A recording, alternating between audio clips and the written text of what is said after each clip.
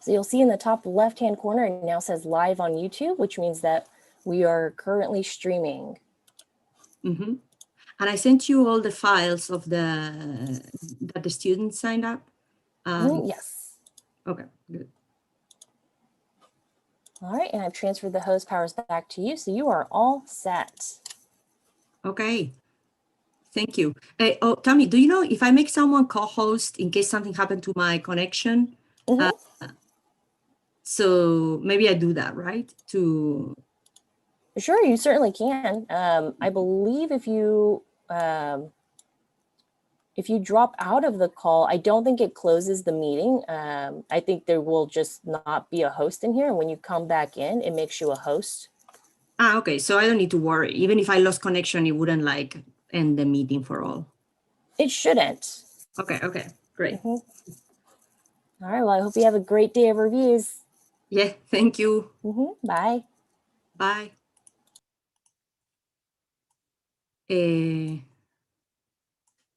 Well, I think we're all here, so we can get started. Thank you so much for coming to our reviewers, Corey, Allison, and Lisa. This morning, we're going to see 5 projects. I'll make a brief introduction of the studio, of you guys, and then the students will introduce the site briefly, so that we don't need to do that every time. And then we will start with the presentations. And for you guys, students, I'm gonna calculate 20 minutes total per person. So try to keep your presentation under 10 minutes if possible, so that we can see all the 5 projects comfortably. So I think you all know already, Allison, you were with her last semester, right? Oh no, two semesters ago with the STAIR project, no? That's yes. Yeah. or 10 years ago. I don't know how much. It's so nice to see all of you again. Yeah, this project is very flat, so they can't show off all their acrobatics from that semester. Yeah. And then we have so Corey, I don't know, maybe you already knew Allison from your time here at UT or not? No? Familiar face, but I don't know that we cross paths. No. Same. Thank you for clarifying for it. I was like, I think I've seen him, but yes. Nice to meet you. Yeah, and then we have Lisa, who I don't think, Corey, you have met, but Alison, you know, Lisa, who's joined us to teach this year, but for a couple of years, I think. Yeah, and she's now teaching in the interior design program, currently teaching advanced. And then Corey is a graduate from our program. And he's at the University of Oregon right now as an assistant professor. And his expertise is on furniture, mostly. But yeah, I think so, no? And you teach mostly like design and construction courses, but especially wood, no? Yeah, he's like magic, but in Oregon, no? That's how I imagine.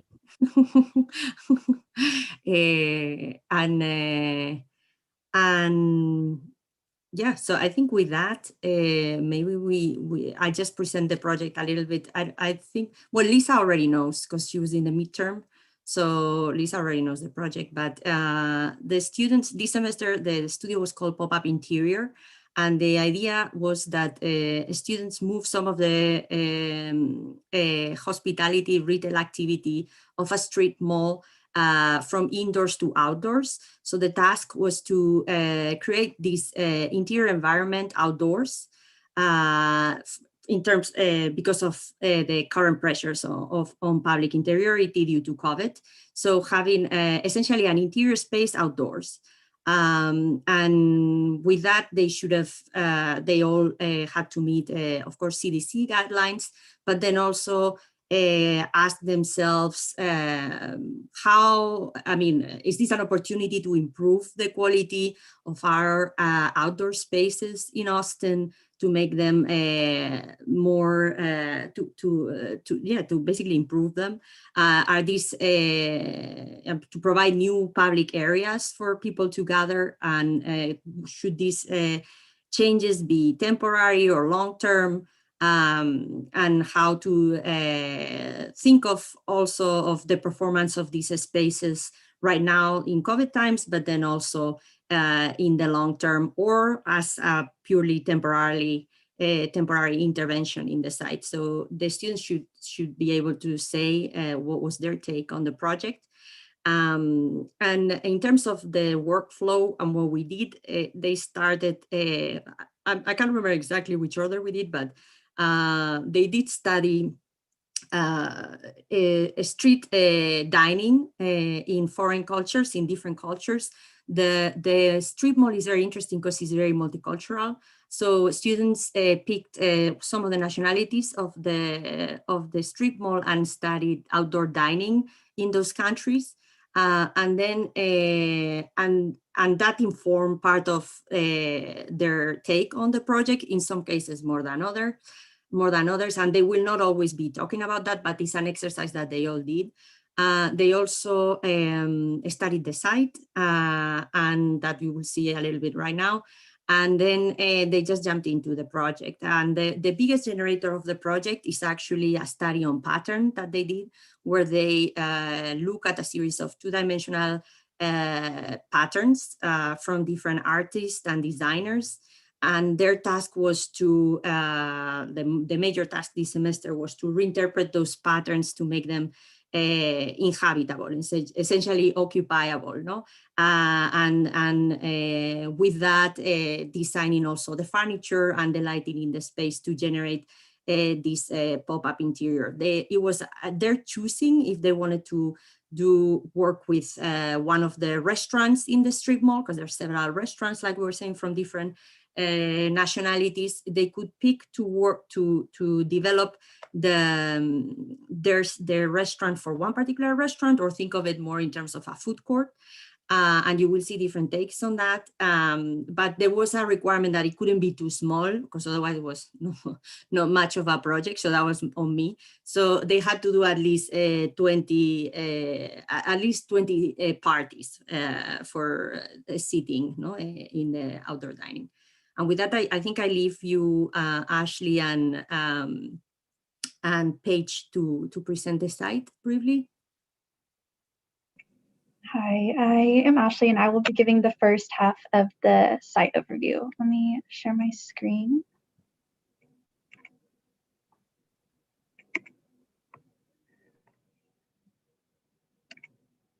Can you all see the presentation okay? Okay, perfect. So our project for this semester is sited at the Crescent Strip Mall. And the Crescent Strip Mall is located at the intersection of North Lamar Boulevard and Airport Boulevard. Like Professor Feliz said, Crescent Strip Mall is fairly multicultural, with Chinese, Japanese, Taiwanese, Korean, and Mexican restaurants. The site is sloped, so there are ramps throughout the site, which are highlighted in yellow to make it accessible for everybody. Because the site is located on two popular streets, there are multiple bus routes that make stops at Crescent Strip Mall.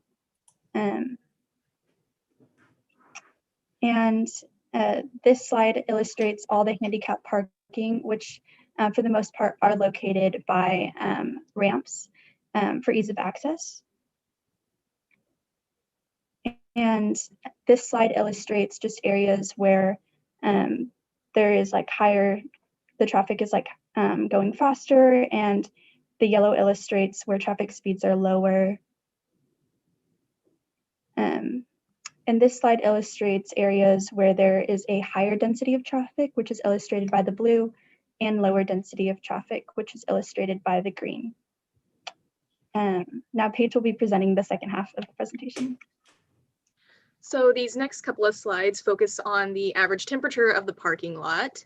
Since it is Austin, Texas, and the weather tends to be a little bit more on the hotter side, the summer average temperature is anywhere from 85 to 95 degrees, of course, with the interiors being cooler around 68 to 75, and then you have a couple of spots within the parking lot that are a little bit cooler due to vegetation and greenery that cools it down a little bit. And then in the winter, again, Austin, Texas on the hotter side. So our winters aren't that cold. They're very moderate. It's from 68 to 75 degrees. And then that's also very similar for fall and spring. It's a very moderate temperature. It doesn't get too cold, but about 68 to 75 degree average in these areas. So next, these diagrams show the shading the shading coverage on the site that occur in winter, spring, summer, and fall. And then these just show overlapping morning, afternoon, and evening, with the longest shadow coverage happening in the winter, second in the fall, third in the spring, and of course in the summer has the shortest shadow coverage. And then these next diagrams show how these compare throughout the morning, afternoon, and evening based on the 4 seasons. Winter having the longest reach, of course, and then showing that again, but just showing how much coverage is actually available in the parking lot. So then whenever we're considering where we want to intervene, how shading is actually working in that spot of the parking lot. Next is the artificial lighting diagram. Throughout the parking lot, there are light posts, but in addition to these light posts, you have sconces on the facades of the buildings providing artificial lighting. You have the interiors of the cafes and stores themselves that have lighting. And then you have recessed lighting underneath in front of the stores that also provide artificial lighting at night. And then lastly, this is a diagram showing where trees have been planted on the site. The tree species that has been planted is cedar elm, and they're about 25 feet tall right now. And so this just shows where in the parking lot those trees have been planted, and then also their reference in size in comparison to a human being.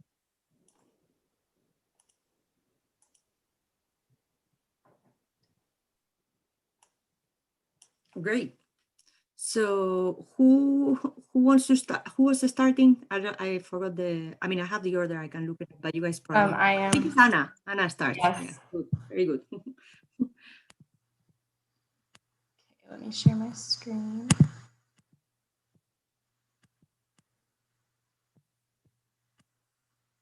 Lisa, you might see some projects that you have already seen. Some may be new, but it will be fun for you to pick up also. Okay, hi, I'm Anna. My project is an outdoor dining space for Steamy's Dumpling Restaurant, and I named it Crescent Blue. So my precedent pattern for my project is Olafur Eliasson's stone floor installation in the Samsung Museum of Art in Seoul, and it's named Untitled. And this floor installation is a pattern of tiles made from interlocking hexagons and parallelograms that create the illusion of a repeating 3D polyhedra.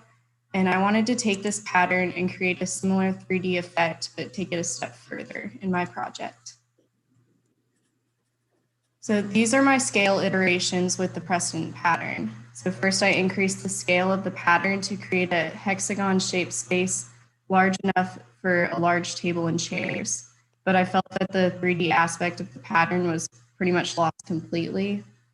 And I also tried keeping the pattern at the same scale as its original, which is the tile scale, and creating table areas with the pattern. But I felt there was a disconnect as well, and especially with the possible furniture options that I would have. And that's when I created the scale that is at the furniture module scale to allow me to create furniture that appears to extrude from the floor and continue the pattern in 3D. So I considered mixing and matching complementary colors, but ultimately I decided that a monochromatic scheme would best achieve my goal of making the pattern appear to be 3D. So I experimented with both warm and cool colors and their spatial effects, but I imagined myself being completely surrounded by one warm color, and I felt kind of overwhelmed when I thought about that. And so I researched and found that cooler colors tend to have calming effects on people, which made me consider shades of blue and green. But I also considered Austin's very warm climate, which led me to make the decision of using a monochromatic scheme of blue. And Austin has very hot summers, as I think Paige mentioned. It's mostly in the 90s in the summer and can even be in the hundreds. And it's fairly warm year round. And so parking lots tend to feel even warmer since the dark asphalt absorbs a lot of heat. And parking lot, and this is in a parking lot. So I really wanted to consider that. So I chose blue because blue in a space makes a person feel that the space is cooler than it actually is, which is needed in a space outdoors like this. So the outdoor dining space is located directly in front of Steamy's restaurant, which is shaded in blue at the bottom. And it doesn't currently have any interior dining, even before COVID. It's a very small restaurant and it's only open for takeout. And so this creates an opportunity for them to expand their business, I think, into the dining experience. And so this is the plan for my space. For the flooring, I created a design where the pattern fades off into the parking lot to create enough space between the dining areas and the car traffic so that they won't drive too close to the diners. The fading of the design of the also shows the cars that they need to slow down as well around the area so that they can safely drive past the dining space. So this is a section of my drawing, and I just wanted to point out that like my shading is made of fabric, and this drawing shows that it's connected by cables, and there's no like hole in the center to hold it up, so it dips a little bit in the center. So the right-hand corner of this drawing shows the dimensions of a single like island dining area and the circulation space around it, which varies with each dining island as they're all different shapes for different size parties. So I use different shades of blue not only to create a similar effect as my precedent pattern, but also to create COVID compliant zones for circulation and table space so that a passerby in the restaurant wouldn't want to walk so close to a table and to those dining at them. And then also my dining spaces and tables are all ADA compliant and can easily seat someone in a wheelchair or someone with another disability.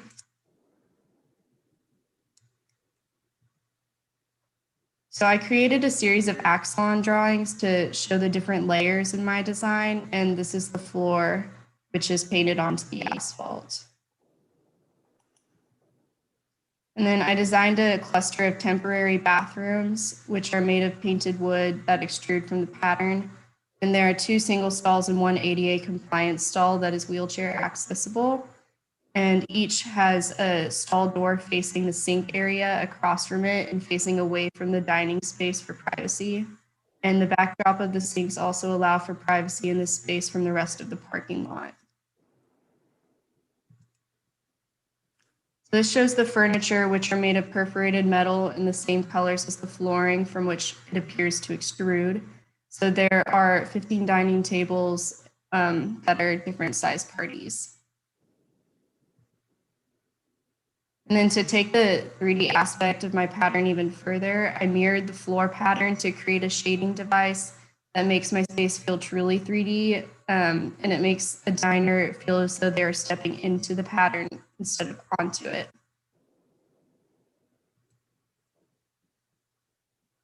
So my color palette, as I mentioned before, is a monochromatic color palette of different shades of blue. And the floor is made of paint on top of the parking lot asphalt, and the furniture is made of perforated metal in coordinating shades of blue. And the shading is made of an outdoor shading fabric that are in the same colors as well. So when designing my furniture, I researched the outdoor dining culture at the Temple Street Market in Hong Kong, which is lined with food stalls that become very active in the evening. So each food stall sets up a dining space every night with lightweight and easily removable furniture, and they take it away before each morning. So since my space is temporary, I want my furniture to be lightweight as well, which led me to use a perforated metal material to make my furniture very lightweight as well. So I also looked at the Acado Rayuela modular tables for inspiration, which led me to design the 3D modular furniture design that extends from my floor pattern and can build upon itself to create larger tables for larger parties. And this furniture design makes my pattern truly 3D as it extends from the floor. And so here are the dimensions of a single module of my furniture, a table on the right, and then a chair on the left.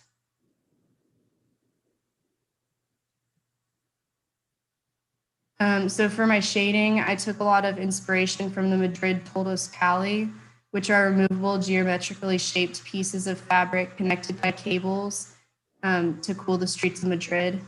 And this idea led me to design my fabric shading that is made up of mirrored floor pattern connected by cables, which is also removable. And then I also looked at the Temple Street Market for inspiration for my shading. And each food stall has a different colored awning that creates a colorful pattern from above with all of the lights shining through to illuminate them at night. And this influenced my lighting system, which is above my shading to the above the geometries in my shading. So these views represent my project at different times of the year, which are all taken at noon. And my dining space is designed to be temporary with easily removable objects and materials. So since shade is not desired during the winter, my shading device can be removed during that season. And I also added fire pits between the seating areas to provide warmth on the colder days to allow people to be more comfortable with sitting outside in the winter, which is usually not too cold, but it can be at certain times. And these fire pits are designed like the furniture to be 3D extrusions of the pattern from the floor as well. So this is my lighting system, and I created this also by connecting cables, and the lights hang from the cables above my shading device to illuminate my space at night. So this strategy allows the mirrored shapes to create a similar surrounding effect at night as it does during the day. And so in this nighttime view, you can see how my shading element is lit from behind, and it still makes the shading an important aspect of my design at night, not just during the day. And here's another view of that.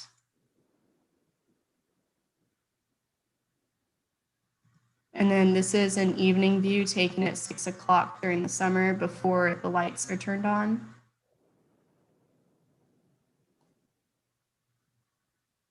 And then during the day, my shading also has some pieces removed to create moving patterns on the floor as the sun moves during the day. But it still provides plenty of shading over the tables for a comfortable outdoor dining experience.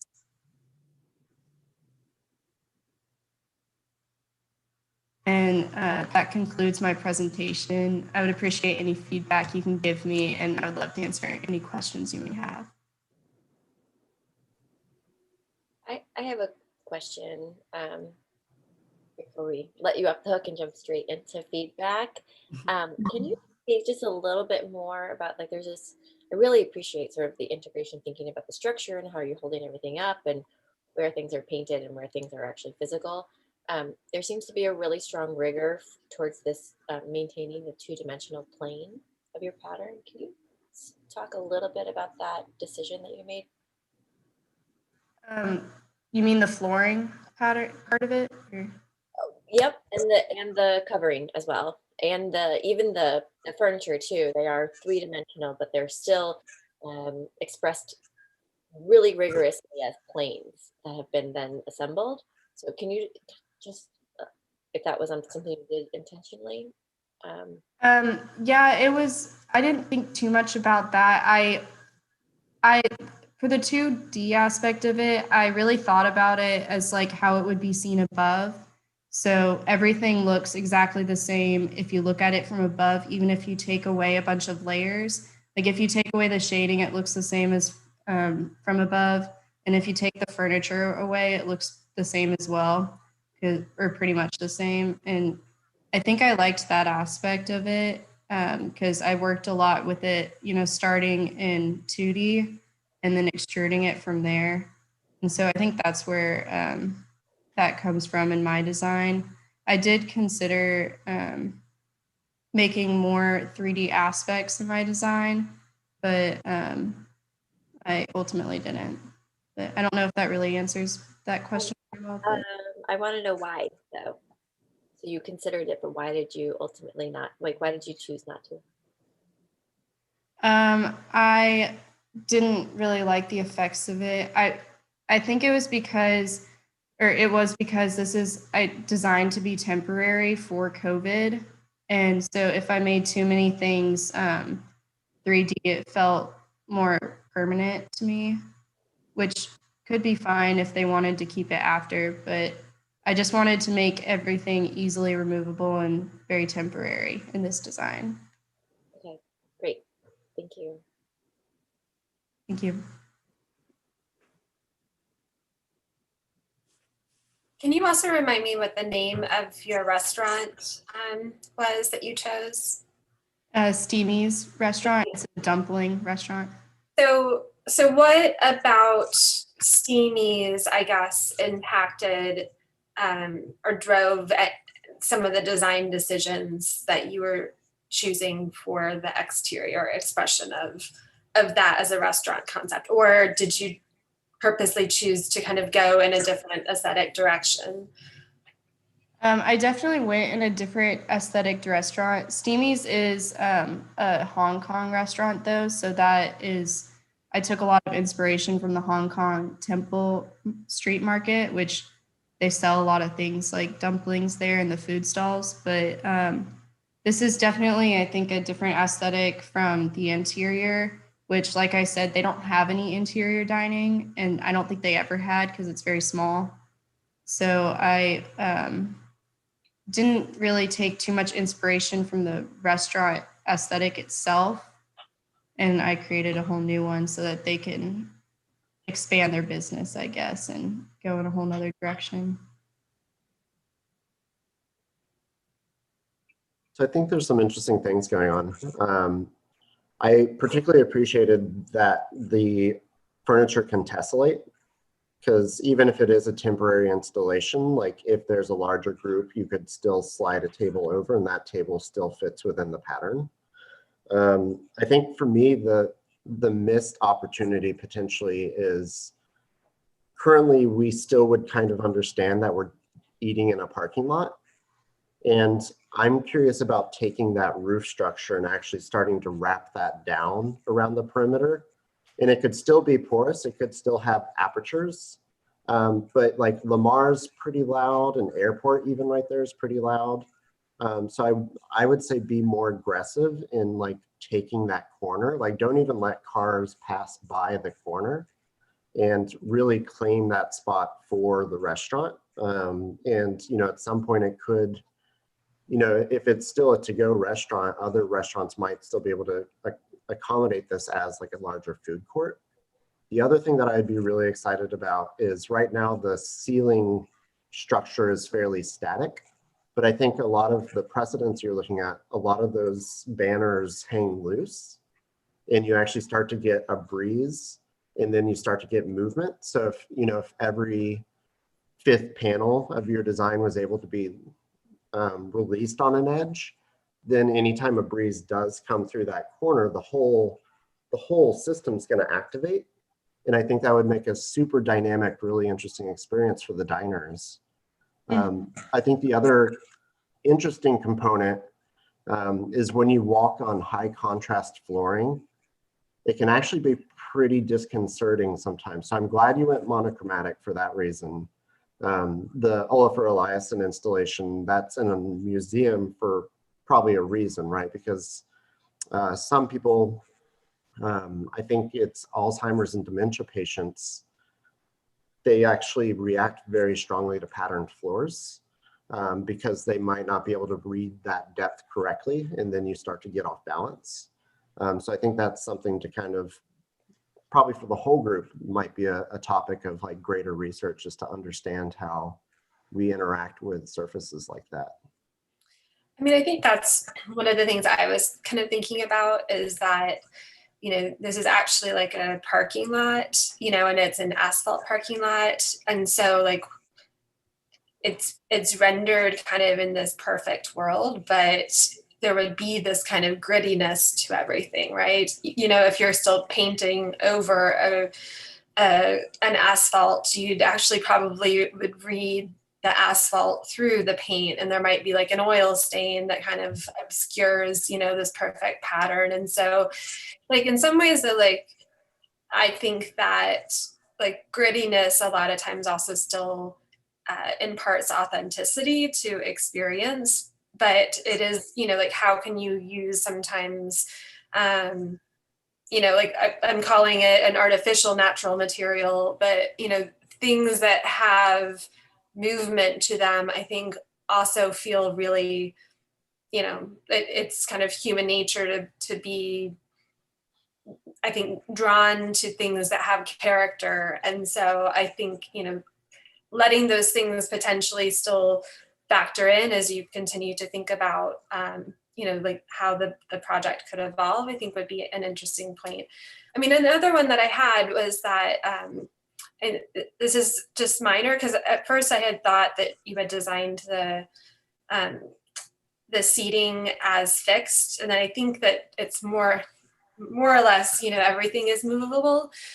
But I'm wondering whether or not you would have wanted to have let the seats be legs instead of folded over the perforated metal. Because if you kind of still think about like moving things that have a solid surface to the ground are like harder, you know, because there's more friction of pushing back like the chair, you know, versus if things are on a leg that actually are a little bit more movable. But, you know, if maybe you were wanting to get that more enclosed volume, you could have thought about maybe you lifted it slightly and then had legs, you know, extended beyond, you know. But I think that like also factoring in things like, you know, do you want your seat to be completely vertical, or you know, typically usually kind of kink it back, you know, at a slight angle in order to kind of still respond to the body. But I think that's where maybe the layering in the next level of just responding to like the human body could be kind of another way that you could keep developing the project. But I mean, I think it's a really exciting and well executed project. So thank you. Thank you. Yeah, I wanted to chime in with that. I think that the execution is really thorough, and so we can actually get into like literally what Lisa's talking about, the nitty gritty of a lot of the aspects of it. And I think that's the next place for your project to go, because it's not just acknowledging the fact that it's in a parking lot, but it's actually taking advantage of some of those things. So I love the premise of this like this indoor environment that's outdoors because of the things we have to deal with. Like we can romanticize it and say it's all about trees and sunlight, but it's really not. It's like, how do you actually have a lovely experience being super adjacent to a car driving by without like putting a planter in and then putting a plant in it, you know, like, ooh, pretend there's no car there. And so I think that you've really set up the premise really well.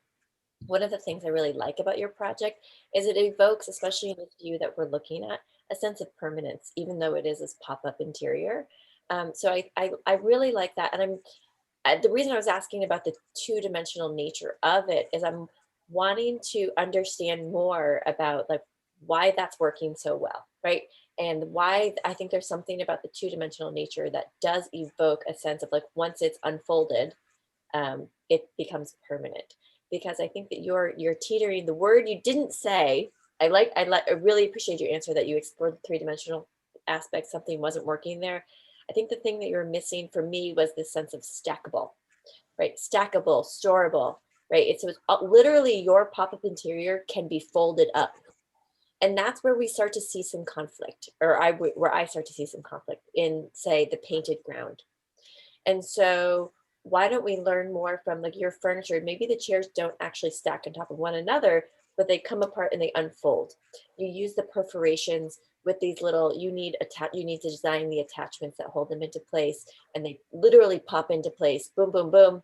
New table, bigger table, they unfold, they refold, all of those things.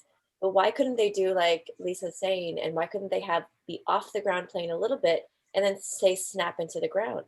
So maybe we look at the ground plane. Why don't we highlight the grittiness of the asphalt and actually just put an overlay on top of it? It can still be an ADA compliant surface. But why not work with that idea of the perforation? And why isn't the floor area, that's where the tables are, perforated as well? It elevated slightly, right? Just slightly.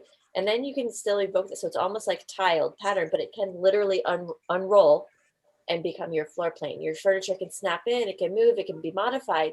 So you're working off of this very, very tiny grid, but it works and it really enhances your idea of your original tessellation pattern. And I think that you could think about that in your screen. I love that idea of maybe the piece that I think your project is missing is softness.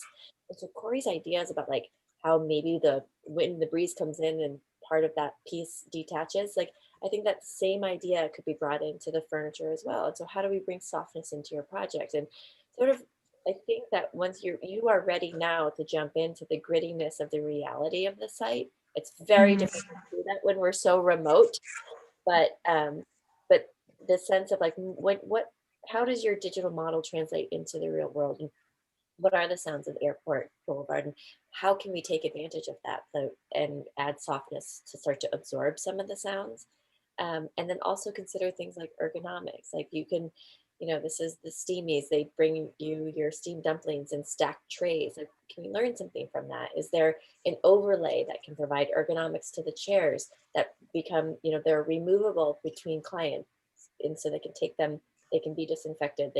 So you get your menu and you get your like bamboo rolled mat that you unroll onto your seat, and it's your seat covering, so there's sort of different aspects when you consider things like softness and ergonomics that can really, really push what you already have as a very successful project to the next level. And so I think that all of those things are super exciting. One last thing, can we talk about your bathrooms for a second? Did you spend a lot of time designing this? I honestly didn't spend too much time. I wish I spent more time on them, but yeah, they were just designed to be very kind of like pop up, like painted wood, and easy. Because I mean, the reason I added bathrooms outside was because since they don't have interior dining, they only have like one bathroom, I think, and so I figured they would need more outside for this dining space. I didn't know that there were Maybe Anna, take them to the accents where you can see it. Like when this is for everybody. If they ask you questions, try to flip to the screen to. Yeah, totally rad furniture. Rad, they're alumni of UT, right, Corey? Yeah. Yeah. The project I want you to look at later, Anna, is it's the International Amusement Park of Rosario. I had to look up the title because I knew it had some random name, but it's Rafael Iglesias. It's in Argentina. And he just really he took the challenge of like, I have to make a public restroom and I have to do it on a very low budget. And it has to basically be a self-composting type freestanding unit. And it's outstanding. Like his challenge to himself was like, how does this become not a porta potty? Like, how do I elevate the experience of a public restroom? It's probably a good project for all of you to see. I think everybody should make beautiful public restrooms. But there was an idea of the sense of sort of occupation, and when someone's in there, it actually makes it better. So all of those things. It's better at night. It made the park safer because it emitted light. And so I think that there's a way to elevate that experience rather than like, I love the idea and the consideration that you put it in there. But I think that as a placeholder for where restrooms go, I think that you have to challenge yourself then to make that also wonderful. I agree. But take a look at that project. I think it could be an excellent precedent for development of your bathroom. Thanks there. Okay, thanks. So, I'll type his name in, or actually I'll give you the link to the Arc Daily thing there. these are really wonderful suggestions. No, I think I love the idea of the folding of the whole scheme. No, that it could be taken away. Yeah, I really like that idea. Any closing comments? Or I mean, anything you were not closing as in. We're done? Great summary, like that. Like if there's something you wanted to say, otherwise we change project. If you had a comment that you were waiting to say. Yeah, one more thing for me. I think with the idea of using the perforated, I would explore potentially putting a light source in the base of the table, since that has a thickness and a depth to it. And then you can get this really dynamic shadow play, as well as like a wayfinding, as well as a safety security thing in the after hours. And yeah, I love that idea that the tables might be kind of anchored. I think the chairs have been brought up. Like, I think the chairs, the like weird remnant for me, because it breaks all of the other logic in being, it's the same material, but now it's kind of the Donald Judd kind of square extrusion. So I would play with what you want the seat to be. And, does that start to, are some of them built in and anchored, similar to the table, or are they meant to be loose and stackable? I think, yeah, stackable would be really important, because if the employees have to break these down, the restaurant's pretty tiny. So, or is there like an exterior storage structure that these could get put into? I'll put a link to a pretty cool kayak storage place that has some really kind of beautiful detailing. But so one thing I know this is like we're giving you feedback about making changes, but I want to just highlight it's actually a sign of the success of a Design 5 project, because the thing that we were asking you to develop more is actually your construction assembly logic, your integration of building systems, and lighting. So those are all things that you'll be moving on to do in Design 6 as fundamental. So I think what it really does show is that you have a very successful project as a designer, and you are ready for the next step. So I really like your project a lot, and congratulations, Anna. It's really beautiful. Thank you so much. Great. So maybe we go next, Candem. Great job, Anna. Thank you so much for your feedback and everything. The lighting will be great, Anna. Also, yeah. I think at some point you said something about the project being like like you were thinking about it very two-dimensionally, but I think the overlap of the layers and the light is what makes it come to life. So I think the lighting inside it would be really, really fantastic also. Maybe you can try that to add to your portfolio. And by maybe, she means definitely.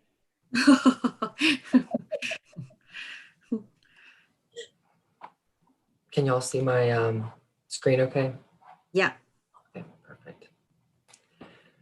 All right, so my name is Camden McBride, and this is my project for Design 5. It's the Crescent Mall Outdoor Dining and Green Space. My precedent study was the Hohenheim Noor Terminus and Car Park, designed by Zaha Hadid Architects, located in Strasbourg, France, which greatly influenced the design of my project. The sketch depicted here loosely symbolizes the character that helped in the creation of my project. The car park features curvilinear elements such as light posts and painted ground lines that represent the motion of travel. Each line curving ever so slightly more than the one before it implies three-dimensionality, when in fact it is merely a two-dimensional composition.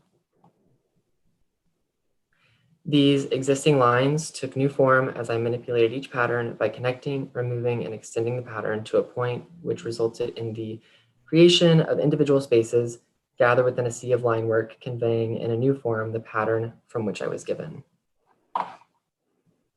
And this is the final iteration of my manipulated pattern as nestled within the perimeter that my site would comfortably allow. By extruding the curves and creating vertical elements, I was not only able to offer shading, but also emphasize the line work as a continuation of the overall pattern.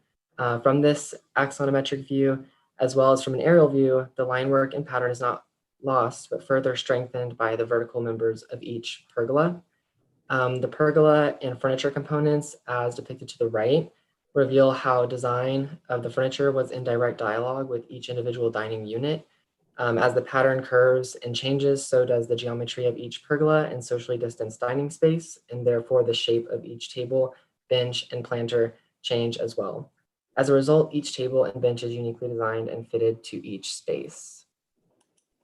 This is the same axon, but just enlarged, and it shows the lighting and how I intend to incorporate that into the design as like a recessed fixture within the structure of the pergola. This slide depicts the intervention within the overall site. I chose to centrally locate the intervention so as to serve all patrons from each and every restaurant and cafe located within the shopping mall. With ample parking currently situated within and along the perimeter of the site, I decided that my intervention, resulting in the removal of 52 parking spaces, was more than viable and would better serve patrons rather than the cars that currently occupy that space. The intervention features not only a formal dining experience to the left, but also a more informal green space, which there's ample room for not only informal dining, but also playing, exercising, and gathering. This is a key aspect of my project in which I set out to create a space that not only serves the patrons of the mall, but also the residents nearby. With many apartment complexes nearby, my intervention serves to offer a safe, socially distanced park and green space for all to use, including local residents. And the lines on the left also extrude into like the trees. The pattern in which I planted those trees kind of extends that, that pattern. The materials I chose maintain a consistent scheme with the existing conditions while also bringing in new materials not currently found within the site, such as darkened steel inlay and stainless steel structures. The pergola itself is constructed out of stainless steel, square tubing with a lower section comprised of darkened stainless to convey an implied datum that gradually rises throughout the project. This adds visual depth to the project while also further emphasizing the ideal of motion as the project and pattern ironically finds itself situated within a parking lot once again. The darkened steel members are then inlaid within the site to convey the pattern in a tactile way in which painted ground lines could not. Black and white terrazzo tables and darkened concrete raised planters with integrated benches bring more visual depth to the project while also incorporating new patterns that juxtapose the rather refined and systematic character of the surrounding lines. These are a few renderings just showing the pattern and the curvilinear character of the actual site. And you can see on the right with the lower, that datum kind of like rises gradually as it moves towards the left. And here's a render from the green space. So there's plenty of space and plenty of shade that's offered from the trees. And then here's a render like immersive in the space. Kind of reminds me of like a maze, and I kind of liked how the vertical elements of the pergola casted the shadow on the ground and interacted with the lines within the surface so that it brings a sense of dimensionality to it, and it changes throughout the day. So these shadow lines will move as the sun moves. And that is the end of my project. Thank you very much for your attention, and I look forward to answering any questions that y'all may have.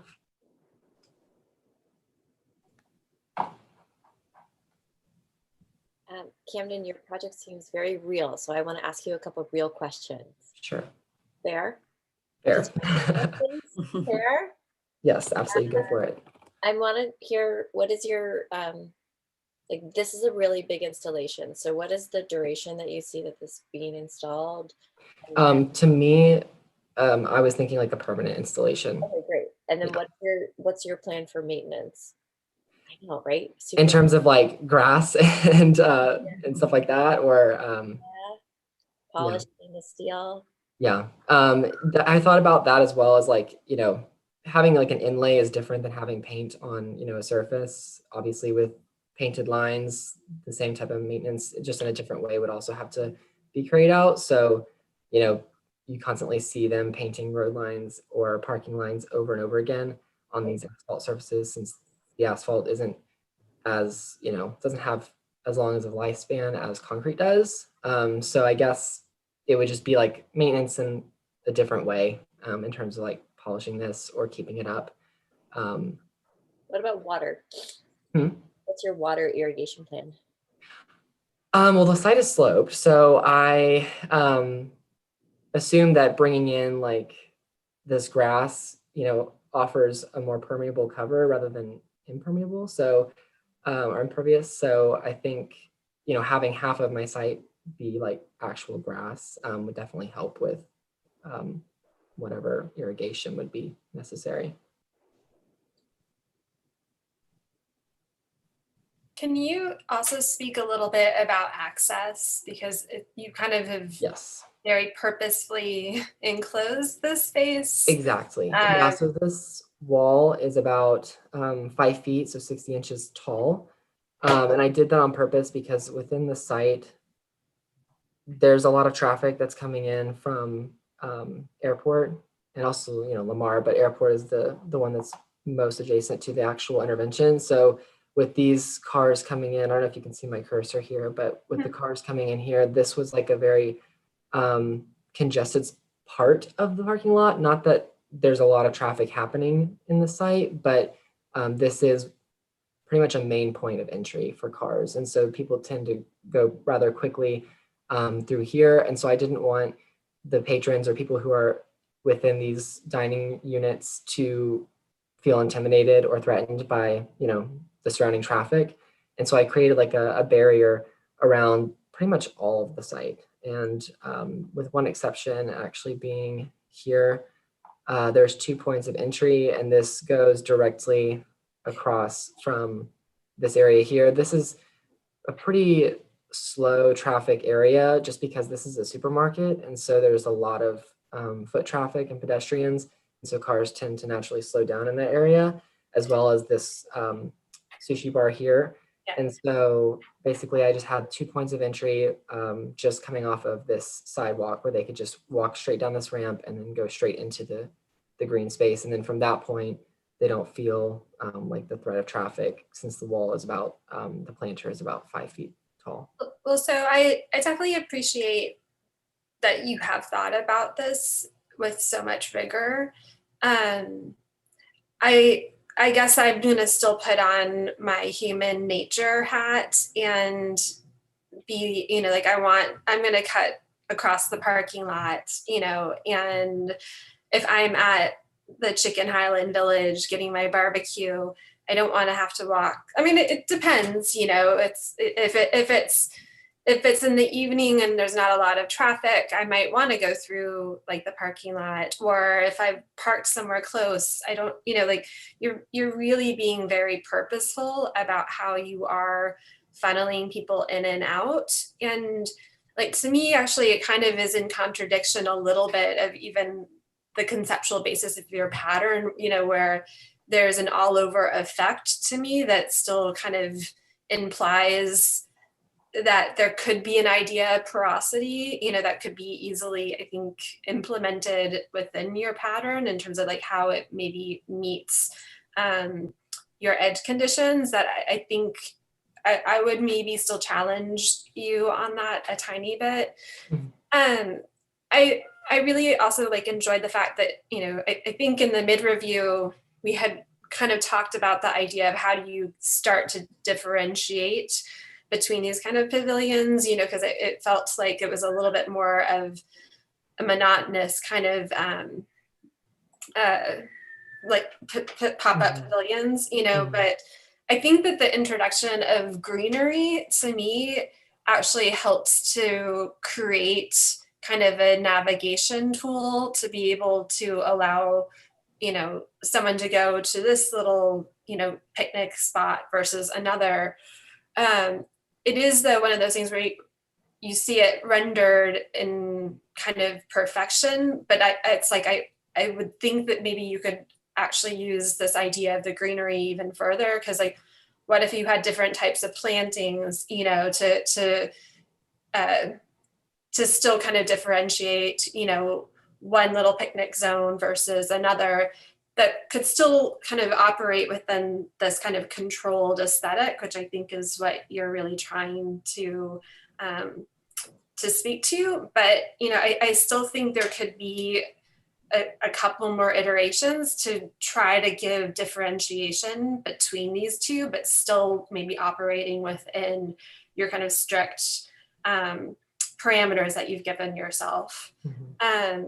And then I had one other thing was just, and I feel like to Allison's point, we're asking these questions because it's believable, but I wonder about like trash, like, you know, to me, especially if you are funneling people in and out very specifically, you know, in that view, you know, like, could you then maybe design or, you know, a trash bin or something that gets built into your kind of perimeter wall as you're exiting, you know, because I think you do want to think about how do you maintain this space, and, you know, how do you still keep it and preserve it, you know, to kind of this kind of level of beauty and use, I think, that you're kind of striving for. Yeah, and I'll hop in. I really appreciate some of the detailing that you've undertaken of incorporating the light into the overhead thickness of the pergola. I would push you even further. I think a few of the comments spurred more thoughts for me of, first I would use an offset on the perimeter to build kind of an external sidewalk, because if I am approaching this from any other direction, I'm still going to be walking in the main traffic. One of the curious things for me is like the Zaha project. You mentioned the directionality of it and that everything goes with the directionality, but then in your project, we're actually going across the grain. So we've reoriented the direction, which I'm not opposed to, but it's a different sort of experience walking across something versus walking with something. And I wonder if you actually start to explore, you know, side entries that would allow you to go with. I think materiality is maybe the question for me. You know, I could see this whole thing being slightly elevated on like a deck to make that pattern, and then that deck could either, you know, the dark reveal could just be a shadow line. If you look at materials like Trex, which is like a manufactured product, and I bring that up because I think it's going to start to have a temper or a temperature differential. You know, stainless steel, 6 months out of the year in Austin, if you even like brush your shoulder against that, you are going to be yelping in pain, right? So I would kind of, again, start to question, is it steel? Aluminum might be a little friendlier, actually. Or is it even a metal? Is it a laminate or something, for example, that might have some outdoor durability? I also love the idea of like maybe putting lighting into the ground plane to highlight that pattern. You know, the trees out in the yard, like if those were spotlit from using uplights, like a night rendering of this could be really amazing. Like, how do these spaces start to activate? And, you know, security, again, is kind of always a question. And then kind of this is like one of my favorite parts of design. And I don't know if you've thought about this, but right now there's no sidewalk in the grass. And what's going to naturally happen is people are going to walk a path, and they're going to walk. Yeah, they're going to walk the path of least resistance. And that path is going to start to manifest in your landscape. So I would actually say, don't design a sidewalk, let the sidewalk naturally form itself. And then if you decide you want to, then you can go back in and make it more of a permanent material experience. But let the user define the project in that sense. Like, how are they going to navigate those trees that are between them and that first table, right? So that could be a really beautiful manifestation of use in your project is people will naturally start to make these like game trails from, you know, their restaurant, their hunting ground, to their table, which is their house or their dining room, right? So kind of that idea of bringing the interior space to the exterior. So what I really like about your project, and I think Corey's comments are spot on about some of this stuff, is how I really appreciate the way that we clearly see how you looked at and modified and iterated on Zaha's project. I do feel like your project wants to be on a roof deck. Like, you were striving very hard to find a boundary so that you just then made one, right? And so I think that one of those things would be to, you have this, you know, super curated and crafted, all of these elements, they really do go together very specifically. They have to be on their lines and on their dimensions. But I wonder if sort of, you know, Lisa's great comment about like, people mess it up. Like people don't follow those rules. So how can you do that? How can you introduce porosity in your controlled sense? And really then look upon, like, so if, can you go to your site plan? Yes. This slide, actually, no, sorry, go back. That's fine. This Okay. one. And so if you were to put this in front of Zaha, the first thing she would do is go to that edge and be like, get rid of that edge. And so how can you look at the elements that you've created, the system that you're proposing, about once people are inside and using this zone, like how can that be that some of that logic be transferred to some of the problems? Now, can you go to your bigger site plan? Exactly what Lisa was talking about, like if you're going from number 5 or number 6 across, like do you have some of those pergolas actually break the parking zone, really make them, like if they're going to be secondary and fall short to what can become more of a pedestrian occupied zone, like just make it so. And so can you cut through with some other pedestrian protected paths defined by the system or like the kit of parts that you're establishing? And so like, how can you take what you've already designed and really take the whole idea, the premise of the project, and amplify that? And then I think that I love the sense of like, your project could be of two minds. During the day, it's this wonderful green park that you're providing in this sea of asphalt, okay? But then at night, it could be something entirely different. And I think that your lighting system is queued up to be that. I mean, those dark and steel inlays, I actually was imagining whatever is in between that. I'm reading it as decking and Trex, actually, like Corey was saying, like I think it reads that way. And if that was, maybe they're not just all dark and steel inlay. Maybe your lighting system's in the flooring there, right? And so maybe you have these LED strips, and then maybe you embed that into your green field as well. And maybe that place has, so it's sort of that striping, it's a little more Fosis, but you can look into some of their work, what they did in parks about how to make an outdoor nighttime experience be very fulfilling as well.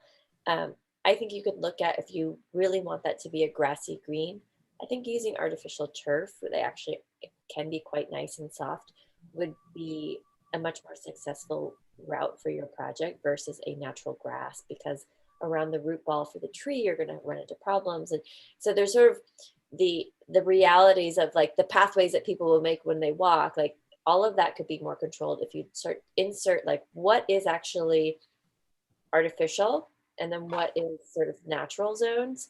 And you can play off of those two things together. Like that hedge is so carefully cut that it doesn't look real anymore. So should it be, and you know, should it be something different? And I think what you could look at even doing is you could go to the High Line in New York and look at how native plants, like this place you're proposing is permanent. So it should be allowed to change a little bit over time. And so what does time mean to this place then? And so the High Line's such a great model of that for both its successes and its failures. And I mean that because from day one, they planted that thing to look finished. And they didn't give a lot of time for it to grow into itself. And now that it has, time naturally passes. The thing, like there are places there where it's like, it's so forested, you can't actually see the specimen trees that they planted. They have to go through and like hack a bunch of stuff back to make it enjoyable. So like there's an idea of the progression of time with your project that could become really compelling to be like, what happens when those plants that are in those boxes are actually vines and they start to grow up over your trellis? Like, when do you lose control of your project and you have the perfect armature for nature to take it back over? Or is there a maintenance plan that's like every 2 weeks a crew comes out and cuts everything back, you know, which is fine too. That's just part of your proposal. But I would love to see you like intentionally like factor that into your design. And I'll just say one more quick thing, but and sorry to keep going back to the idea of the hedge, but the reality is that just because you kind of constructed a 5-foot like perimeter, it doesn't actually change the fact that you have different kind of conditions within the park that you've created. Because can you just zoom in on that maybe? Because yeah, okay? so all of your seating that's right next to the main entrance, it's still gonna feel differently than all of like the seating that, you know, is right next to the park. And then you have the other two kind of conditions all around. So even though you've created a perimeter condition, you still have, you know, at least, you know, 4 different perimeter seating conditions, because they're all gonna be different experiences within the, you know, your kind of still set, you know, grid system. And so even though something is a grid and it has regularity, it actually is still changing, right? And has kind of different differences within it. You know, so. 2 quick closing comments for me. And this actually goes to Anna also. I think we're living pretty heavily in plan, which I'm sure is derived from working off the pattern. I wonder, particularly for you, Camden, in section, if you want the pavilions to be flat, or do they actually start to slope and become sawtooths? Because then maybe every other row can start to have a different slope or angle. And I think in perspective or in section, that could make the spaces a little bit more dynamic potentially. The other thing I would suggest is making this a permanent installation. I think you could potentially explore making a larger scale of one of those and turn it into kind of like a presentation stage or performance stage to activate that green space even more, so that people could come there to eat, but they could also go there for events. I think like Mueller Park does a nice job of that, where it's a public service that then has so many different iterations of use that at any given time, there's a crowd of people there. So I think you want to kind of find ways to make your installation not just like a lunchtime, dinner time thing, but people are there from 9 in the morning for you know, a birthday party until like 11 at night when they kick you out because you have to go home, right? So I think kind of taking the unit and the language that you've developed and then kind of exploring how that could scale up could be a really beautiful inclusion. I agree. Yeah, that's definitely something I thought about. I don't know if y'all are familiar with like Hughes Landing in the Woodlands on the lake, but they did something similar to that, and it's got like basically a pavilion that's very refined and simple, but it's become very popular for like everything from music to like yoga, things that I thought would you know, eventually take place in this park if it is a permanent installation. So I appreciate that you mentioned that. Yeah, this was really, really helpful, really useful feedback. I think the night view you're missing, which was a requirement, but I think what Corey said about lighting up the pattern also, not just about, that's something you can definitely do from here till the end, no, in the next week. Because that's really, it's really worth. It's like how what's the expression in English? Like you have like easy. Not easy money, but like easy. Yeah, well, it's definitely worth it, I know. So I will definitely. You know what I mean, no? Yeah, like, I understand. Do it. Yeah. Okay. Sure. Thank you very much for your feedback. I appreciate it. Did I hear you guys get to work on this more? Yay. No, they don't. This is it. Only for Candem. Yeah. Okay. Thank you guys. I appreciate it. Who was next? I'm next, Blair. Mhm.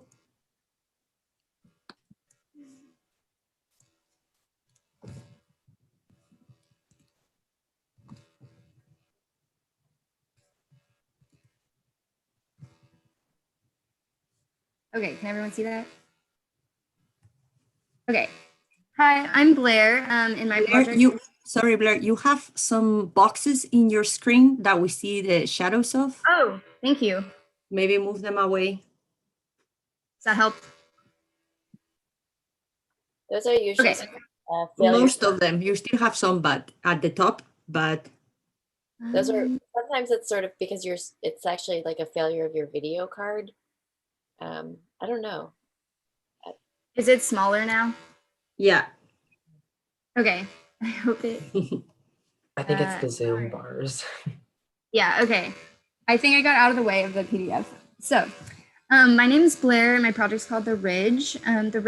A ridge is a long, narrow hilltop, mountain range, or watershed, and I chose this name because it was inspired by the three-dimensional geometry in my project, as we'll dive into.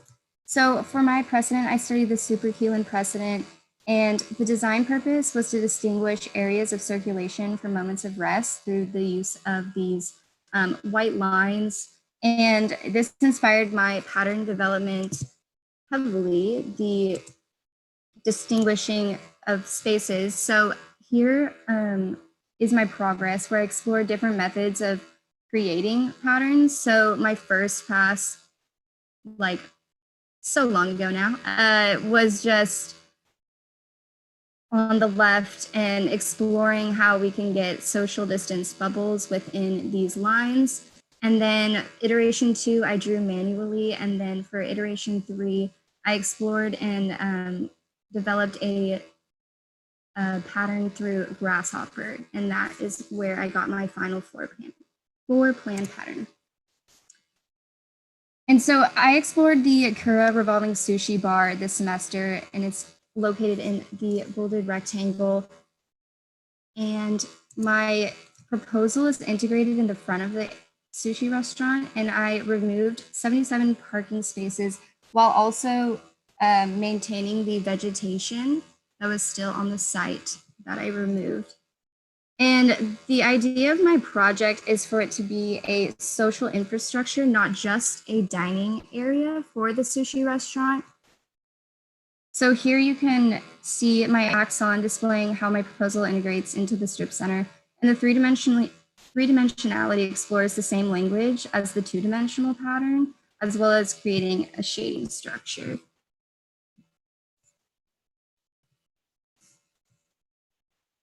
This is the roof plan where you can analyze the relationship of the structural elements with the floor plan.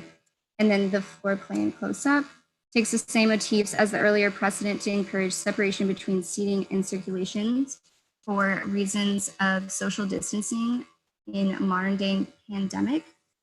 So here is a diagram that shows my floor pattern and the different areas where you have seating, but these are also used for other things. So for my section, you can see here, as I talked about, the three-dimensionality is really inspired by my two-dimensional plan. And here you can see that the highest point is 14 feet and the underneath of the arches is around 11 feet.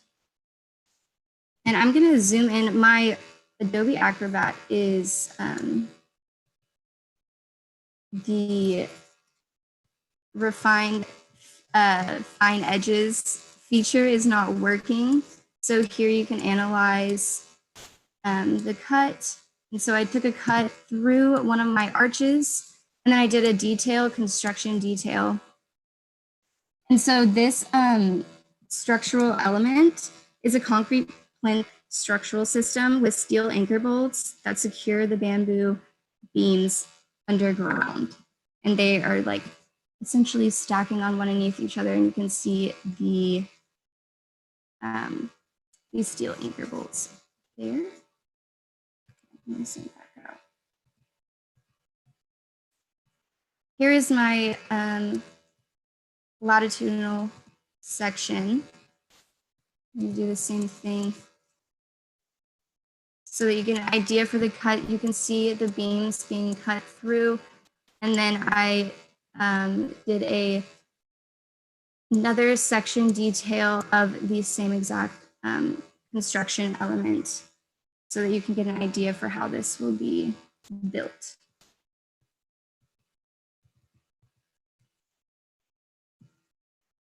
So for my materials, I wanted to incorporate natural materials. I chose bamboo lumber as the wood choice for my arches.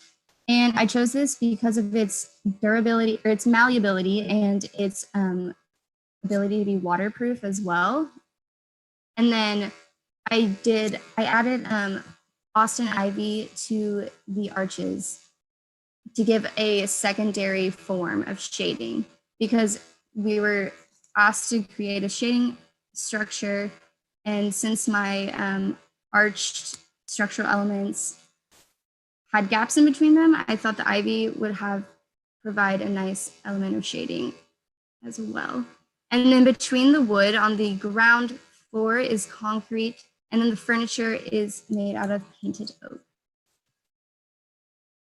So here is a rendered plan of my overall project. I added in the colors that are used, mostly going with a neutral color plan, and just goes along with the use of the natural materials and the vegetation. So for my lighting element, I datoed so I cut a reveal into the side of each beam of wood, so that then there is lighting strips, LED lighting strips placed inside of them. Here you can see in the middle is the two sides, and then here in the circle is a cross section, a very simple cross section explaining how and where the dado occurs. And then at the bottom is a render that displays this lighting condition without the ivy. And so by using this lighting condition, I wanted to make sure that the geometrical shape of my project was still the focus even at night. Or not the focus, but a highlight of my project. So for the furniture, I kept it really simple because of the Japanese culture's ideologies about simple and movable furniture. So that really inspired a large part of my project. And there is a seating hub for stackable tables and chairs on the left, tables on the left and chairs on the right. And for this reason, this allows the tables and chairs to be moved as needed. So I did a few renders that kind of explore different scenarios of how this furniture could be used, incorporated in the spaces, as well as being taken out. This first render shows a farmer's market early in the morning. The tables and chairs are used by vendors to create booths within the spaces created by the floor pattern and three-dimensional arches. And as you can see, customers are just walking through the circulation paths. And then this is similar to the next iteration. I did at 12 p.m. lunch hour. So there is an idea that the Kura Sushi revolving restaurant would have a sort of co-partnership with the strip center as a whole, and they would be able to maybe give out and provide other spaces, other people the space to use as they please. But this would be when the sushi restaurant is open, so they use their spaces for dining, multiple tables and waiters, and use of circulation paths once again. And then this is the nighttime iteration. These are very specific, but also there's a plethora of options that could be used. So this is an outdoor nightclub, and here all the furniture is actually removed. So it would be in the furniture hub, and there are socially distanced dance parties. Maybe you could do a silent disco. One table is being used by a DJ at the top of the render. So just this idea that the space is being used as a social infrastructure for the entire community, not only to benefit like the strip center, but to have a space to hang out and do multiple activities for the entire neighborhood, not just the strip center. And so whether that's post-COVID or post-pandemic, where you can have large groups of people as seen in this render, or during a pandemic when you have to be socially distanced, either way, this pattern and these three-dimensional pods essentially provide multiple options for the community members to utilize them. And then also, since it's such a vast space, some spaces could be utilized for one thing at the same time as others could be utilized for other things. So with that being said, that is my project, and I would love to hear your feedback. And thank you all.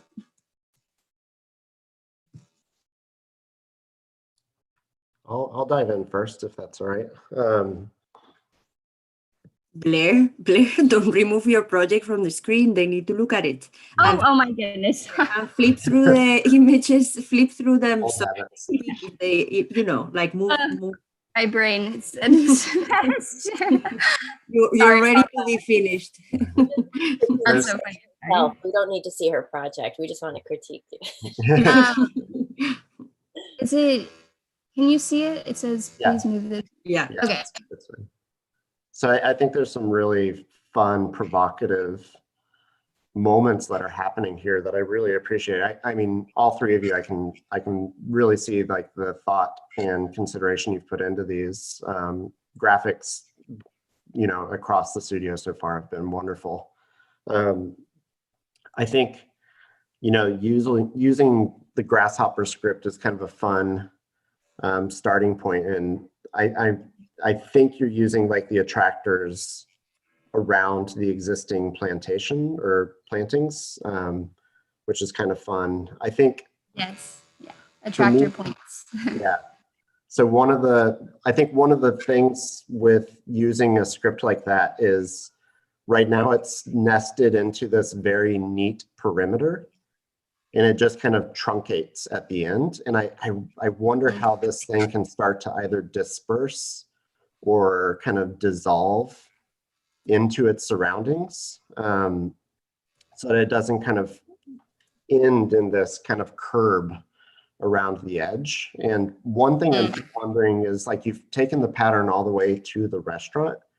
Like, what if the pattern starts at the top of the architecture of the strip mall, and then that's your high point, and then it starts to gradually get lower as you get out towards the parking lot? I think one of the potentials I see right now, it's a problem, but I see a really cool potential is your ADA kind of head clearance height is going to be like 80 inches. So anywhere that this thing is rising out of the ground, before it gets to that height, it's kind of a problem because someone could walk into it not knowing it was there. But I think, the idea of the furniture hub, like each of these pods, it could either be the planter for the ivy that starts to inhabit that kind of like under stair space, or like that furniture pod could start to become specific to each location where it's inhabitable.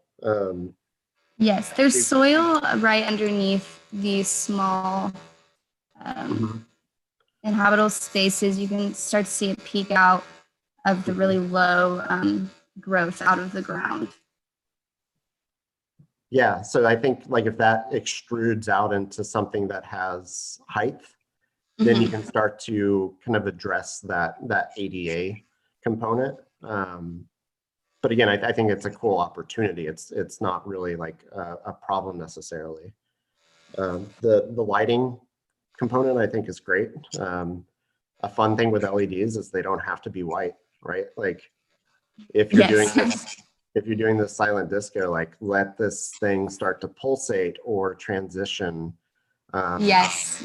It could be a really kind of fun, cool experience. I think, so here's the one that's the hardest for me, is these things grow smoothly out of the ground. And like the High Line has already been mentioned, I think look at the High Line to see how they took the decking from decking into seating, because they did that in a very clever, sophisticated way. I wonder what the flush surface is. Is that still bamboo? Is it paint? Like how do these things transition from three-dimensional forms into flat surface? And then with the bamboo, even though it could be weather resistant, I think when it's anchored to the ground or even in the ground, moisture is always going to be kind of your enemy. So kind of, you know, that's an advanced detail that, you know, a professional firm would just have to like experiment with in detail and mock up and test to see how that could be done. But what do you, I think from you, what do you think the flush components of the pattern are? Right now I have them modeled as bamboo. There's they're not like perfectly smooth because of the nature of the construction. They kind of like emerge from the ground. But I just had bamboo beams emerging from the structural concrete plinth. So we could either maybe like excavate the parking lot to build a depth, so that this could actually be kind of like a raised floor almost, to start to address some of those kind of like moisture conditions and drainage conditions. Yeah, if it's all on grade, I'm curious about how water would start to affect those connections. But again, that's a fairly advanced detail that, you know, I don't have a solution to. So No, but that's a good point. Go ahead. Go, yeah. I was just we all want to talk about that same thing. So you go, Lisa. Well, no, I mean, I was going to say, but one of the things that I really love about the floor pattern is it feels like it's very much speaking to this weird time that we're in terms of there's this fluidity, you know, that you have this ability to constantly, you know, slightly deviate and keep shifting your paths depending on, you know, if someone's approaching you. And it just, you know, I feel like the way in which we interact and pass by people right now when outdoors or when we, you know, see another group, that, you know, we're like, I'm much more aware of where I am and where my path options are relative to other people. And I think because there's this kind of uniformity, but then also constant permeability about your path options, that it's provided me like a sense of like, I would feel comfortable being in this zone, you know, even with like people all around, because I feel like I could easily navigate myself like through this space with having my proper like distancing from, you know, someone else that might be around. And to me, I think that's it's really interesting to think about that, given just the idea of, you know, what a hospitality kind of experience can be right now. So I like that permeability, and I think that to me that's like really successful. So Thank you. Thank you. We're running a bit late, so Alison, if you want to be like something brief, yeah. Yes. So Blair, I think that the best and the most troubling part of your project is that you worked really hard to think about those construction details. So I cannot properly express how much I appreciate that. Like, I think that is such a strong viewpoint of like, I use Grasshopper to create this fantasy world, and I'm going to figure out how that actually gets anchored to the ground. I think at a point, you have to step back from your project a little bit and say, what am I proposing? And so I think what you are proposing, what we're looking at here, and I love this image for that, is you are proposing what I'm calling a relentless gesture, right? And I think that you're trying to defend it with some construction details and material realities, that actually what you are proposing for your construction and the material choices is a massive piece of infrastructure. And so I love the idea of the softness of the bamboo, and I see what you're going for. It's a little bit motif-like to do that with the Asian restaurant. So I don't know that you need it. Like, I don't know if you need wood to be soft and to have that curvilinear aspect, because in reality, you're going to be running up against a structural component that can't manage those spans you're proposing. It can't really be embedded in concrete without massive like rot and expansion problems. So you're also seemingly proposing to wipe away a lot of asphalt and then come back with concrete. So I wonder if there's a way to truly execute your gesture much more easily if you say it is a gesture and it's composed of other parts. So when it's flush, it's doing this. And when it's coming up, it's doing this. And so, you know, we looked at the Longchamp, you know, the Heatherwick stair, of course, right? So you can look at that. But then the other thing I wanted to actually bring up is I'm a little bit hesitant to say you can't do bamboo and you can't have the concrete and it's not going to work with the stones, because I think your project a little bit is its ambition is stretching beyond the current capabilities of technology. And so a project you might look at and an architect you might, he's not readily studied a lot, but Jorn Utzon, and so he did the Sydney Opera House, which you know is this like fantastic curved piece, right? These shells that if you actually get into the detailing of that project, the technology did not exist for him to make great curved shells.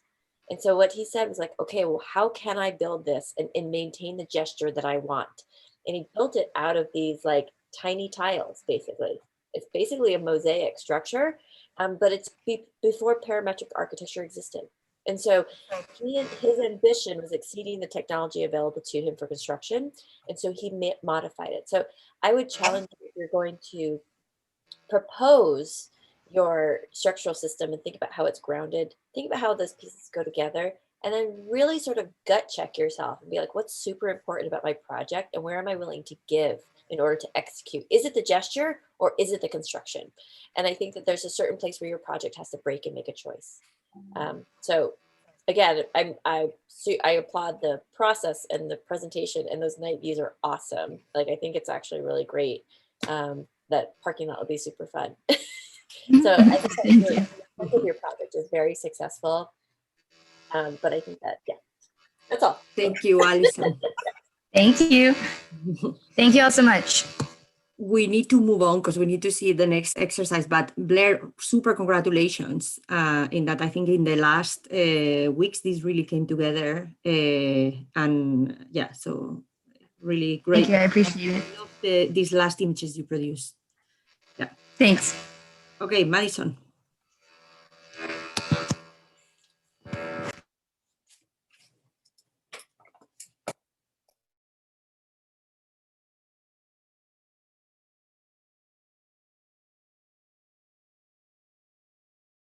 There we go. My name's Madison, and my project is called Boyateka, which means blurred in Japanese because of how the word blurry kind of is incorporated throughout my project. So we began this semester with a pattern analysis, and I got Zaha Hadid's wallpaper. And here you can just see images of the wallpaper, and then on the bottom right is my line work that I drew from that. And then I did a series of pattern iterations. In the first one, I just did an exact replication of the original pattern, but with my own line work. And then in the second one, I started to explore the shapes more and like scaling them and kind of reshaping them once I started to see areas for circulation and seating. So in the darker areas were the shapes that I saw more for circulation. And then the lighter 2-color grays, I started to see as areas for seating. And then in the third pattern, I went even further with manipulating the shapes. So same thing, the darker areas are the circulation, and then the lighter grays are areas for seating, but then those small strips are areas where I decided to interrupt the concrete circulation with some grassed areas. So my restaurant is Sazon Ramen. It's a Japanese restaurant, and you can see it is highlighted in that pinkish color, and then my my pattern is integrated directly in front of it. So here's a close-up intervention. And I took the roof structure, or I actually cut the roof structure so you can kind of start to see where these beams are that you'll see in my next drawings were cut. Just so removing the roof structure, you can see the seating arrangements. And then here are some COVID guidelines for spatial units. So as you can see, there's like 8 feet between certain platforms, 4, and then in between each tables are actually 6 feet in the like one platform. And then something that was really important to me when I did the culture study, actually a few things, was saiza, which is the Japanese term for the standard traditional way of seating, and then a tatami mat, which you'll see I included in my project, and then a shuchin, which is a simple paper lantern. Oh, and I also, sorry, this is a river restaurant in Japan that is essentially a platform on top of a flowing river. And so that's another big component that I used for my design. I made all of my seating arrangements as platforms, which you'll see in my next drawing. So here you can start to see that they're raised off of the ground. This is my section of just 4 of the platform pods. And then in this axon, you can see the pods as a whole incorporated into the site. These are essentially the same on the edges. And then I made most of them are all the same, but then there's this one in the middle that I left, or I made the same height as the rest of them, but instead of making it raised as a platform, I left it on the ground for ADA compliant reasons. And then here's a detail construction wise. Here is the ground plane. And so it just goes down 6 inches to be dug up into the ground. With that being said, this is a permanent patio. And then originally I had it all like sitting on the ground, but that would make me need to have stairs. And because of my whole like idea of being blurred into the pattern, both looking at in plan view and just kind of moving around the pattern, when you're experiencing it, the stairs kind of disrupted it. So because of that, that's the reason why I put it into the ground. And I know a foot is a little bit high for one step, but it was better than incorporating stairs that disrupted the pattern as a whole. And so here is a exploded axon of one version of the platform. So here is the structure underneath, and then the platform, and then this is a like translucent outdoor fabric that attaches or stretches across the bottom of the beams, and then those are the beams, and then again another piece of fabric that stretches across the top, and it creates kind of this shadow, which you can see in my renderings. But this is another platform. Same thing with the fabric and beams. And then again here. And then here you can see my materials. Here's like the white fabric, and it changes based off of the color of the platform, which relates back to the original pattern and how they kind of came together and blurred together. And then they're just red tatami mats, paper lanterns. And then for the circulation, the path which you actually walk on is a darker stain concrete. And then the colors underneath the platform are lighter. And then the platforms are different colors, going back to how they blended together in the original pattern. So I have a natural bamboo and then one that is colored. And then here are my furniture details. So for most of the platforms, it's just a typical tatami mat with a little curved back. And then I came up with kind of my own version of a tatami chair just for that one platform for ADA compliant seating. And then that's my lantern that's at each table. So here on the top is a more daytime view of what the site would look like. And then at nighttime, you can start to see how they kind of glow because I have LED strips backlighting the shapes to kind of make it more of an experience instead of a harsh edge like the original pattern was. And then here is an overall view. And then a daytime kind of experience, you can start to see like the silhouettes of people sitting on the other side of this platform or walking by in the background. And this fabric just continues into the platform in between those bamboo pieces. And then here is the ADA compliant seating area. Again, you can see like the shadows of the layered fabrics and then people moving around and behind.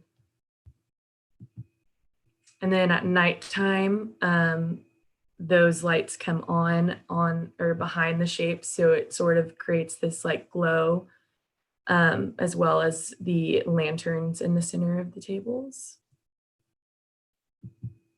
And then another nighttime experience. So that concludes my presentation. I'd love your feedback.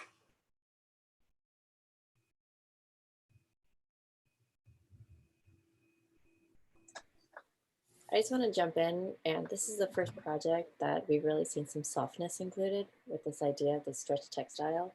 I really appreciate this idea that you can achieve something like this in the outdoor experience.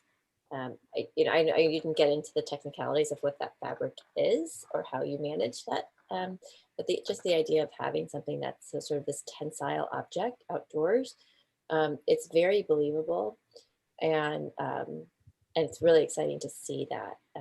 And I like how everything feels really integral. So all of the lighting you've sort of embedded in those zones, the perimeter beams, I think makes sense. There's a little bit of lateral support, meaning like all of your structures going in one direction. So there's nothing to really keep that twisting from happening, or, the rectangle wants to turn into a parallelogram, right? Basic rule of construction, where I think that you could have a few more pieces exposed and not just have only fabric going between the two, that I think would really, really elevate your project and also increase your functional cavities. So you might have that light stretching up on the upward. You might be able to like hang your light and get electricity into what's overhead versus relying on it solely being part of the table and the lantern. I appreciate that you used colors and research that and tied that back to sort of the, I guess you could say the region of the restaurant that you are providing this for. I find the twist, sort of the modernization of making it taking ideas from that and transferring it to Austin and having it still be of this place to be the really successful aspects of your project. I think it falters a little bit. Like I think your tatami mat and your tatami chair are fantastic translations of that. I think the lantern still falls short for me. It's still too mimicry. It's like mimicry, but it's getting there.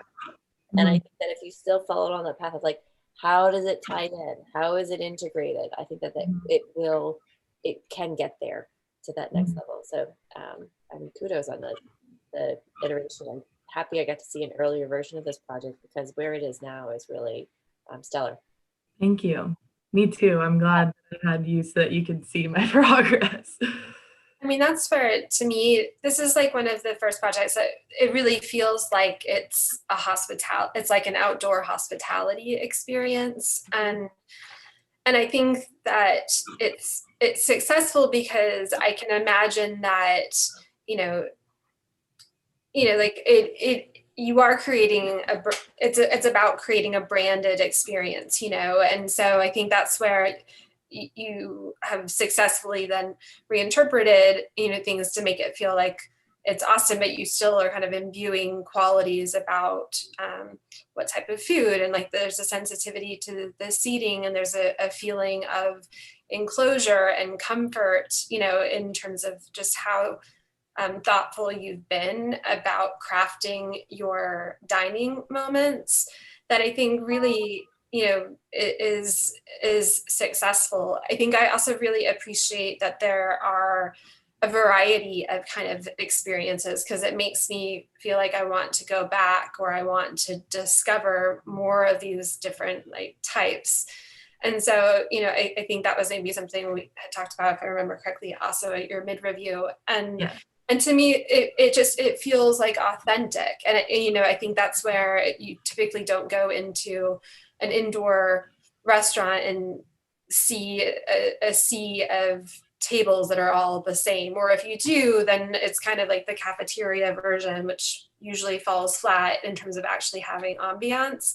Mhm. Versus I feel like you have kind of crafted the exterior version of that I think is really, really exciting. So thank you.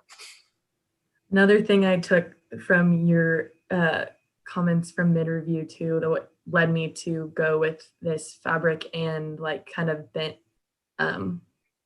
shapes, was how you mentioned that it was so rigid, because I originally had those sharp edges and they were just platforms, and then like saying how the pattern looks blurred when you're just looking at it flat. And then I took that into consideration a lot, which is what led me to this. So thank you. Yeah, there's a lot of things here that I'm excited about, and there's a few things that I want to knock you on. I'm ready. That's the state of reviews, right? Yeah. So when I first saw the kind of blurred plans, I was really reading these as ribs. So in the chat, I threw in Marlon Blackwell's Crystal Bridges gift shop This as like a repeating unit Mhm. to start to build kind of a depth and a form. I do love the idea of the fabric. I would say wrap it on the outside and the inside and turn these whole things into lanterns, right? Like the Yeah. structure itself is the lantern, not the thing on the table. Mhm. So the Noguchi link that I threw in there, his famous Akari lamps, it's a very fine rice paper with like an embedded bamboo rib. And they're gorgeous objects, they're handmade. I think your project could start to take on some of those aspects without being too motify, which we've talked about a little bit. I think the thing I want to knock you on is digging out the ground to make kind of the American version or Western version of Japanese dining, because what it does is it makes the ADA option the other. Yeah. And I think this whole project could be a universal design project where the whole rib structure makes an 18-inch seat.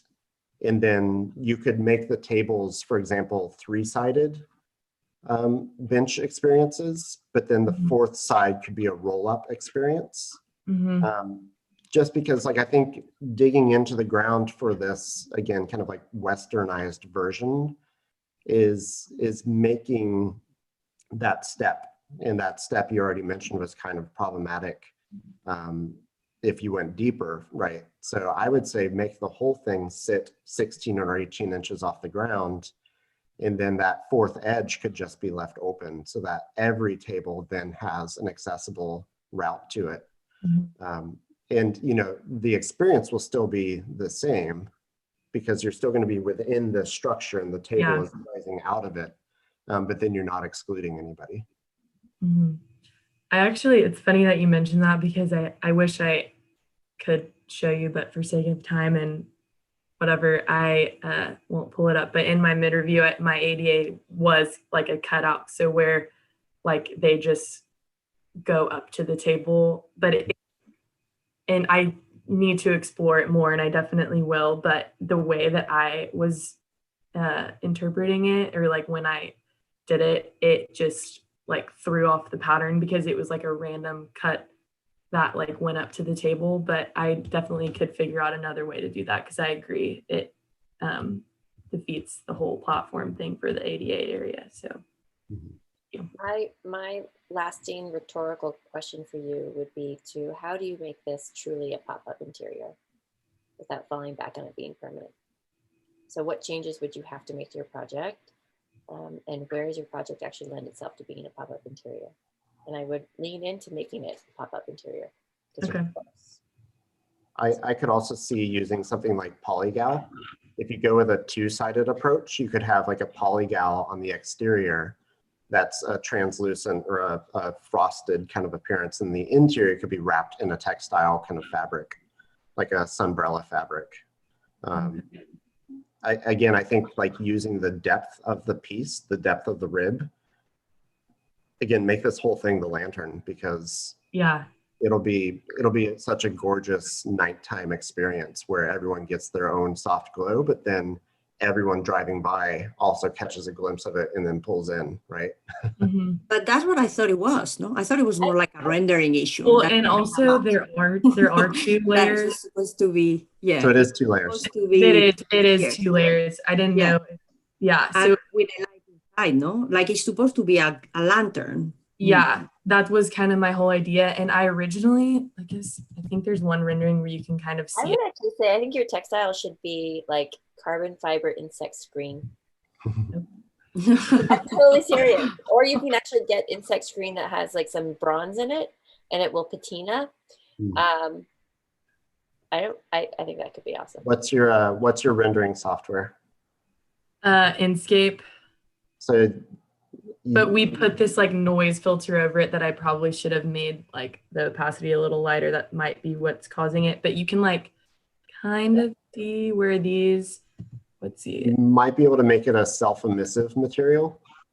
And a self-emissive material becomes its own light source. That's what I did for the lanterns. Yeah. Yeah. So try that with the wrap. With the fabric. Okay. Yeah. Okay. Yeah, that's a great idea. Yeah. It's cheating, but yeah. So thank you so much. I don't think we have time for the last project. So Kelly, you probably, they're all stressed out, but I think put you in the last session, because in the last session we don't need to present the site because there's a repetition of critics. So then there will be a little extra time. And with that, I don't know if you guys have some final comments. This was so fantastic to have you. I really enjoyed your observations and how deeply you engaged with the projects and identified all the issues that were still problematic and open up really wonderful opportunities at the same time. So I don't know if you want to close up. Thank you guys, by the way. Yeah, Madison, awesome work. Yeah, I'll just say, the projects we saw, really competent work. Again, excellent graphics, well presented. I expect nothing less from UT. So good job of carrying that torch. I think the prompt is a really kind of fun, exciting prompt, and it doesn't have to be limited to pandemic COVID stuff, right? So, you see the parking spot takeovers happening on Congress. I think as interior designers, our job doesn't stop at the threshold of the door, right? Like we don't have to stop at the envelope. Our projects can be comprehensive. So I think this is a really good exercise to start thinking about things like landscape and site and exterior conditions and solar angles, because to me, it all ties in. So, and furniture, right? Like you're designing your own furniture as well. So I think this is a really great exercise, and I hope that as you reflect on it and kind of incorporate it into your portfolios, that you kind of highlight those differences or discrepancies that an interiors project wouldn't typically have. Like highlight that as your ability to be flexible and dynamic in your role, because, you know, I think more and more roles are going to kind of go away or start to get blurred. So overall, again, really nicely done. Yeah, I think I just want to second everyone's really, I think, great comments. I mean, I think in general, just the idea of how do you still create hospitality or interior spaces in kind of more urban or public kind of environments is just, it's a really still interesting concept to always be thinking about. And I think you see that really successfully implemented when you start to think about how objects or spaces interact with the human body, and like what are the components that I think you interact with in terms of still furniture and lighting, and how do you bring the scale of a space down or introduce comfortability. And I think that you can really see that, you know, the same kind of techniques that you apply in an interior condition really, I think, can be applied in an exterior environment. But then you have kind of new and interesting challenges to kind of consider. And I think there was just a lot of great spaces that were created today. So thank you. Yeah, I want to echo all of the compliments. I think the work's really exciting. I think the prompt is awesome. And I think that I would push all of you towards really embracing that idea of this notion of pop-up interior, because that's like a crazy prospect to have. And I think that what it does highlight is the opportunity that as interior designers, both as you're moving through your curriculum, but then as you go into your practice, to not think about interiors as architecture light or architecture adjacent or architecture secondary. You know, that really, how can interior design start to really inform almost all areas, whether we're outside, inside, in a landscape, because of the notion of the expertise that you will bring to the table. And I actually think that I love that of all the design sectors, super biased, of course, but of all the design sectors, I think in this pandemic, it heightened the importance of interior design. We have the most opportunities afforded to us, whether we're designing virtual worlds or how we adapt and really heighten our interior. Like, this is the time we shine. Like, the whole world has to move outside, and architects are like, oh man, we built all these buildings, we locked up these buildings. Now what do we do? They've been working so hard to make everything so tight. Now what do we do? Like, they're having a big oops moment, right? This is where you step in. You're like, I know this, I do this. And this is how we exist in the outdoors. This is how we exist in the indoors. This is how we maintain our existence without giving way to like our lack of softness, the hand of what we create, and how we can still enjoy proximity and have all of those things afforded to us. Like, this is where interior design shines. And I think that's actually the really fun part of this prompt, is that it is asking you to put forward this sort of not even maintenance of what life was like and bringing it back, but actually making it better. And that was just slipped into the introduction, but like, how do we actually learn from this? And what should we really, really start to think about in our built environment in the outdoors, and what have we done wrong? And how can we actually make this better as interior designers? So I love that all the projects we saw at Kelly, I'm so sorry we didn't get to see yours. I would love to see your project. But you all stepped up to bat here, and I love it. And I love the work. I love the proposals. I love the ambition, and I'm super excited to see all of you next semester. So anyway, enjoy the rest of the day. Anyway, congratulations to the 4 of you that we saw, and for the rest of you, I'm sure you'll have a great day. Yeah, thank you so much, guys. Thank you all so much. Yeah. Thank you. So yeah, let's reconnect in 30 minutes. And Kelly, remember, you will go in the last session. Did she disappear already? Ah, no, you're there, Kelly. Okay, because you're moving my screen right now. You okay with that? I think it will be better because there's no presentation of the yeah, we don't need to present the site in the last session. So then there will be extra time. If we try to put you in the next session, it's going to be the same, like here. Someone's going to have to move out. You okay? Good job. Great job, Yes. everyone, presenting. Okay, see you in 30 minutes.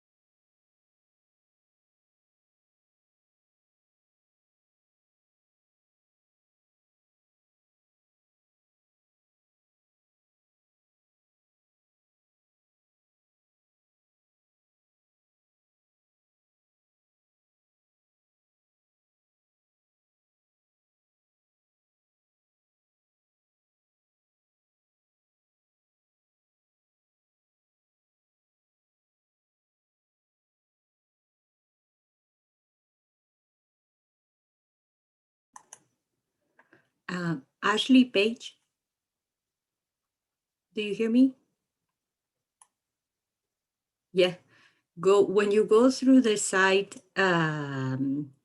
try to speed it a little bit so that we don't take off so much time like before. Yeah.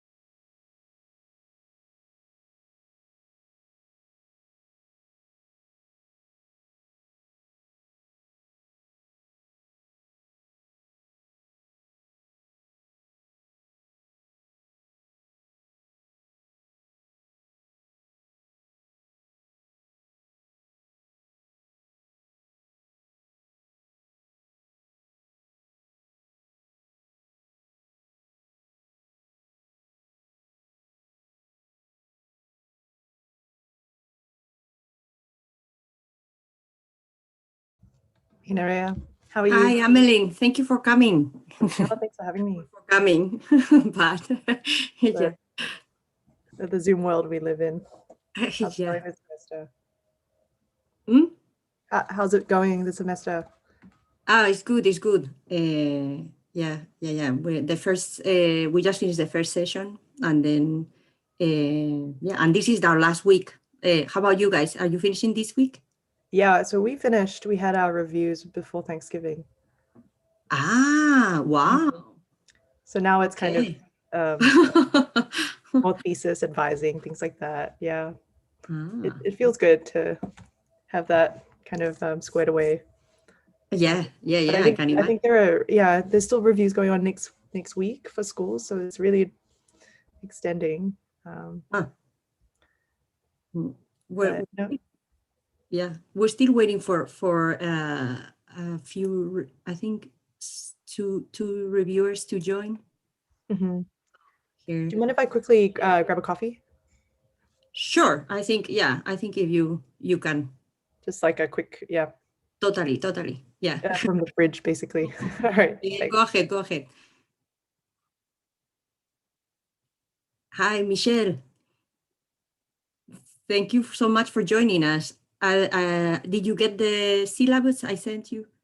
I did. Thank you so much. It was So really last minute. I'm so sorry, but I didn't realize. no, I asked Cisco to put me on several different reviews. So I'm moving about.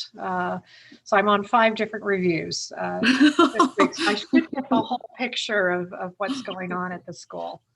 Yeah. We're still missing one reviewer. She's joining us from Australia, and the time difference, I think it's like 5 a.m. for her, so or something like that. It was something. Well, the light. There's some daylight there, so. No, she's in Rice. Okay, all right. She's in Houston, but yeah. But you are also, Ameline, you're from Australia somewhere, or? Yeah, so I I did my architecture degrees, both of them in Melbourne. Yeah. I grew up in Perth, but originally from Singapore, now in Houston, many places. At RMIT? University of Melbourne, but I have done reviews at RMIT. Oh, here Nice to meet you, by the way.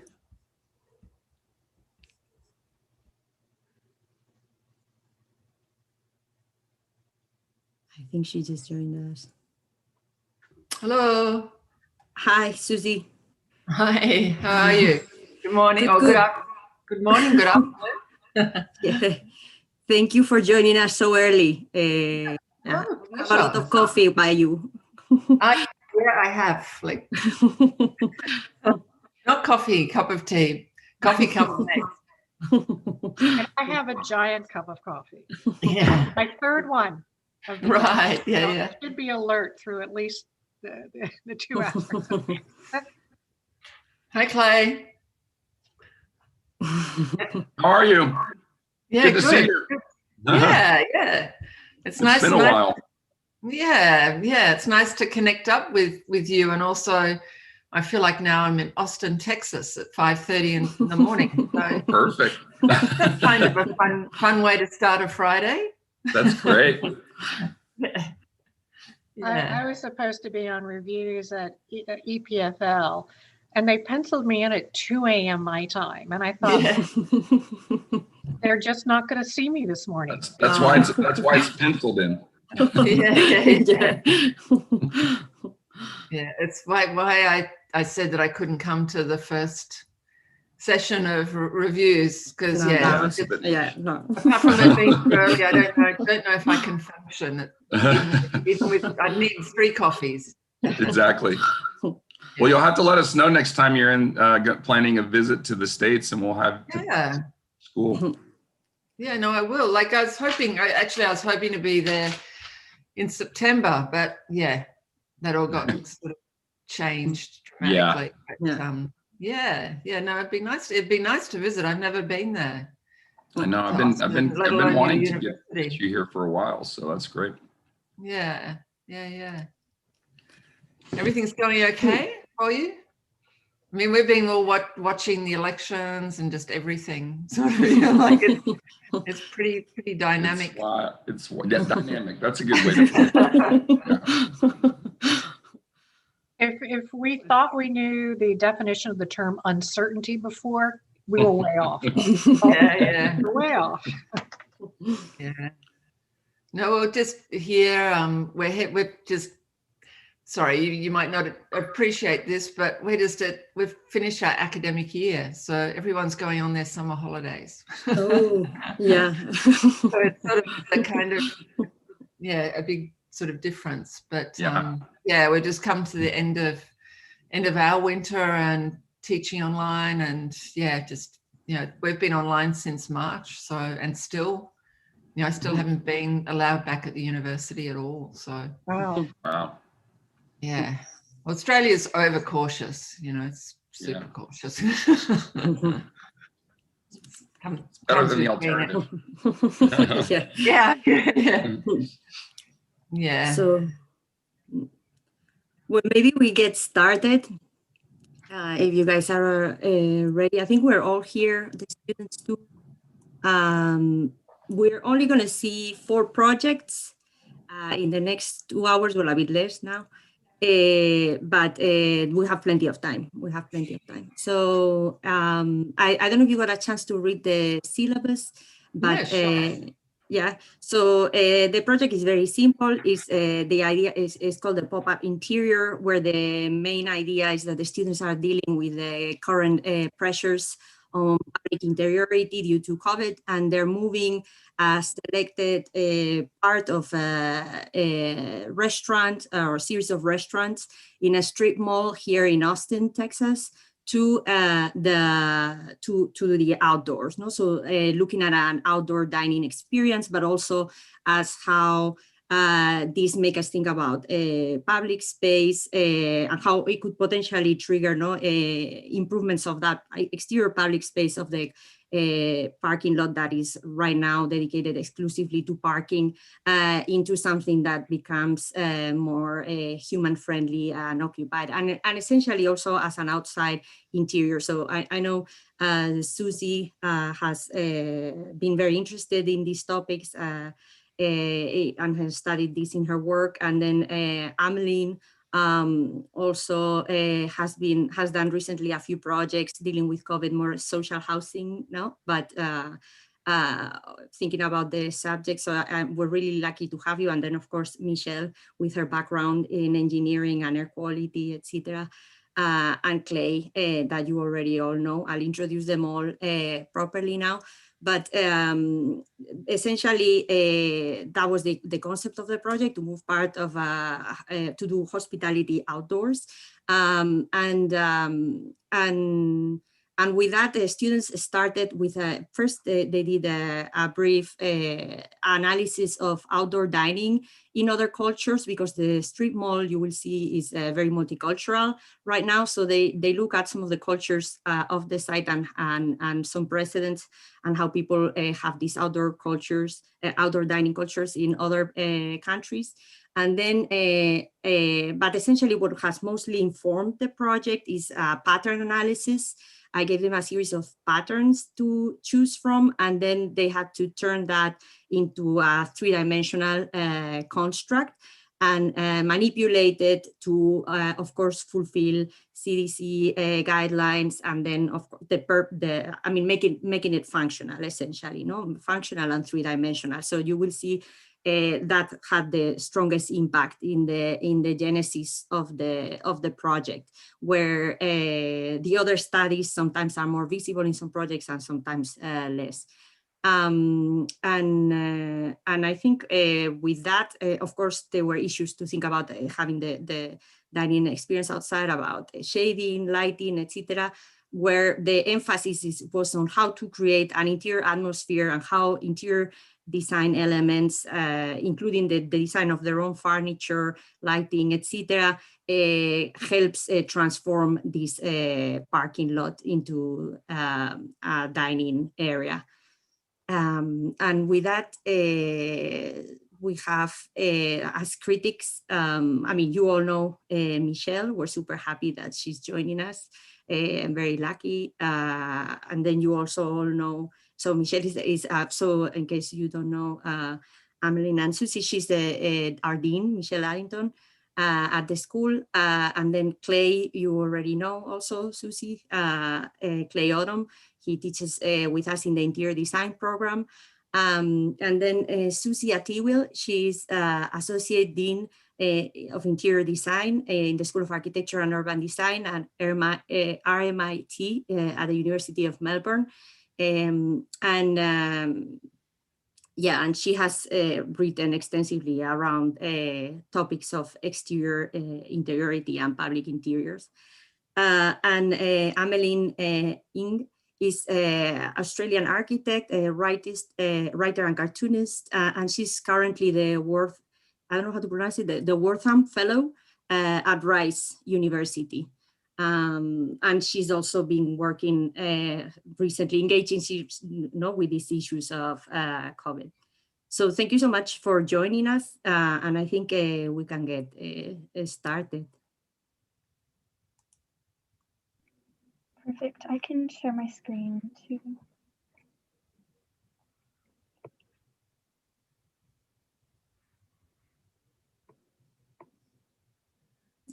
First, we're going to see a little intro to the site, so you guys, I feel, are aware of where we are at. Okay, perfect. Can you all see the screen okay? There's nothing blocking. Okay, perfect. Well, hello, I'm Ashley, and I will be giving the first half of this site overview. And so our project for the semester was sited at the Crescent Strip Mall. And the Crescent Strip Mall is located at the intersection of North Lamar Boulevard and Airport Boulevard. And Crescent is very multicultural with Chinese, Japanese, Taiwan, Korean, and Mexican restaurants. And the site is sloped, so there are ramps throughout the site highlighted in yellow to make it accessible. And because the site is located on two very busy popular streets, there are multiple bus routes that make stops at Crescent. And like I mentioned before, there are ramps throughout, and with the handicap parking, there are also kind of situated near those ramps for ease of access. And so with this slide, the red highlights areas where the traffic is a little bit higher, quicker, and areas where there's a slower speed of traffic. And this diagram illustrates where there's a higher density of traffic, illustrated by the blue, and a lower density of traffic, which is illustrated by the green. Now Paige will be presenting the second half of our presentation. So these next few slides cover the average temperature in the parking lot. Since this is Austin, Texas, it tends to be a little bit on the hotter side, especially during the summers, but the average temperature is anywhere from 75 to 95. And then obviously the interiors have a cooler temperature, and then there are spots in the parking lot with also cooler temperatures due to the fact of vegetation being planted and that lack of impervious cover.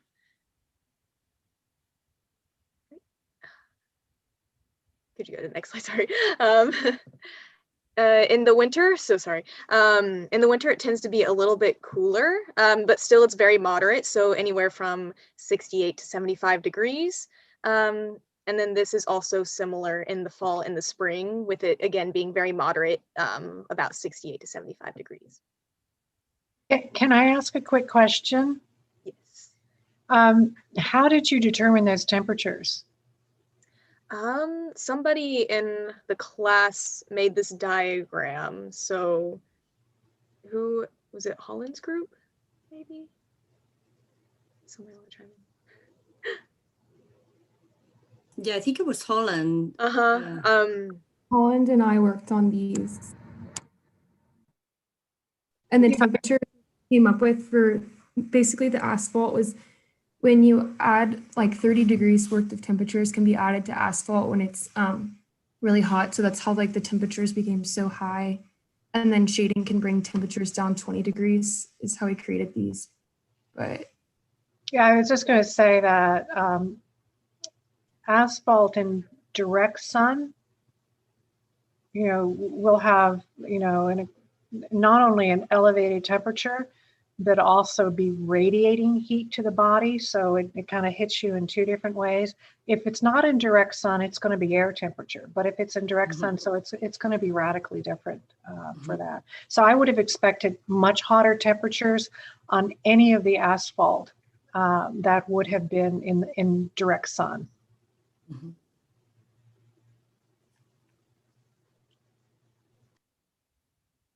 So these next diagrams show the shading and the shadow coverage on the site itself. Here it compares in winter, spring, summer, and fall in the morning, afternoon, and evening. As you can see, in winter, there are longer shadows, and then in the summer are the shortest shadows. So then this shows just basically the coverage throughout each season. The next set of diagrams shows the coverage throughout the day in the different seasons. So comparing how you see the winter has the longest shadows, and then in the evening, in the morning, you also have longer shadows, but depending on which direction. So this helps a lot whenever we determine where we want to intervene in the site and how much shading is actually provided naturally by the buildings themselves. This shows where the artificial lighting is located in the site. They have lampposts, of course, providing parking lot standard lighting, but then you also have sconces on the building facades and also recessed lighting underneath and like right in front of the interiors. And then you also have the interior lighting itself from the stores and the cafes that are operating in business, and as well as signage. Lastly, this shows where the vegetation is placed throughout the site. The species of tree is a cedar elm tree, and it is about 25 feet tall. So we have a picture over here on the right that shows in comparison how tall these trees are. But then these are where the trees have been placed throughout the site.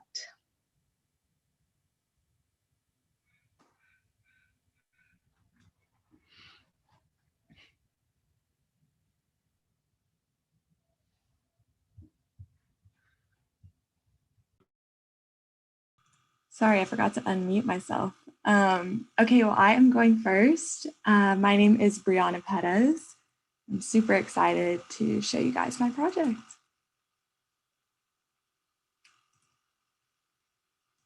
Perfect. So I decided to call my project Intention. I chose this title to represent the different aspects of tension carried out through the project. This first drawing shows my Crescent, which is Zaha Hadid's Suprematism exhibit. In the exhibit, she took a white room and imposed a black super graphic. The exhibit shows a lot of tension and makes the room feel like it has a lot of movement. It's very dynamic. So I wanted to take these things into my project. The next few slides show the exploration of the pattern iterations that I created by manipulating the super graphic in Zaha's exhibit. The iterations were created by mirroring, rotating, and flipping the super graphic to create spaces that will be dining areas.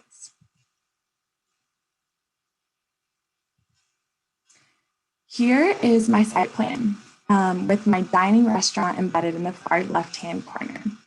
And the way I want my restaurant to be used is a general food court for the restaurants and grocery stores nearby.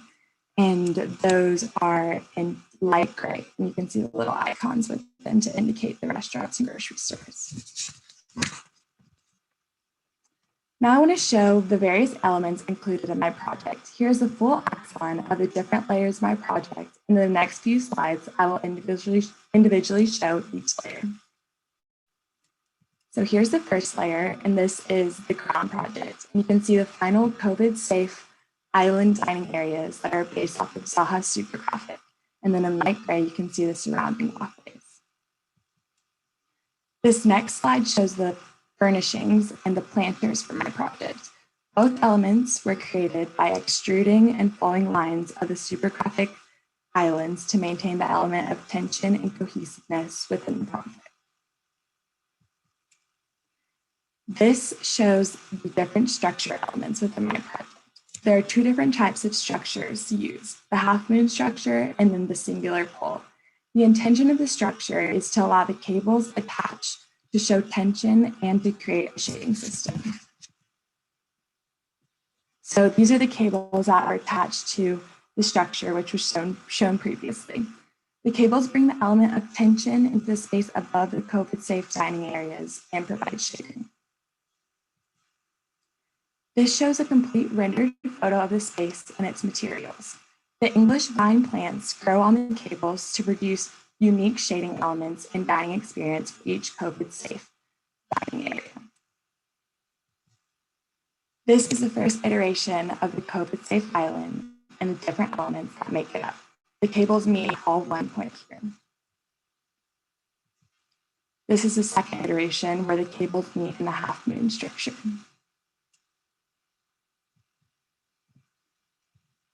This shows the spatial arrangement within each of the dining areas. This is just a look further into the furniture and the details of it and the measurements. And again, the furniture is created by extruding the super graphics from the ground plane.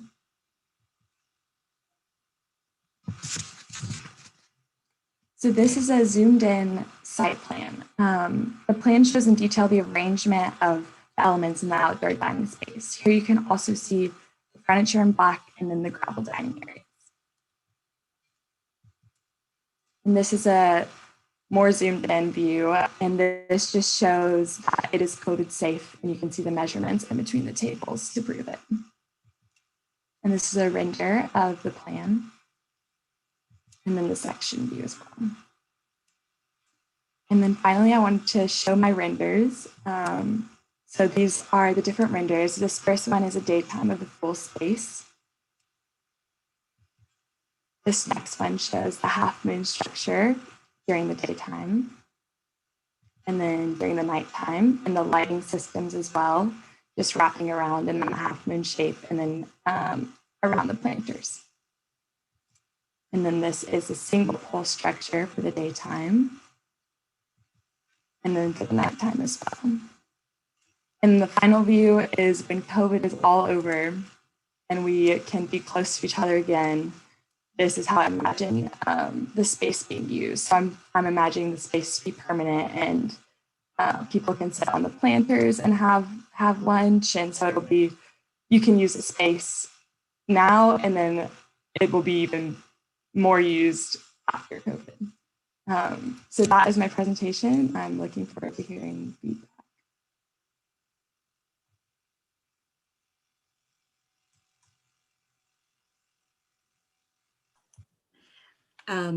I don't know if you were told this, but you can access the work. Maybe I put a link in the chat, so you can access the work that is uploaded to the cloud in case you want to flip through them yourself. But you can also, Brianna can also move in the presentation and take you whatever you want to see.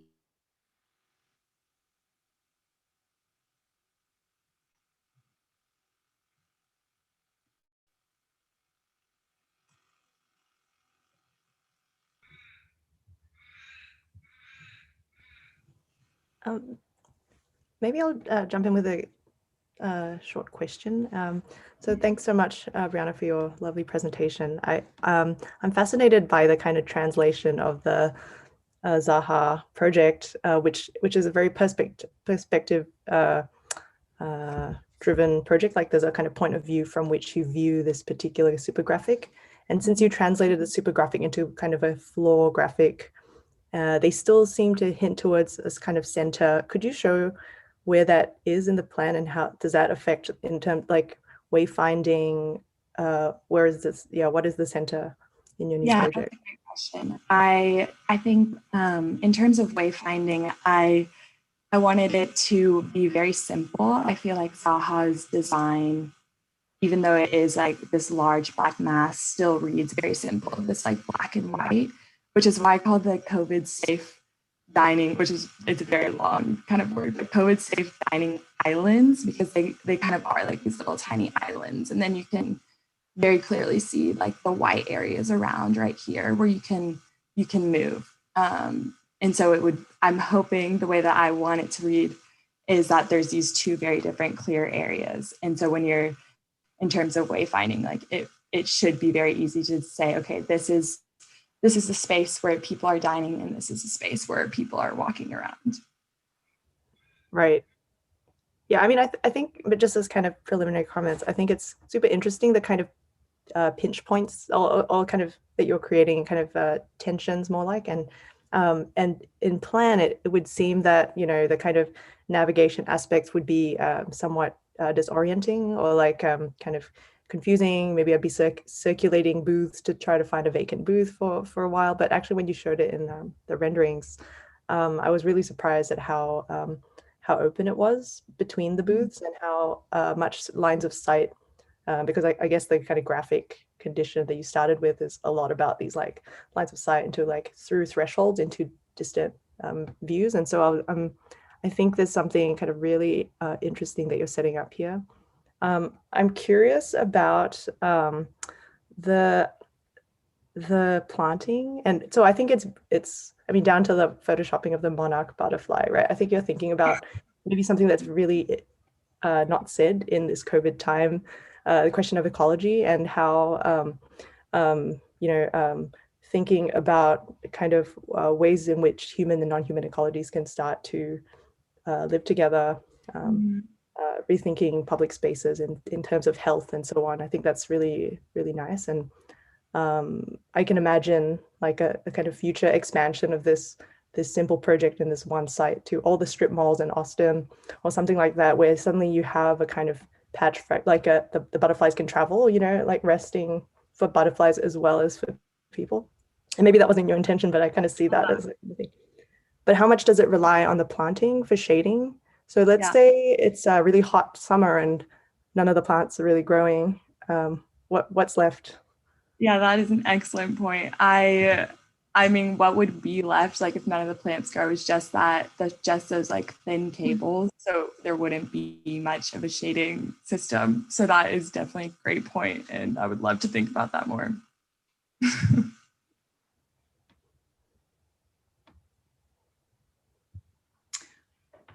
So what would you do? Well, I guess you could put on kind of like a tarp again, like on the cables. So if like there were 0 plants there could probably be this kind of like thin tarp that provides shade. I've seen them before. I actually have seen like where they have like the triangle tarps for shading, and I wonder if you could kind of put that over the cables temporarily until hopefully the plants continue to grow.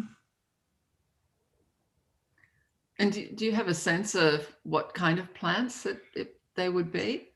Yes, but still it's such a key material in terms of what you're using. I chose English vine plants mostly because they grow very well in heat. So hopefully we wouldn't have to come to the problem where they aren't growing. And when I was researching, that was one of the ones that just grew well in heat, and there wasn't like tons of maintenance other than like occasional watering. Yeah. And is that a plant that is familiar, like that grows in Austin, or yes, would you be introducing a sort of new look through having this English climbing plant?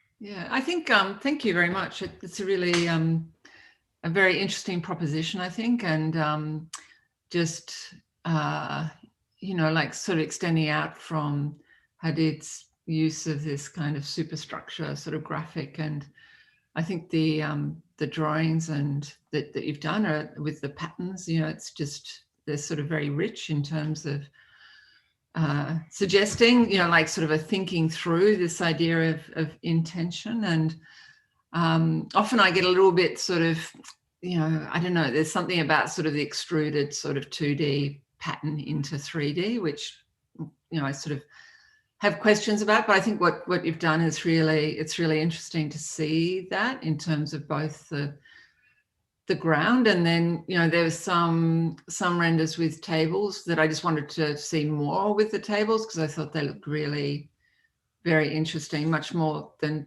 this image that we're looking at the moment. Sorry, I've got 2 screens, so I'm pointing over here, but can you just go forward a bit, like, because I think there's just one that was this is just, it's really just perhaps the one before is a bit.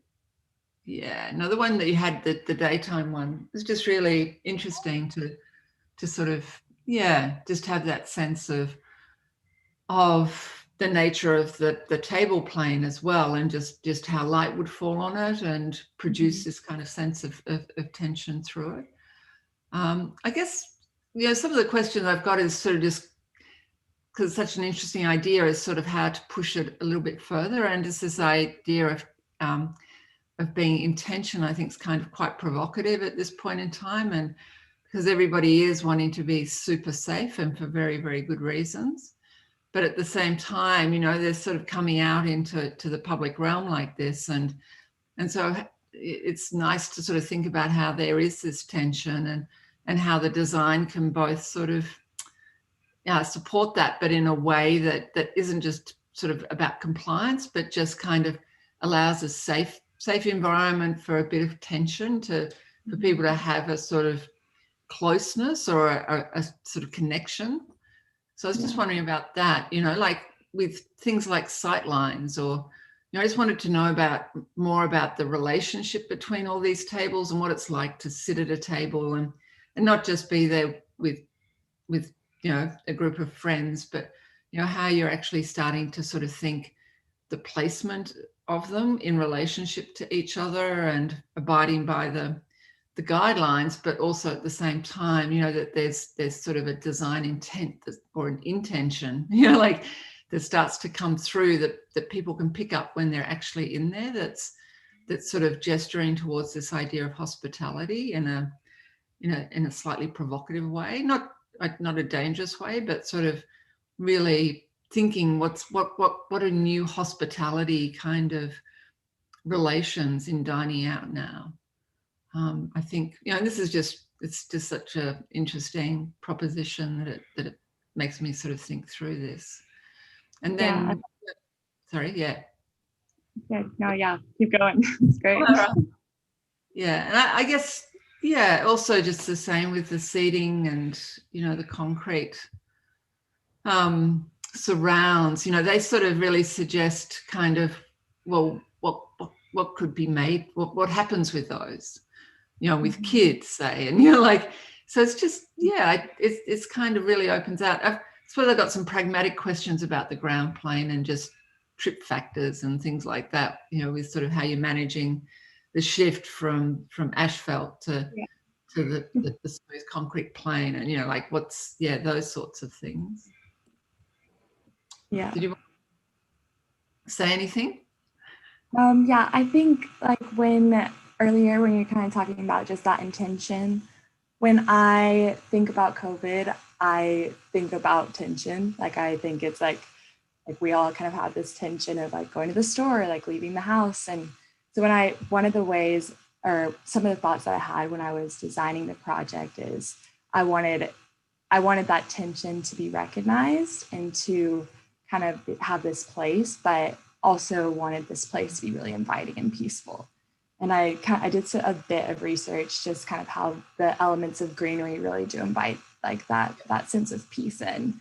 So I kind of just like in representation with COVID, the project kind of oversees this. Okay, there's lots of tension here, but then there's these giant green shading structures that are bringing in elements of peace. And yeah, and then in terms of the shift between the gravel and concrete, that is something that I definitely wanted to spend more time thinking about.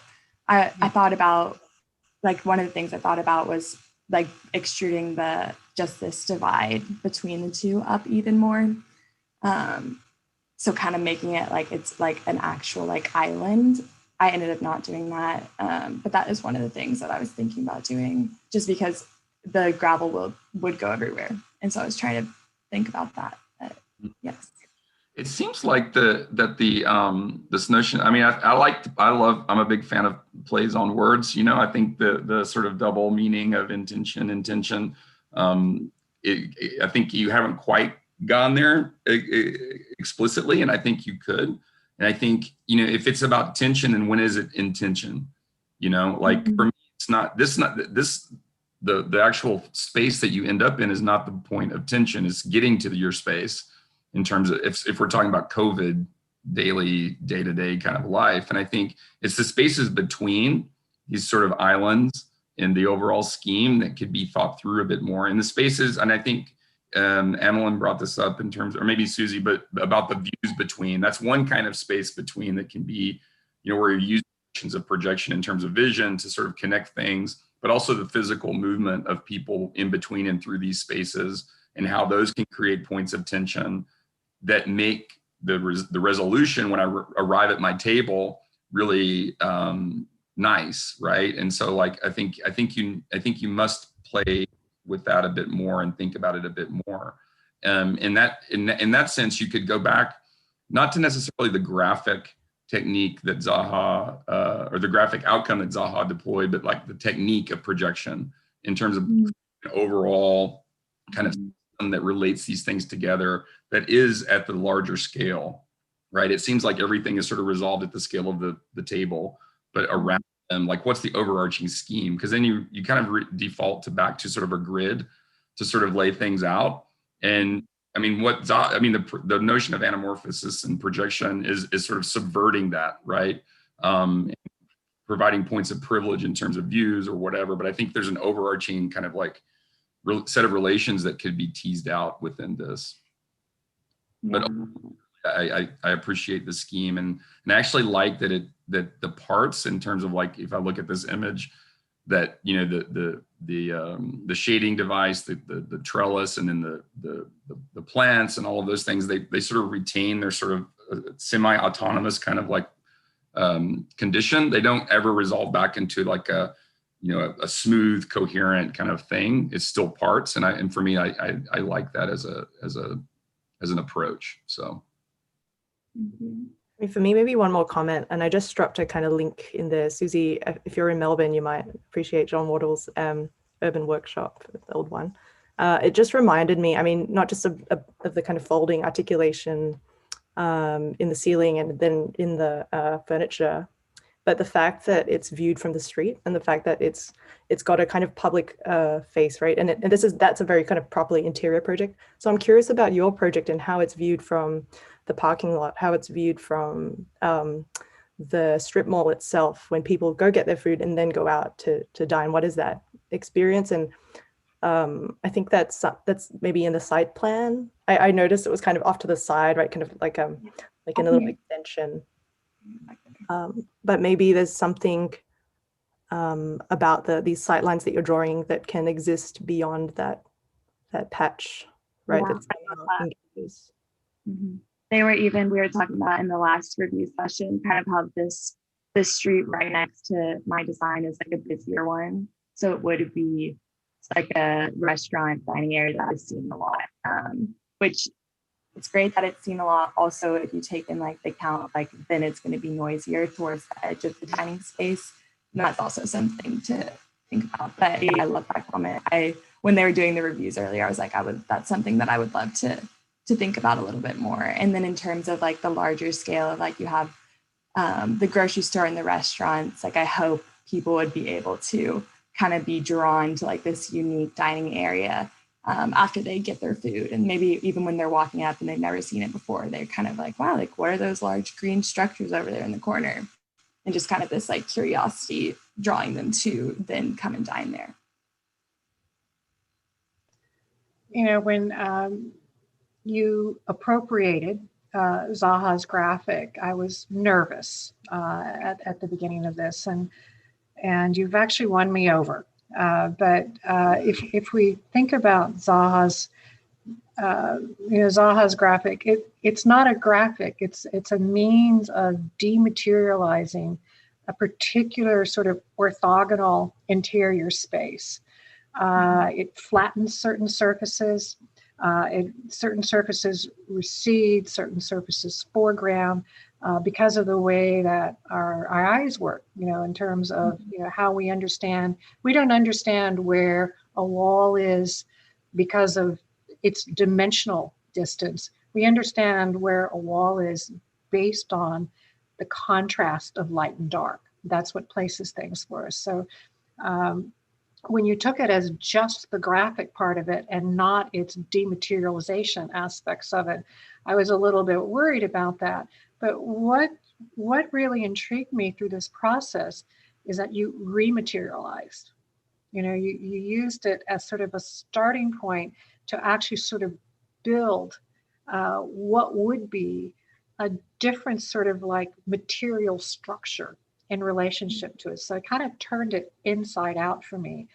And it's one of the reasons I was even most intrigued by the time you got to the vegetation, where as you started with the literal graphic on the ground, the selective extrusion of certain parts of it, by the time you got to the vegetation canopy, you had then dematerialized what it started with, and it was sort of a way of sort of conceptually turning it completely inside out, which I don't even care if that was your intention or not. That's what happened for it through me, and I think what makes it a really powerful and really strong project. I was intrigued by Clay bringing up anamorphosis. Because there was a piece of me that, and it's the same question that Emlyn just brought up. There's a piece of me that wants to see how we see this horizontal plane, on how we read this horizontal plane. And you could imagine that these figures in the ground, and whether they're figures in the ground or figures elevated from the ground, they will have this anamorphic quality. And so there's also this possibility for you to do way later on when you have lots of time on vacation to think about a whole other sort of visual overlay, for how you're driving up to it, how you're approaching it, because you could easily use the pattern and the objects to actually reconstruct a series of sort of different readings of this, depending upon how you're approaching and where you're standing on it. It has all of that potential built into it. So I want to be there. And don't call your replacement canopy a tarp. Call it a articulated shade structure that could connect to this. So. Okay. That is correct. Very good. That's great. Thank you, Brianna, and thank you, everybody. Yeah, let's go to the next project to keep it. Hi, I'm Ani. I'm next. Share my screen.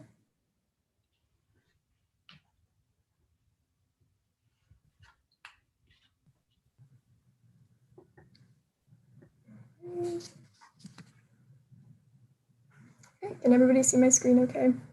Yep. All right. Hi, my name's Ani. My project is called Chameleon. Chameleons change their colors in response to the environment, which is in reference to the constantly changing capacities of my project throughout the day. So I first started this design by studying Design for Smyrna Rug by Ani Albers, who's a famous Bauhaus weaver. And I began by replicating it and the corresponding grid, which is comprised of 1x4 unit rectangles, with the exception of 1x1 squares on the left and right edges. So this pattern focuses on horizontal vertical construction. So I analyzed the implied vertical forms and the implied horizontal forms that were created by color groupings and also by line groupings, and then looked at how those binded together as a whole so that I could begin analyzing this space and creating individual seating groupings in correlation with social distancing guidelines and circulation paths, which you can see here in red. This was my first iteration. And then from there, I started to adapt this pattern into my site, which you can see closer up here. This food court can be used by 3 different restaurants. My focus restaurant, Snowy Village, which is a Korean dessert cafe, and then Sazon Ramen and Steamy's Dumplings. And this is so that this food court can be used at all times of the year. As you can imagine, in the summertime, people might want to probably eat cold desserts more and steer clear of hot foods like ramen, especially in Texas outdoors. And then in the wintertime, you might not want to eat frozen food in the cold and might prefer to have some ramen. All right, and then for my color palette, I changed it from the original color palette to be a little bit more bright and vibrant. And then I started to look at how this pattern could become 3-dimensional. So I did this by expanding some of the line works and creating these individual seating groupings with these vertical shading structures on them. And then I moved the black lines from the ground portion of the pattern onto the top of these shading structures so that they're more of an implied line work from when you're viewing it from a top view. So that pattern stays intact that way. Okay, and here you can see the design in section, and you begin to see how the warm setting sun interacts with the kind of vibrant color, or the vibrant color palette, to create kind of like an uplifting and positive ambiance. Okay, and here you can see for the social distancing and the ADA considerations, I just highlighted the tables and the chairs in an orange and blue, which aren't the actual colors. I just wanted to point out, make it super clear how the spacing was for each of these seating groups. And in the top left, you can see the 6 feet apart diameter circles that show that the seating groups are in compliance with social distance guidelines and also leave space for ADA compliance. Okay, and this is a close-up of one of the individual seating arrangements. This particular one is about 10 feet in height, but they do range between 8 to 10 feet. And they're kind of different heights depending on where they are and how they're shaped. There are these thin steel tensile cables that are holding together these vertical forms so that they're structurally stable. The actual seating structures themselves are of a polished stainless steel. And then they have this base at the bottom, that grounds the shading structures to the ground. It has a steel rim, and it also has a wood platform that's coated in an epoxy so that it can remain reflective and shiny. And then there's a LED light panel with a tempered glass, which you will see more of when I discuss the artificial lighting elements of my project. And I did this because I intend for my project to be a temporary installation to last just during COVID. And so I wanted to make sure that with the end of life, it would be able to be dismantled in a practical way. And for furniture, for the tables, you can see that I chose the same polished stainless steel as the shading structures, and they line up with the stripes that are on the ground pattern for this project. So it kind of has that same effect, that where the stripes continue going through the tables. And then for the chairs, I kind of wanted to have somewhat of an exception somewhere in my project. And I didn't want everything to be just orthogonal, and I didn't want it to become too much of an optical illusion with all like the changing, with the reflective materials and the changing of it. So I went with this kind of dense, very curved chair to kind of ground everything together. And for materials, we already talked about the polished stainless steel. It kind of allows the pattern to continue going through the shading structures when you're viewing it from the outside. And then for the planters and also the ground of these platforms right here, they're wood coated in a painted and polished epoxy. For the chairs, they are blue foam covered in a fiberglass, which is a durable material and is durable and used in outdoor environments when it won't deteriorate very quickly over time. And then for the ground pattern itself, I went with a retroreflective paint, which is the same paint used in traffic lines, and also so that the pattern will change throughout the day as the sun hits it in different angles, which I will show you here. To exit out, I could not get it to work in the PowerPoint. Okay, so I made a little bit of a video showing how the sun interacts with the pattern. So you can see that the ground pattern looks a little bit different, and when it hits noon, it's super bright, and then it starts shifting its way over here, as well as its shadows that kind of create a pattern amongst themselves on the ground at different times of the day as well. And I did this because I feel like we're all living to combat the kind of sedentary lifestyle that we're all living right now during COVID, where it seems like nothing's really changing and we're all just home all day doing the same thing over and over again. So I thought it would be nice to have kind of a food court where like it's constantly changing. It's completely different than that.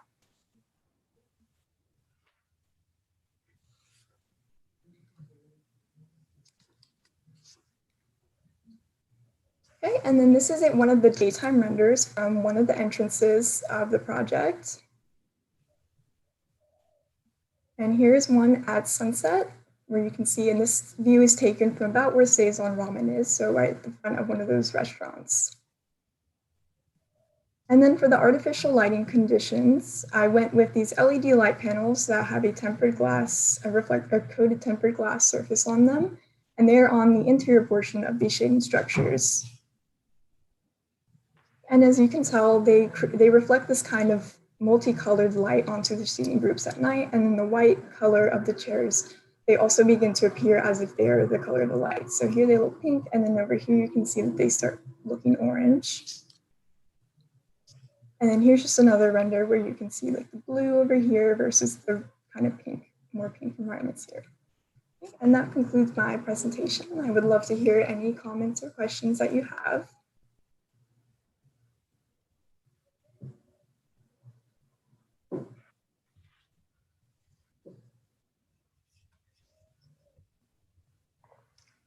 Thank you. Thanks, Annie.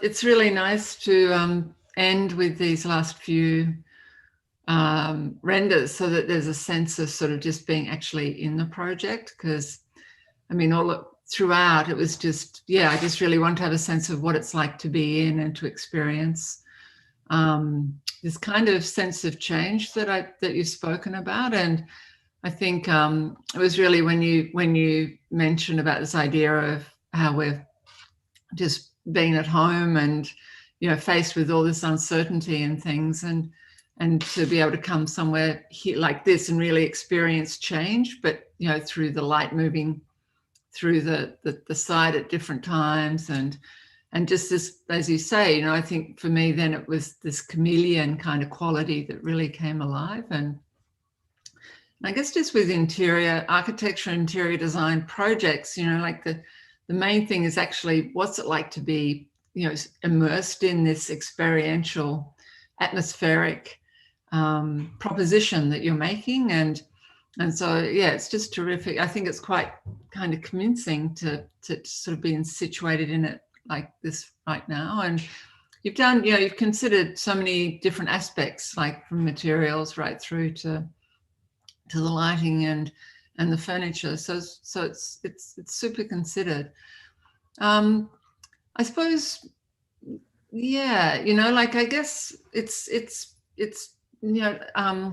sorry, it's like me just still waking up, but I think that this kind of, all these sorts of encounters, I just wanted to sort of get more of a sense of those, like through different phases of the actual, say 24 hours, and particularly during the daytime. And then I sort of feel that I think the lighting's really well considered. I'm just a little bit uncertain about the furniture and how that's actually working. And it starts to feel like perhaps that there was more of a slightly extended resolution that might happen with those, in line with the concept that you're working with around this kind of ongoing change. They just feel a bit sort of I don't know, I'm sort of wondering how to move them around. And I guess it's just, they feel just a bit over bulky or overdone in a way, and not as refined as they might be in terms of the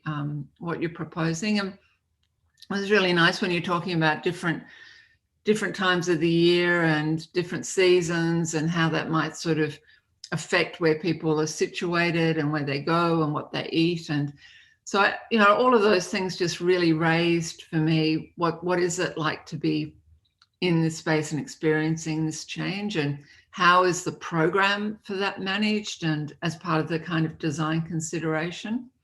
Mm-hmm. So there were those sorts of questions that I started to kind of have from what you were saying. And I thought it was also really good to consider it being temporary, and so how you could take it down and remove it afterwards.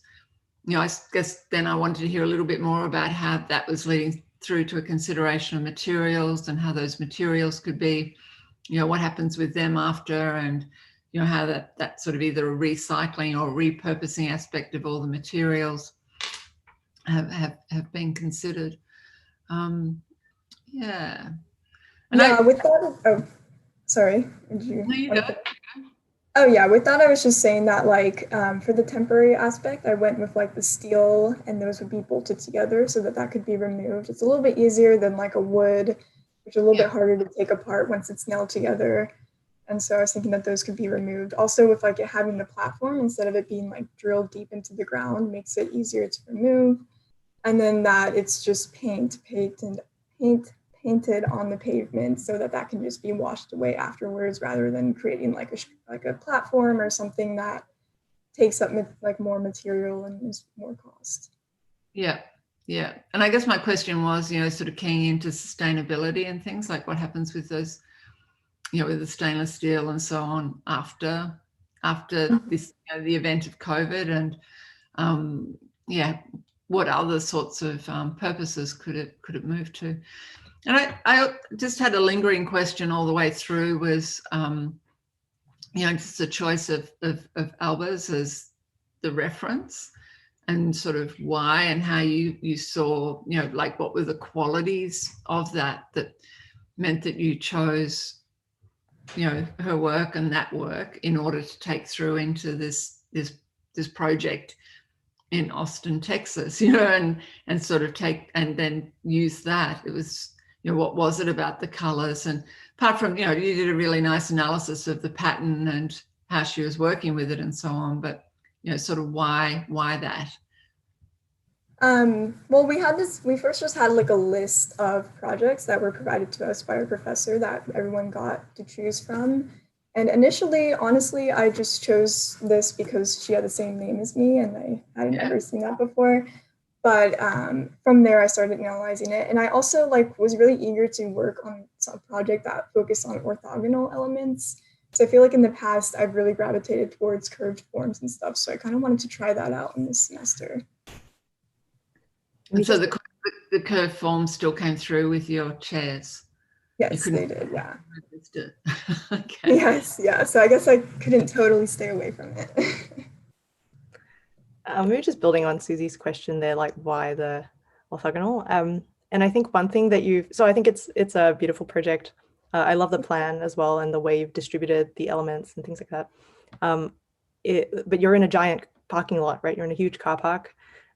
These read like crossings, except like elevated, subverted crossings, right? So you've taken outlets and you've kind of abstracted it and subverted it and produced a new kind of public kind of like transition between the parking lot proper, right? Where you're like transitioning into being a pedestrian, and then suddenly you're like a pedestrian, but except a heightened one in this production that you're creating. And I notice even people are sitting and dining on the crossing in the middle of this drawing, right? And so you're kind of like having a play with that. So maybe that, I think when someone asks you why this, right? Like you should never say, oh, because it was an accident and it just happened, right? But in fact, there's so many like subconscious things that I know you've thought through, and maybe as you rendered this image, you've probably thought about, oh gee, this looks a bit like a pedestrian crossing or something, right?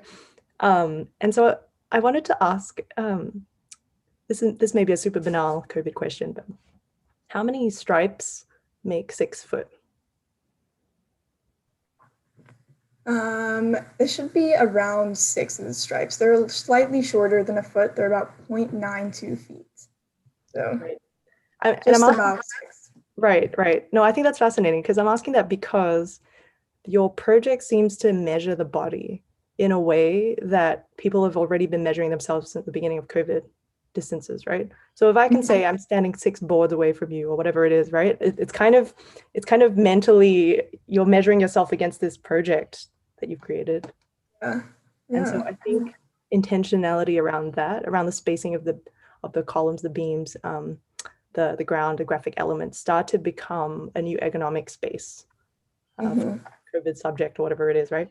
And I say that, and I feel like it could integrate maybe a bit better into the existing, like where it hits the strip mall. Like the strip mall itself could be that crossing with that graphic, because I think there were kind of like columns for the walkway, and then you'd put up planter boxes like kind of abutted against it, and that was just a separate like space.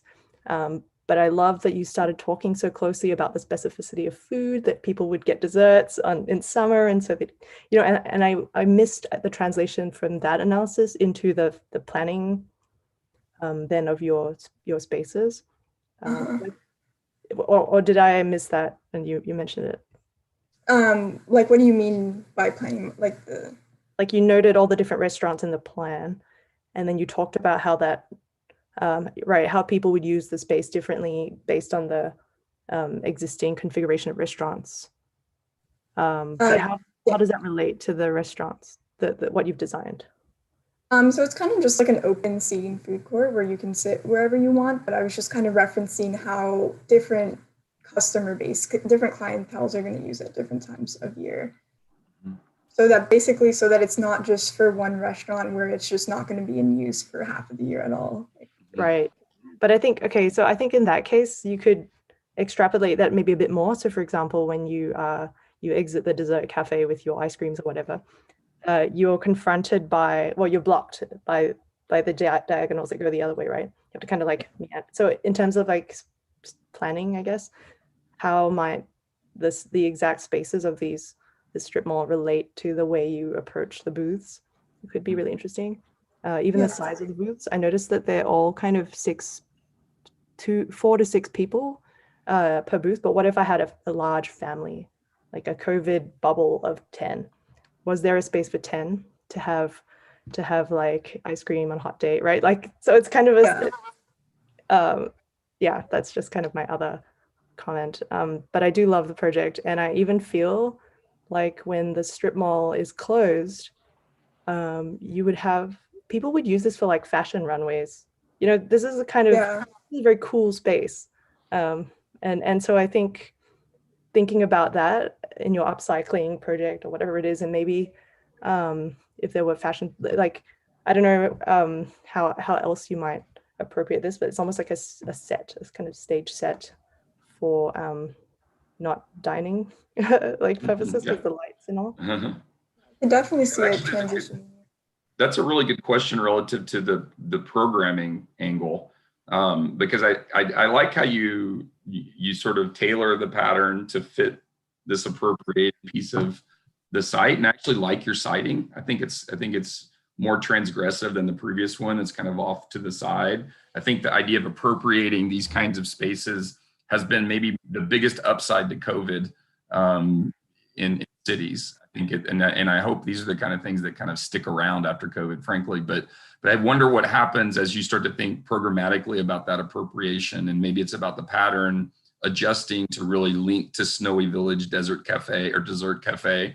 But also other programs that are around. I mean, there's no reason why this has to be purely the food court. I mean, it could be about like linking up at different times of the day with the hair salon or with the cosmetic store or these other kinds of things. And what would it take to then calibrate the pattern and calibrate the project to allow for those other kinds of programs to be integrated into this, or to be absorbed into it, right? Or be invited into into the spaces to do their thing. And I mean, so I think that kind of notion of calibration and tailoring and specificity from something that was generic and appropriated into something that becomes a project that's quite site specific is, to me, the power of sort of thinking systematically about work, right? Because then you could take this strategy and deploy it in other areas, right? And I think that's really a strength, I think, of Nerea's approach in general, but like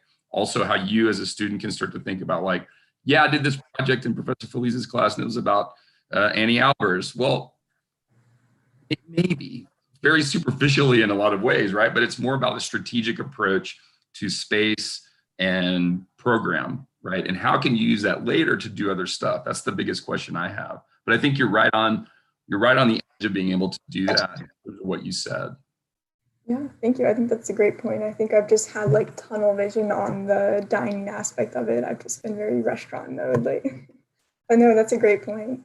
It's always like, what is the generative kind of operation that you need to do to get out of that, right? Like lateral thinking operations, the cards, the Brian Eno's cards or whatever, that to sort of like just switch from that sort of time. And we all get that, and you get that in any project, whether professional or academic. And I think it's just a good lesson to think of. Yes, thank you.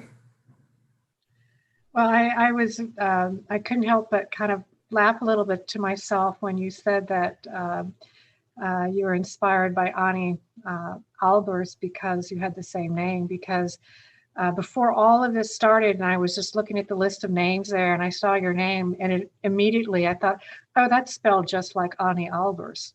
So yeah. I was already prepped for that.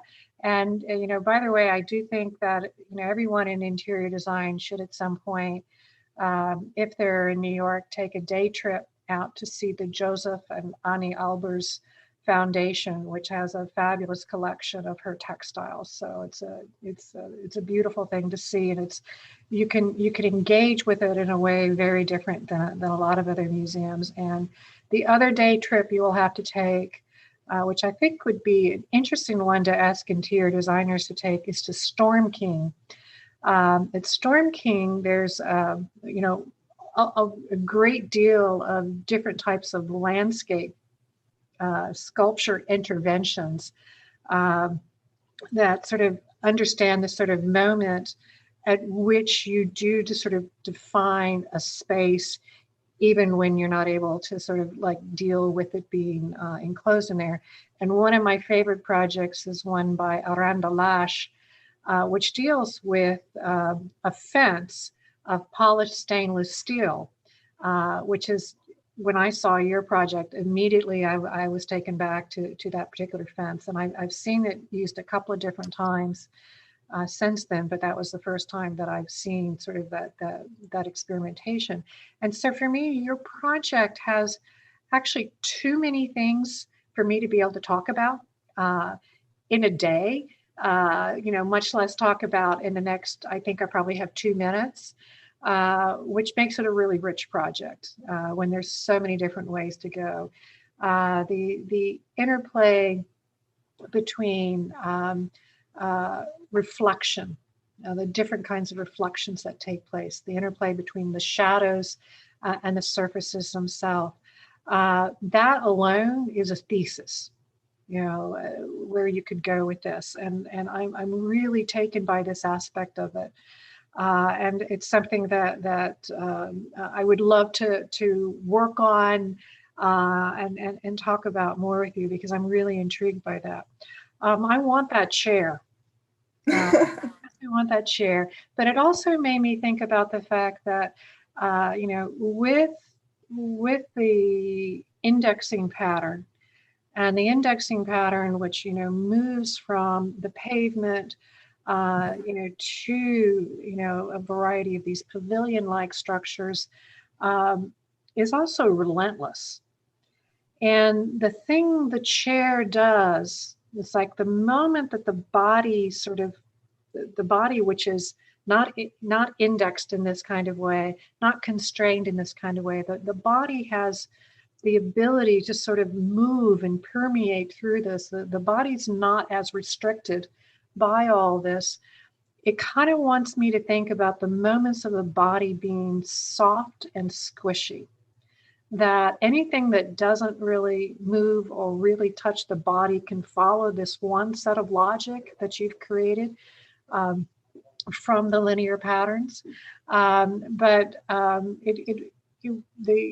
chair made me think that what belongs to the body might be this sort of more giving and forgiving and softer and amorphous sort of form. And I think that this needs those aspects perhaps to be more amorphous as belonging to the body versus those things that belong to the site here, which means the table. So the table's driving me nuts. You know, I want the table to have that same kind of softness and squishiness, because that's part of the body in here. But I just want to say, so many great ideas in here. I agree with Clay, is that I don't see this going away at COVID, because it would be such an amazing space to be in. You use that site very well, you know, understanding what that sort of like one set of sort of angled facades can do as a way of framing this. So lots of sort of really great thoughts in here. But the one that I would be interested in seeing you develop further would be in sort of understanding this sort of motion and of the light throughout the day and the different ways that you're working with that light, because I think that could be it is beautiful, and there's a lot to be mined from MINED from you know, continue to work on that. It could be a life's work on that. So really beautiful. Thank you. It's a great analysis. Thank you, Annie, too. Great work. Yeah, redesign the chairs. I like surfboard construction, but those chairs. Thank you, guys.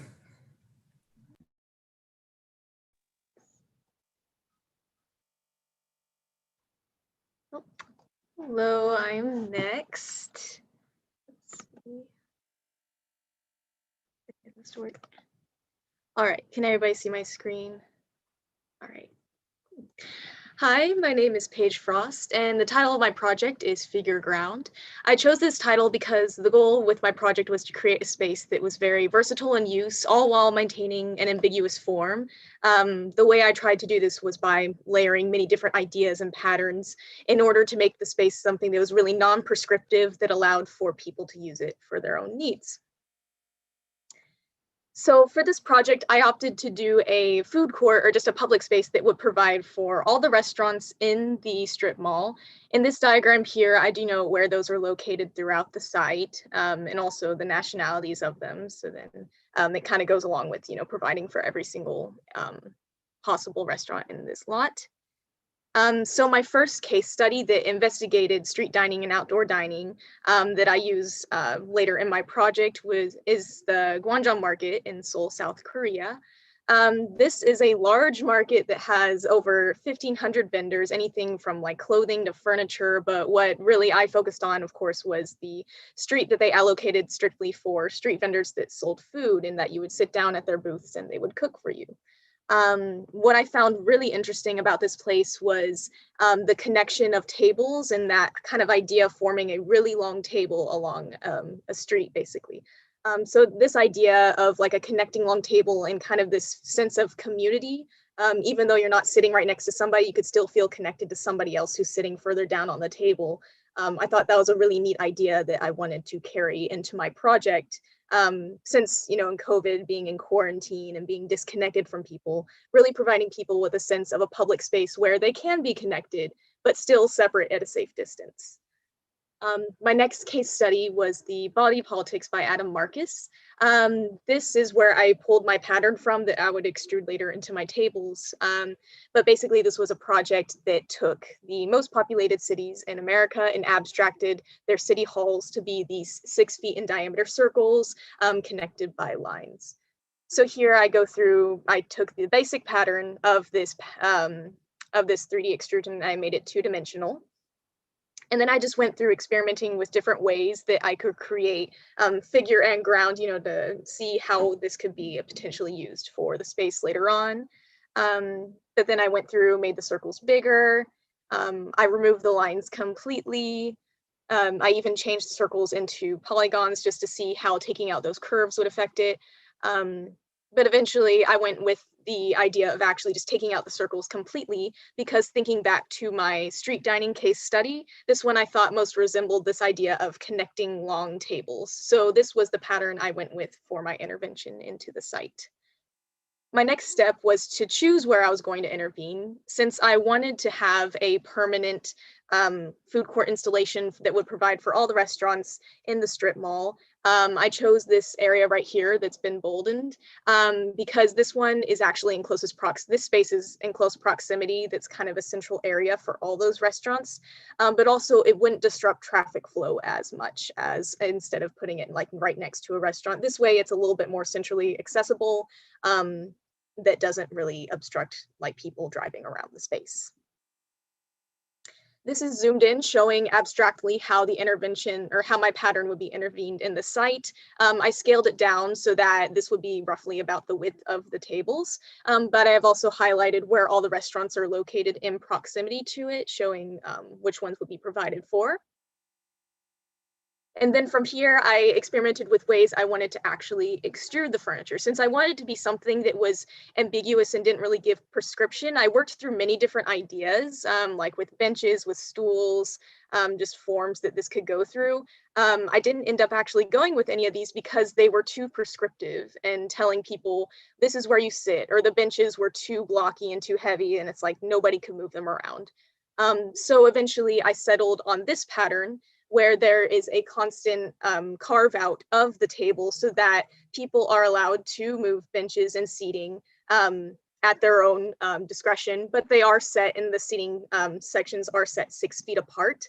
But then this allows people to have a little bit more, there's a little bit more autonomy, letting them choose where they want to sit and where they can place things if there is a bigger party of people and they want to move something somewhere else. So also this is why I chose the design of the stools as well, to be something very simple that didn't take away from the design of the table, but was also easily movable. So then this is my plan showing how I took the pattern and then I set my parties apart, and then how I just implemented this idea throughout the entire intervention. And then I show it extruded in axon. And then there, in here, you can see there's places to allow for circulation that I have flattened, but continued the pattern into the ground. This way, there's that sense of connectivity and throughout the entire intervention, but then there's still room for circulation. My next step, since I wanted to create a space that was really versatile and wasn't just for sitting and dining, was to add these platforms into areas that would allow for people to climb on them. You could even use the tops of the tables as benches because they're high enough for that use. But my idea was also to allow for people to stand, and then also there's wheelchair access. So adding these platforms would allow for people to climb up and just add another function to the space. And then I can show my plan next, where I have actually placed those platforms throughout the site. Each one has its own unique shape and size, and I even added like a central stage platform with the idea in mind that this place could also be used not just for eating and dining, but for things like live music, dance performance, art exhibits, something that all the different cultures in this strip mall can actually take for their own use, and they can implement their own ideas into the space and bring their own like cultural activities to the public. And this shows in Axon how this is extruded out and where everything is placed. My next idea, since I have these extrusions coming from the ground, to make things more ambiguous and blend in with each other, I decided to carve a lotus pattern into the tops of the tables, the tops of the platforms, and even into the ground, as well as the sides of the tables and countertops as well. I chose the lotus pattern because, as many of the restaurants and cafes in the strip mall are of Eastern Asian cultural ties, the lotus flower is a flower that's very important to many of these cultures and religions, and it's seen a lot of the time, especially represented in like lanterns or motifs or patterns. So I created this pattern to carve into the site to give it more of a connection to nature and a connection to that culture. But I blew it up large enough so then it wouldn't be explicitly seen as a lotus, but just a curving natural pattern in the site. So here I show on the site the difference between each of the different elements in plan. And then this is what it would look like in Axon. So then the ground is split up as well as the tops of the platforms and the tables and everything else. My next step was to add shading to this area because it gets lots of sun exposure throughout the day, and especially during the summer. Because there's a lot going on the surface level, I thought it would be best not to build things up, but instead introduce more natural elements because this is a parking lot. So to do that and to remove impervious cover, I opted for planting trees. In this diagram, I denote the certain places. I used my lotus pattern and the cutouts to designate where those places would be to plant trees. The tree species I was considering using was the lacebark elm. It grows really well in Austin, but it actually isn't native to Texas at all. It has ties to China and Japan and Korea, so that was another way to bring that aspect into the site. It has a really nice bark texture and also really beautiful fall color, but it also has very low like disease risk and pests, as well as and other factors that would potentially come about with trees and parking lots, but it also is used a lot whenever they're planting it in medians and then in parking lots. So it's a tree that would be able to grow well in this environment and grow at a fast pace, so then it's not too much solar exposure. This next diagram shows the general coverage of these trees and how much that would shade the site. It looks very ambiguous with everything going on, but this just shows how the site and the intervention would be covered by these trees enough to provide enough shading. This shows everything in conjunction in Axon, just in combination of how everything comes together and kind of blends into one intervention. And then this next axon shows everything in difference of materials. And here I start to designate where there's certain areas on the ground that will be of different materials based off of like functionality, like will people be able to walk here, or kids able to run and play here? Can chairs be set here? So the ground also has differences of materials between where trees are planted and then where people are more able to walk freely. So this shows a abstract material mapping and diagram of everything. For the countertops and the tables in general, I looked up some materials and found an antimicrobial metal finish. I'll talk more about that in the next slide, but then I also have rubber flooring that I plan to use for the platforms and then certain walkable areas in the site. And then translucent plastic for the cutout lotus pattern. And then grass for the rest of the site that isn't being utilized by those other materials. Here I show my first render that showcases these materials. Like I mentioned, for antimicrobial metal, I researched and found this metal finish that isn't actually a solid metal, but can be applied to a material called Verametal. And it is, they come in many different colors, but I really liked this tone that was a little bit more earthy, but they're antimicrobial, which I thought was one of the more important factors, especially since this is a large food court intervention that wouldn't just provide for one restaurant. So hopefully somebody would come in and clean, but then this way it is antimicrobial, so it's better for defense in times of COVID. And just in general, since this will be a place for like eating, but then other recreational activities as well. And then for the translucent plastic, I chose Chroma XT by 3form. I really like this material because it's good for exteriors, but also transmitting a soft light, because as I'll show later, I wanted to implement a artificial lighting plan that utilized the lotus cutout pattern to create a soft glow and nice ambiance. Verametal, I wanted to use a different Verametal, more of a shinier component for underneath the tables to kind of reflect back the lines that have been cut into the ground. That way it's a continuous line and the lines just continue to flow throughout the site and it isn't a definite end. Grass for the trees, and then rubber flooring for the areas where the stools will be set for people to walk in for platforms. This is a render that just shows how the space can be occupied.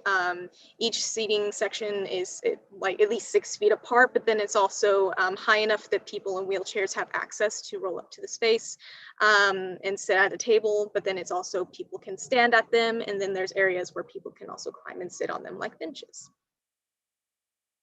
This shows dining dimensions in plan and how each seating section is at least 6 feet apart.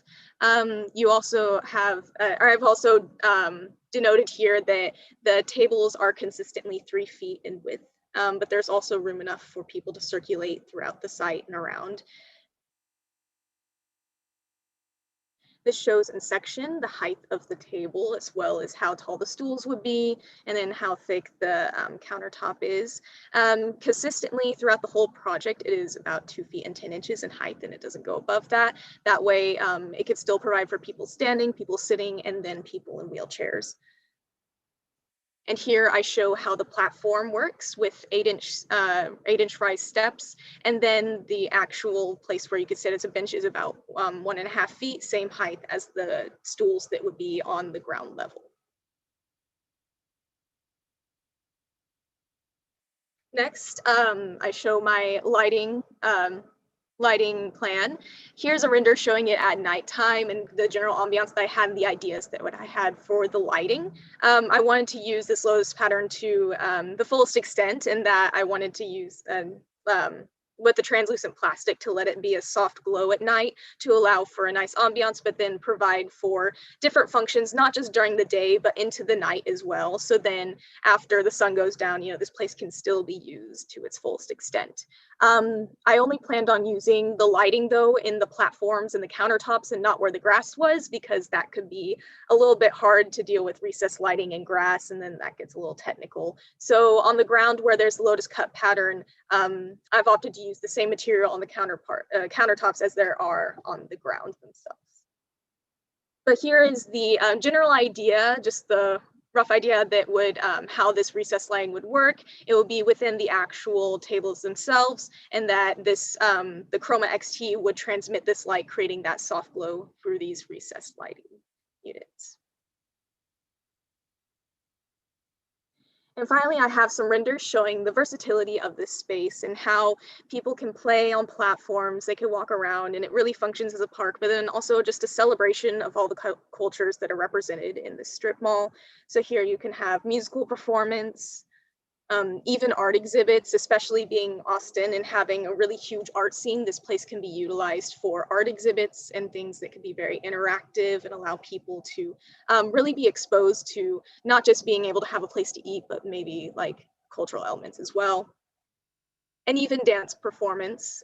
Since there are many different stages and many different sizes, this could also present many different opportunities for people to really express artistic freedom and creativity in this space, but then allow it to be something that's very celebratory of different ideas and cultures. And that is my presentation, and I look forward to hearing your critiques.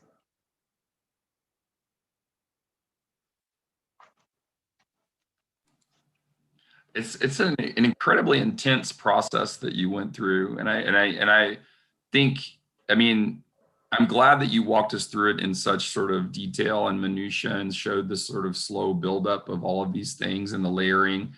And I think as we get to the finish, it shows flashes of true, really like unique and very special kinds of spatial and programmatic kinds of outcomes. I think it needs still a bit, maybe another pass of that entire process to calibrate each one of these things a bit more. Especially for me, the lotus pattern, which I actually love, and I love what you did with it. I feel like it's just more for me, like it's a scaling problem. Like the thickness of the line is way too thick for me, or the materiality of it is way too different. But I mean, again, that's maybe a subjective critique, but I think you could look at that, right? And understand how you could sort of tune it, that pattern as it goes through, rather than it being sort of a consistent application of the same as it runs throughout. But I do like that it becomes lighting. I think you've really gone through a pretty interesting process. And this is one where we really don't at all see the sort of provenance of the original project in the outcome. And I think that's completely fine, especially in this case when it's, not such a special historic kind of project to reference. But I appreciate the process, and I really do think that the outcomes are showing some pretty, fantastic kind of spatial possibilities for this particular project. So nice work. Thank you. Yeah, if given more time, I would have loved to like kind of fix those lines in places, because there's certain moments where I felt like they could have been like thinner, or like there could have been more variation. But yeah, given the time, I would definitely, that's something. Yeah, it's an easy test. You test it with only one side of the line work on, and not the other one. Also, I think you could do the same thing with the table. Table thickness doesn't have to, or the table width doesn't have to be uniform throughout. Yes, yeah, that too. You're using changes in orientation to get some of those moments, but I think it could also get wider or narrower in other spots. Yeah, super amazing project, and I echo the similar comments as Clay. I think the table depth was something I wrote down, and thinking about would it be different with different cuisines. You were so specific about all the multiplicity of foods that exist at this place, right? And are there different ways of using this bar that you've created, right? I'm curious about the dead ends potentially in the project, where in a good way, like, so where the table terminates, like the end where you can potentially sit around it, as opposed to, like, does that become different? Does that relate somehow to the lotus that you've set up, or is it completely separate? And so I think, thinking through that the next pass would be to really work out what it takes to kind of navigate the space. And do you create any kind of bottlenecks potentially in the middle, where everybody's like trying to keep distance while being on other sides of tables? But it's kind of an interesting like problem to have. It would be amazing to, if you went through this process and told the food court owners that the capacity of your food court has increased by like 400% or some crazy thing, because this is an incredibly long table space. And I think that thinking through the kind of heights, I loved the stepped platform on one side. It created a kind of drop on the other side. It became a seat at one point. I love that. Whether there would be kind of a standing grab and go food type situation versus a sit down situation. And yeah, I think the lighting as well. So you've created this like lush canopy of trees, but then most of the lighting in the evenings when you're dining outdoors, you have these like LEDs shining up at you as you eat, right? And so I almost imagine, like, if you calibrated the line weight of that, maybe it was an etching of the lotus into the table as opposed to a strip, and then the lighting would come from the trees or something. Yeah, that's something else to consider, because I thought about like ways I could incorporate lighting without like stringing lights between trees, because I wanted the focus to be more on the ground plane. But then it gets like nice uplighting on the trees. But yeah, there's also the fact that it's like you're eating and you don't want lights blaring in your face and then you can't see anything.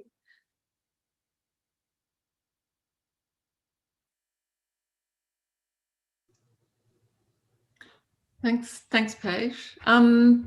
Yeah, again, like really very interesting project. And I think, with the other two as well, just moving through, and then I think it's really when coming into the renders and things that it's really starts to see the project come alive for me. And in some ways, it's sort of, I was thinking it's kind of interesting. What happens if everybody started at the beginning with where they ended up, and then sort of worked back rather than taking us through the full process, because it's sort of, understanding the process rather than sort of where one ends up. And, I just really appreciated where we did end up in the conversation around, very considered selection of materials and how they'd work. And I mean, the project really came alive through that for me. I also just appreciated how, the research that you did at the beginning with the South Korean market, and, it's funny stimulus for sort of ways of how outdoor sort of hospitality might happen and what are the nuances of that.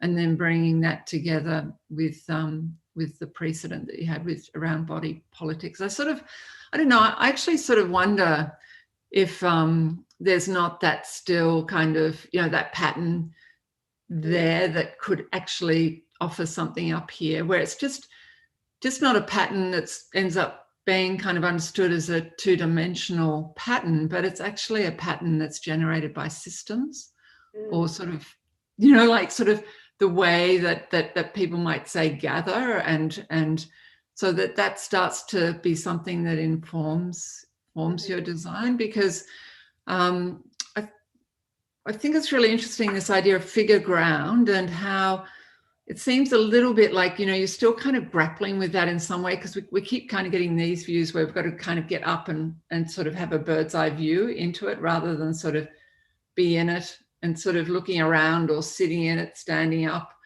that gives a very different kind of relation to actually what's happening in terms of figure ground and what can be seen and not seen. Whereas often this elevation up, it's kind of, I think it's a little bit, because sometimes it's almost like you've created a maze, and I'm still sort of trying to grapple whether it's just one long continuous table as you've shown in certain parts, or at other times it's more maze-like, where there's just a whole series of continuous interweaving planes that can be used in various different ways. And either's really very interesting, but they sort of raise different kinds of considerations, and especially in relationship to your intention around it being non-prescriptive. And so how people can enter into this sort of field of different planes, and how they start to populate that and gather around that, coming a bit back to this idea of the sort of patterns. So and I think that the lighting and the way, picking up on what Clay said about how this could continue to be further pushed and developed, and the lotus pattern, I think this could be something that helps articulate people's relation to this kind of maze-like space, and allow it still to be non-prescriptive, but something that kind of helps them sort of get a sense of where they are and how they might organize their way themselves through it. So it's just not overwhelming. And I guess I was just thinking of also, there's a famous project by the sculptor Richard Serra, called Tilted Arc, and it was this big tilted arc that was put through in a square, and people totally objected because they had to walk all the way around it. They couldn't just walk straight through. And I don't know, there's just a little bit that comes up here with this project. It's like, damn, I've sort of walked in this, I've got to walk all the way through and out again the other end before I can go around the whole court. And so it's just, I think it's such an interesting idea that, it just offers up sort of further nuance and further refinement, I think, in some of these ideas. And certainly this kind of lighting and the lotus pattern could assist with that. And I suppose also acknowledging, if you're not being prescriptive, then all the things that it could be used for. Like, so I don't know, like just in Melbourne, that would be skateboarding, like it's just, and moving into the materials and things, you can sort of see how you're starting to think, well, no, that probably wouldn't work, but so I think there's just things that are there, and also your choice of materials, and like sort of it, just the surfaces, because so people don't get paranoid if somebody's walking around all the top of them, but yet they're being invited to sit down and eat off it. Those I think, those sorts of questions and refinements are really, really great. Thank you. Thanks. Thank you. Yeah, I don't quite see this as figure ground. I see this as figure. And I actually think about the lotus, I think in a different way. I don't think it's about tuning. I think it's about timing and temporality on this. That, for everything to sort of manifest at once, it becomes noisy. But I could really see that as it became dark in the evening, and where a lot of the you think about all of the elements that began to sort of disappear in the dark. We stop having the ability to identify, a wide range of colors. So our color understanding becomes more flattened. Surfaces become more flattened for us. We won't have the dappled light and the texture of the vegetation anymore. That would be when this lotus could start to really emerge, and then it becomes the figure.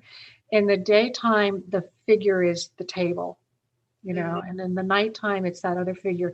And sort of thinking about this duality of what this place is and what it represents. So I think the potential is there. I don't think it all has to be there at once. And the real opportunity would be thinking through, when do you want to foreground something? When do you want to background something? And the beauty of this is when they could switch on that. There's two other quotidian precedents that I would think about for this, along with the Korean market. One is the German beer garden, particularly some of the gigantic ones that are in Bavaria. And the other one is a bar. Because I was really intrigued as I was looking at this, is that there is a sightedness to this. That this is not sort of the conventional way that you would sit at a table, that there's actually a sidedness to it. And you even represented it as a sidedness, that people would be sitting on one side and somebody would be playing or doing something on the other side. I think that's really an intriguing idea. It makes me not be so bothered about the fact that if I wanted to sit across from somebody, we'd have to plan our entry into this very, very strategically, so that we would end up anywhere near each other on opposite sides of the table. But if we really think about it as having sort of like a sidedness to it, we really do begin to sort of, reconsider what the other spaces are. What's the space of circulation, to the table? What's the space of sort of like actually engagement? And the reason why I also like the German beer garden is because it is one of the great open collective public spaces in the world. And it also uses this sort of carefully planted mesh of chestnut trees. And they use chestnut trees in particular because the beer is actually below it, in the ground below it. It has to do with the way that they spread and create a canopy. So, it's a wonderful precedent to think about, particularly from the standpoint, it is meant to be the place where the public is together. So you've created this sort of version of that, but you've added in sort of like these other aspects into it that for one thing, sort of like change it over the course of the day, and for another, sort of like welcome other kinds of engagement within the space. So it's bringing back some very fond memories involving beer gardens for me. And the idea of sort of like being able to fold a spectacle, the idea of viewing and spectacle into this is kind of a very rich idea that's underneath a lot of this, that we don't think about these outdoor dining spaces of being able to integrate directly into the center of them, the possibility to sort of see and be seen. So it hits all of these different marks. Thank you. Yeah, that's a wonderful comment to end with, no? And that brings up also dimensions that you hadn't really thought about necessarily, but that come up at the end also. So that's really great. I love the quotidian reference. I mean, because I think at the end, I mean, I have to think because just my brain's firing from the comments, but like, because I think at a basic level, it's just about horizontal surfaces and how the horizontal surface is read as this, that, or the other thing based on these relationships, based on what's based on its relative height next to something else. I mean, it's very, very basic in that way, in the best possible way. And so, like, I think those are things that you should really think about as well. Thank you. Thank you, Paige. And now the last project of this session, Ashley, I think. Yes, hi, I will be presenting next. Let me share my screen.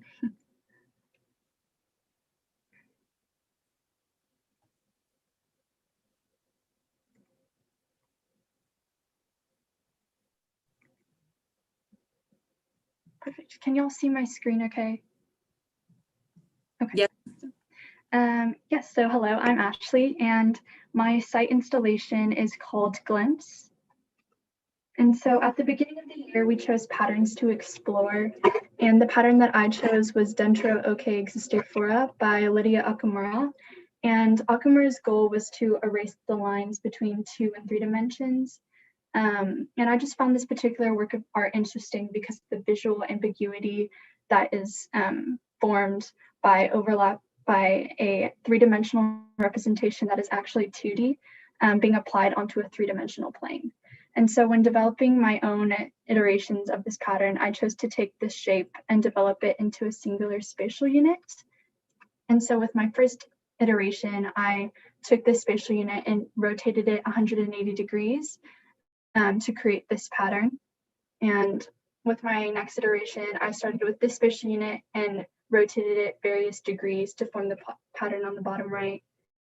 And ultimately, I decided to further develop this iteration where the spatial unit was rotated 90 degrees to form this pattern. Ultimately, this pattern was developed to form Glimpse, an outdoor dining experience for the customers of Sazon Ramen, which serves Japanese Paitan ramen, and Steamies, which serves Hong Kong style dumplings. And I know many of us before COVID, sorry, it's freezing a little bit. Okay, perfect. Many of us before COVID, I feel like took dining for granted, but with COVID, I feel like we've come to miss gathering together and just sharing a meal at a restaurant. And so the hope of Glimpse is that it will provide a safe space that offers like a glimpse of normalcy where we can share a meal outside of a restaurant and kind of, have that sense of, oh, this is a little bit normal. And so the spatial units of the pattern allow for around 6 feet between table parties, which allows for them to be spread out and socially distanced from one another. And so this section is cut through my intervention as well as one of the restaurant Steamies, just to show the relationship between one of the actual restaurants as well as my intervention. And this section is taken across my entire intervention to show the relationship between all the different units. And as you can see in this axon, like while the tables are spread out from one another, they are visible to each other. And so I feel like neighbor parties can see one another. And with that, Glimpse hopes to create a moment of connection between visitors by allowing them to take a glimpse at other parties and kind of feel like a part of a greater community. And so with these glimpses of connection, Glimpse hopes to encourage people that, you know, we're all in this together, like we're all experiencing this time together, and that hopefully one day we can actually physically be with each other as a community and gather together. And Glimpse offers also a glimpse at Japanese and Chinese dining cultures. And so in Japan, chabudai tables and just floor seating are very rooted in their culture and are still very prevalent today. So I designed this chabudai style table on the left-hand side for the customers of Salzan Ramen. And on the right-hand side, I designed a communal family style dining table because in China, that's also very prevalent. The idea of like this lazy Susan and kind of sharing like a meal, actually like getting large dishes for the party to share with one another. And so also I included ADA accessible dining units so that it is accessible for everyone and that everybody can experience this traditional Chinese and Japanese style dining.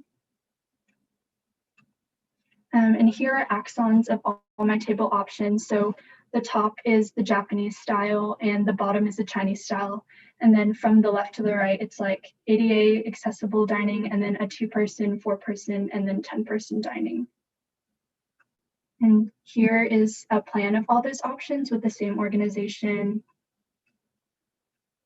And each dining unit is lit at night with wall wash LED lighting that kind of, wash the both shading structures.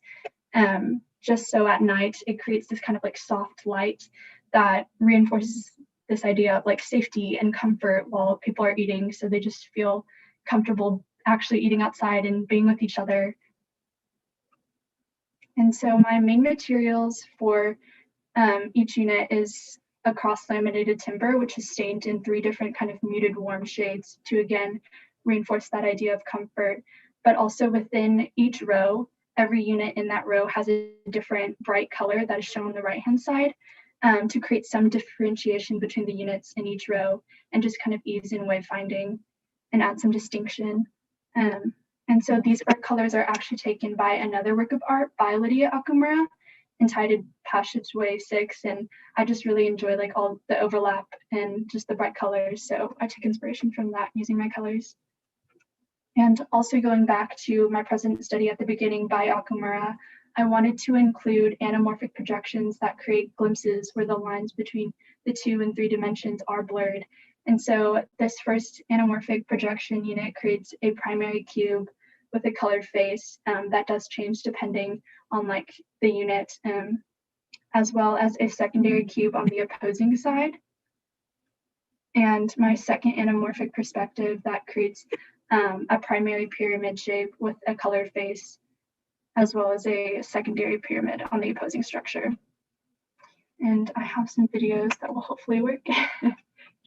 And so with this, like you can see that like the anamorphic projections can only be seen in a glimpse. And let's go to the next one. And different, okay, yes. And so my hope is that like these small moments where everything kind of comes into focus prompts people to like further explore the space and like wonder, and hopefully that will serve as a reminder for people to slow down and really like find those small moments in life to cherish and really just, kind of encourage them to explore. And so here are some snapshots of what an experience might look like. This is like a snapshot of like the Japanese ADA seating, but also just like that family just kind of walking through and being able to just experience a space and have fun navigating and walking around.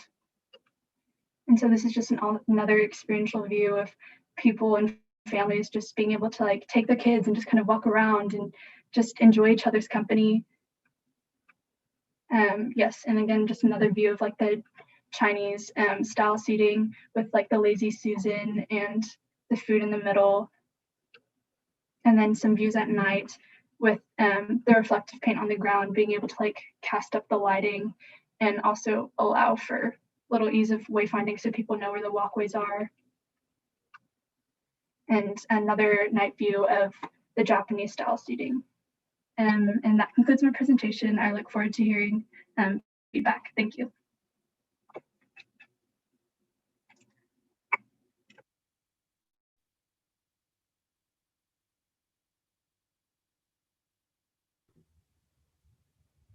Okay, I'll begin. Thank you very much, Ashley. And it's very nice to sort of conclude the presentation just with this view, because I think it sort of really does express and capture, you know, what you're talking about in terms of glimpse and the views through, and yeah, you know, I really sort of appreciated how you brought back in the anamorphic kind of viewing through, and how that in itself also became expressive of your concept of glimpse, and just it really introduced this sense of sort of the movement through the space and how that would start to really activate this glimpsing, you know, like both of sort of people through and what they're doing, but also how it really activates these various different kinds of pods, I guess. And I started to think, you know, it'd be really interesting just to see what a glimpse plan might look like, you know, like sort of where you're really thinking quite strategically how to activate this, you know, and it would, yeah, where exactly to put these pods, and that would be really nice. And I think also just seeing that from various different positions, both sort of from the seated position, you know, the standing position and so on. And yeah, it's funny because I think with your precedent and how you've sort of taken it through now, I've been thinking, well, if I was probably engaging and using these spaces, I'd be thinking quite possibly that the reference is to Japanese culture, because there's something quite strong with a sense of the origami here, you know, like the folded and unfolded forms, and that might be then a reading that I would then start to bring to this in terms of sort of the reason or the concept for the generation of the actual design. And I'm sort of really keen to kind of get more of a sense and a quality of what the material aspects are. Because again, sort of, you know, like with Japanese places like this, like tea houses and so on, I mean, it's really sensorial. It's, you know, it's kind of the smell and of the materials and the touch, and so it really invites that kind of consideration and thinking through what it would be like to be in these places. And yeah, I think it's very convincing that the glimpses and the views through, and it does sort of set up a sense of like how this would be, you know, quite a lovely place to be in, because. And it sort of counteracts this other sort of feeling that I have. It sort of feels like a lot of these pods, you know, they feel quite heavy, and, you know, like sort of that they're kind of in this, you know, I'm still trying to imagine exactly what the site's like, but, you know, and what it's surrounded like, because a lot of the projects, you know, sort of have this kind of sense of open sky and things around. But I'm just wondering if in fact there's lots and lots of kind of buildings and that sit around this. But yeah, so there's kind of this heaviness a little bit with some of the pods that I think could sort of be further worked through, and just have this perhaps this kind of lightness, like almost like this folded origami kind of quality of sort of almost a paper-like, because, you know, when you're sitting in some Japanese restaurants and just the wonderful screens and things like that, and how they've got this, you know, it really sort of contributes to the ambience through that. Yeah, but I think it's just really this idea of being able to glimpse through without actually sort of being confronted directly with people, and just to see it being populated in this way is really, really a sort of charming idea and proposition, and how then the anamorphic color starts to play out, I think, and how you can just get, you know, from one perspective, it will sort of realize itself, but then the rest of the time it's glimpses is a really great idea. Thank you so much. Thank you.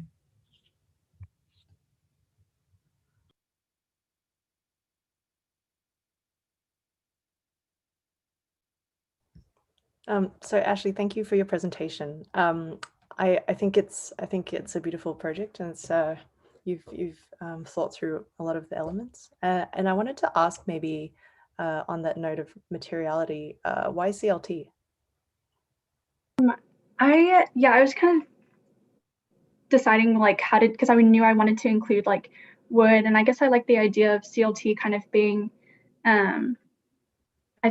I guess a smooth surface, in the way that like it's like form is that it's like more of a solid material in a sense because of the lamination. And so I guess I was thinking originally of like maybe a decking, but I didn't want like those kind of gaps that kind of come with deckings or those grooves. And I just liked how, because of like the structural nature of CLT, that it is just kind of like one solid piece in a sense, if that makes sense.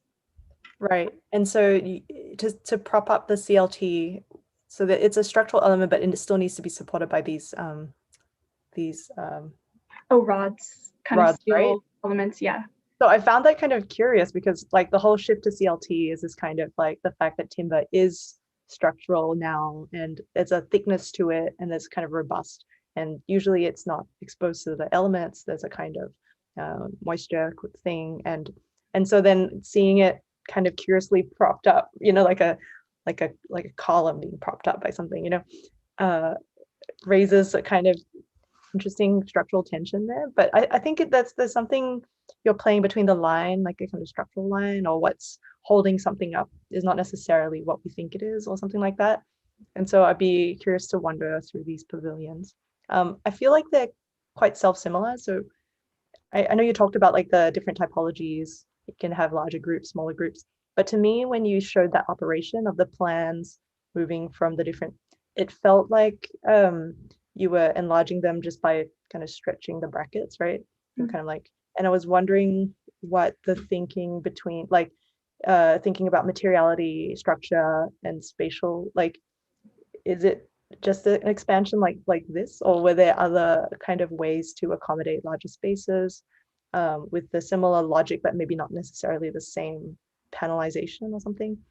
I think there's also something really nice about seeing these projects in the round. So, you even talked about the Lazy Susan, the food you see in the round, and in this way you kind of approach your, like, there are multiple entries to any one pavilion, and you probably like kind of do a meander and get different glimpses, and I think that's really, really nice. I think I almost felt the start was a bit hesitant because the translation from the precedent direct into the form or the plan was too immediate, and started to array and tessellate them on the site, and I was wondering what that was going to be. And so I still feel like maybe in those earlier diagrams to the more sophisticated project here, and in this image I'm completely sold, right? So between there, I think there's maybe going back to the kind of early diagrams to work out how to slow down that translation and thought process. And if you did that, would the final outcome be much different, and maybe just one more thing. I love the overlap. I love the artwork that you showed with the overlapping patterns. To me, the overlaps here seem kind of still maybe just perfunctory, just kind of, there's nothing happening between the two roofs, right? Like light or any, like, why the two roofs that overlap? What's happening in the overlap? Oh, yes. I guess I didn't want them to, I guess, just like in case of rain, like the overlap kind of prevents that. I feel like originally I had them kind of touching and like having that kind of crease, but then I was like, oh, but like, I guess with rain, like there might just be this moment where the rain just comes through the middle. And so it felt like, I don't know, with like weather and stuff like that might help. And I also did just kind of like that kind of interaction of them overlapping with one another. And I just think it created like another opportunity with like the artwork and like the way those aligned to have the anamorphic projection be on like both of the surfaces. And because I think originally when I had it without the overlap, I guess the image that I had, it was mostly just shown majority on like the main, like, I guess, back shading structure. So there wasn't a lot of art on that front shading structure, if that makes sense. So I just kind of liked the culmination of the overlap. Yeah, great. Thank you so much for your feedback. Yeah, I had some of the same questions about, the choice of material, because there's a part of me that wants these to be modular, modular, lightweight, easy to construct, easy to move, which is going to be the opposite of CLT. On the other hand, what CLT does for you is actually provide an incredible amount of stability and resistance to what we know we have in Austin, which is high wind loads. So there's also a rationale for it, and sort of being really committed to sort of one attitude or another. It's either committed to the fact that it's a temporary installation that reads as permanent, or it's a temporary installation that reads as ephemeral, that it could disappear tomorrow. And you've chosen for the former, and that I'm probably am not as much a fan of the oddly placed struts on this, because I feel like it might be part of your patterning, but I think that the structure itself, wants to read as the unit, as the thing, as the thing that has a certain weight and it manages itself. And the addition of the struts actually makes it seem like it's unstable without them. So, also having that kind of attitude that it carries all the way through with what you manifest here. I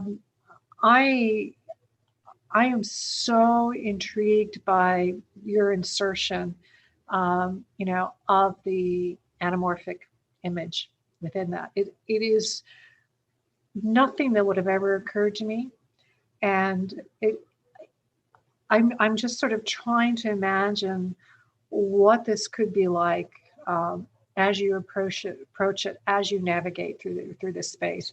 Because you showed an image that kind of blew my mind a ways back, where it was sort of stepping from outside and looking at the mass of these things. I mean, really from outside, and looking at this landscape of this, incredible number of things in there that brought to me in mind thinking about like the Grand Plaza in Marrakesh, where it's the souks come out from their interior space and they actually move into an exterior space. So suddenly this felt like you took a shopping area, which is more of a food thing, with its shops, and then suddenly shops, like a food court, but more like what you might see, perhaps in not only in markets throughout the world, but the farmers market.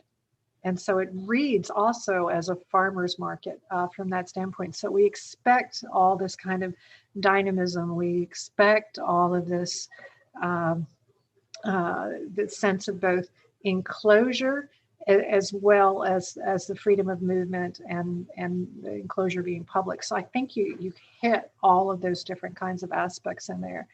But I do have to say the part that I will leave this with is actually thinking about, these beautiful folded structures, and then these very thoughtful placement, strategic insertions of these anamorphic images in there. So I think your name Glimpse is really well chosen on this. Thank you so much. Yeah, a really great project. And I can't really build too much on what everybody has said, because I think they've covered it pretty well. But I do think that, one thing that really struck me about it was that out of all of the ones that we've seen, and they've been great projects, this one probably feels the most urban and urbanizing, right, in terms of density. And you are getting this sort of sense of a public interior being created, not only within the units themselves, but between the units.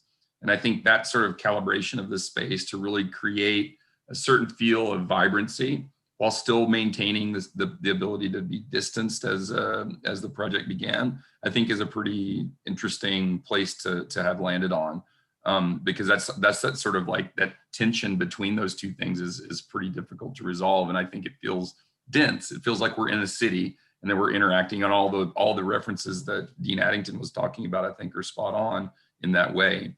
I would say that relative to the units themselves, you could start to use the overlaps and the layering a bit more to help you structurally, so that perhaps you could reduce some of those extraneous pieces of structure that you're starting to add.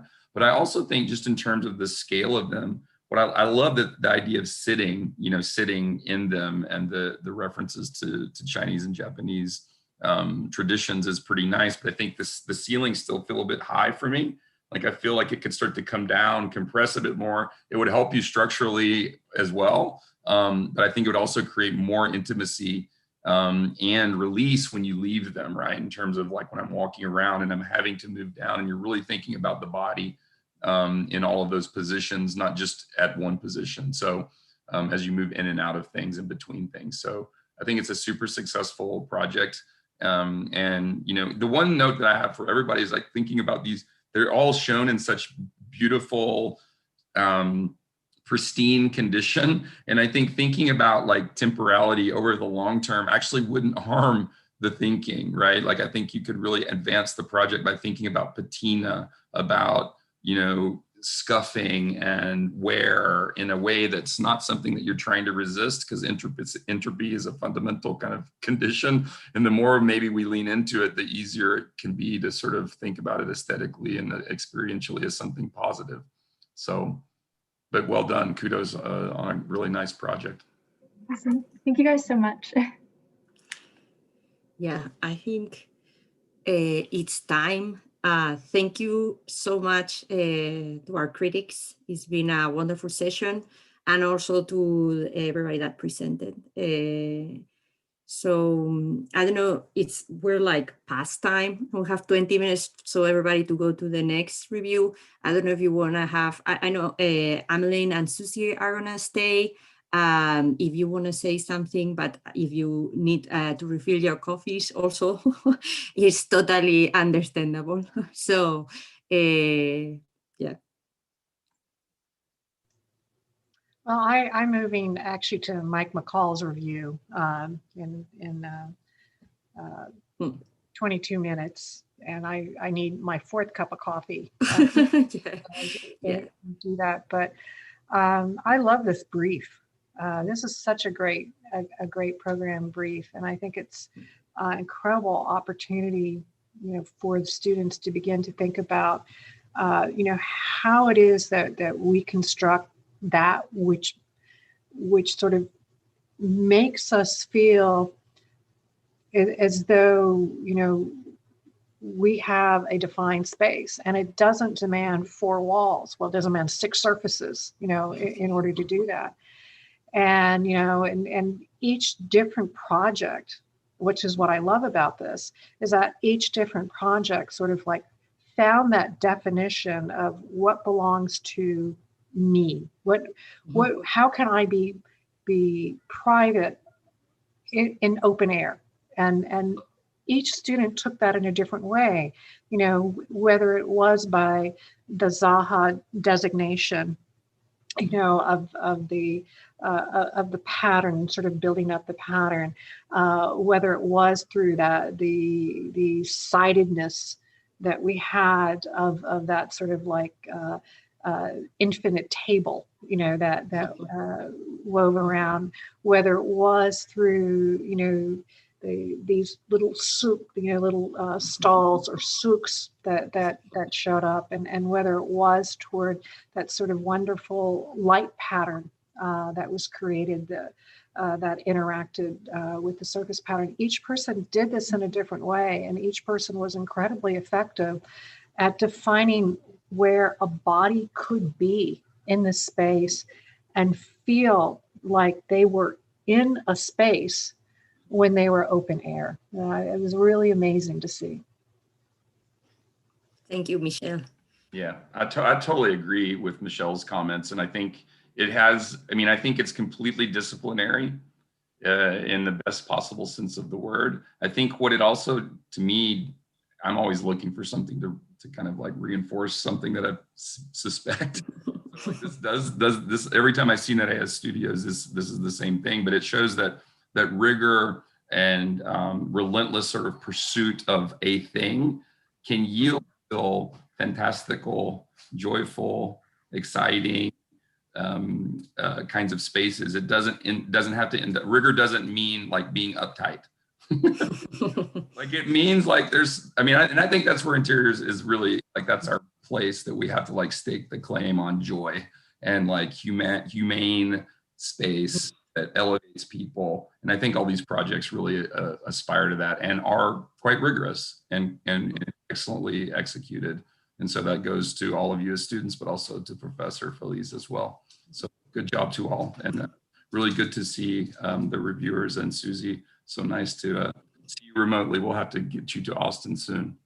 I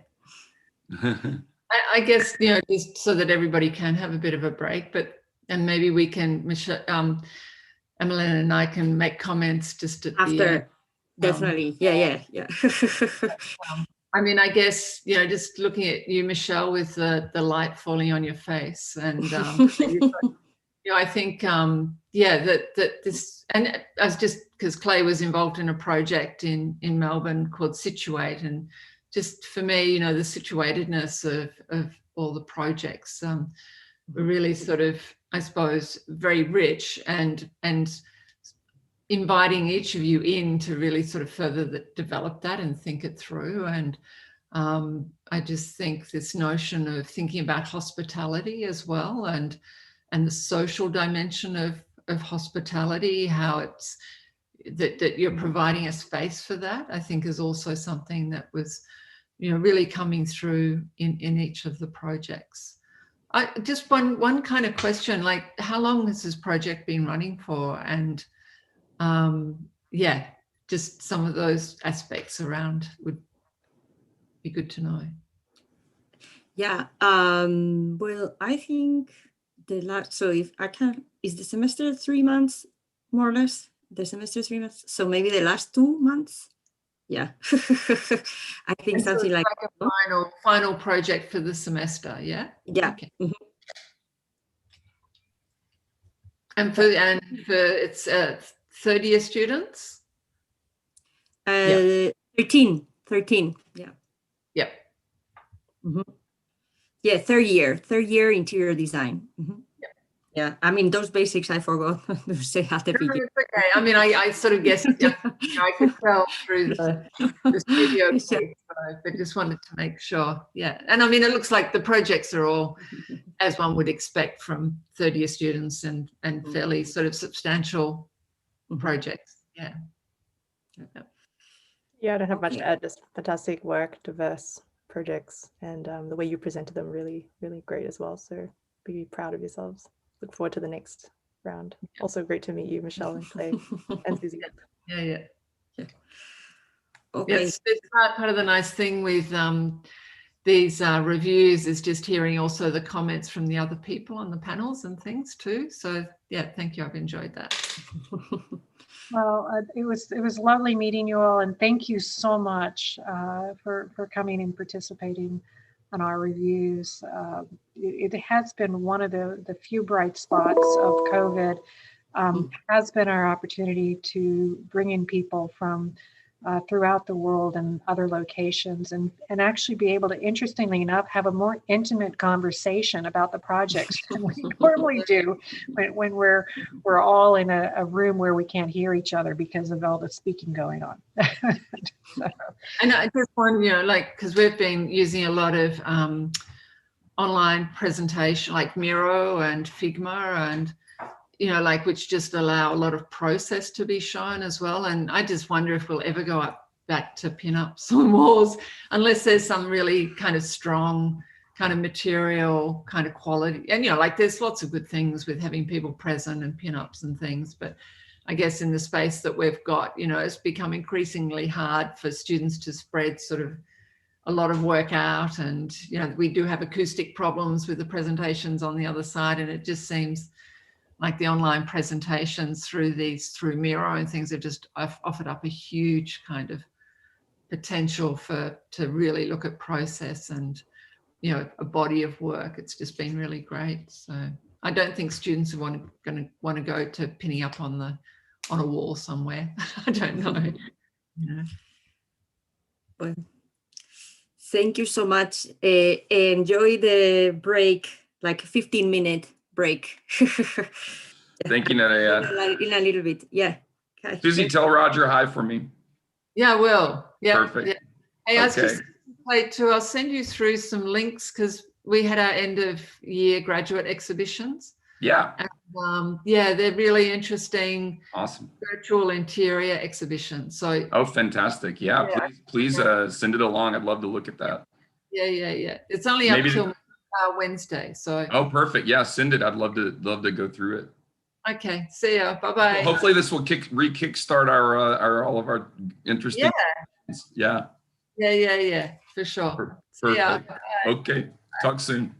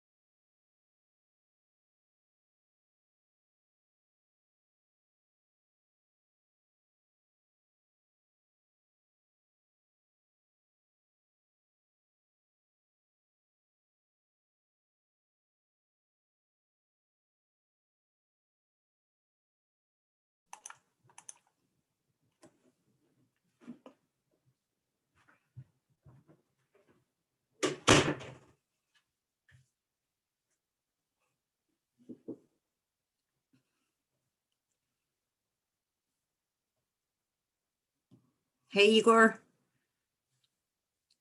Thank you for joining us. Hi, Nerea. Thank you for having me. Yeah. One last session, huh? One last session. Good. I might. When do we get started? Are people taking a break? We should be starting now. Okay. Is everybody else here? Okay. That sounds good.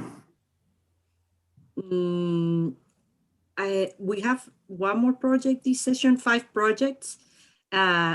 So I want to ask the students to, because we keep like, we never get to see the 5th project. So to try to narrow a little bit the presentations without leaving anything important, but and we're gonna go straight to that. We did already a site intro, but you already know the site, Igor. I know the site. Yeah, I know the and project. our reviewers were already in the first half. So I don't know if you know them already, Igor, or Igor is the director of our program, or the interior design program here at UT, and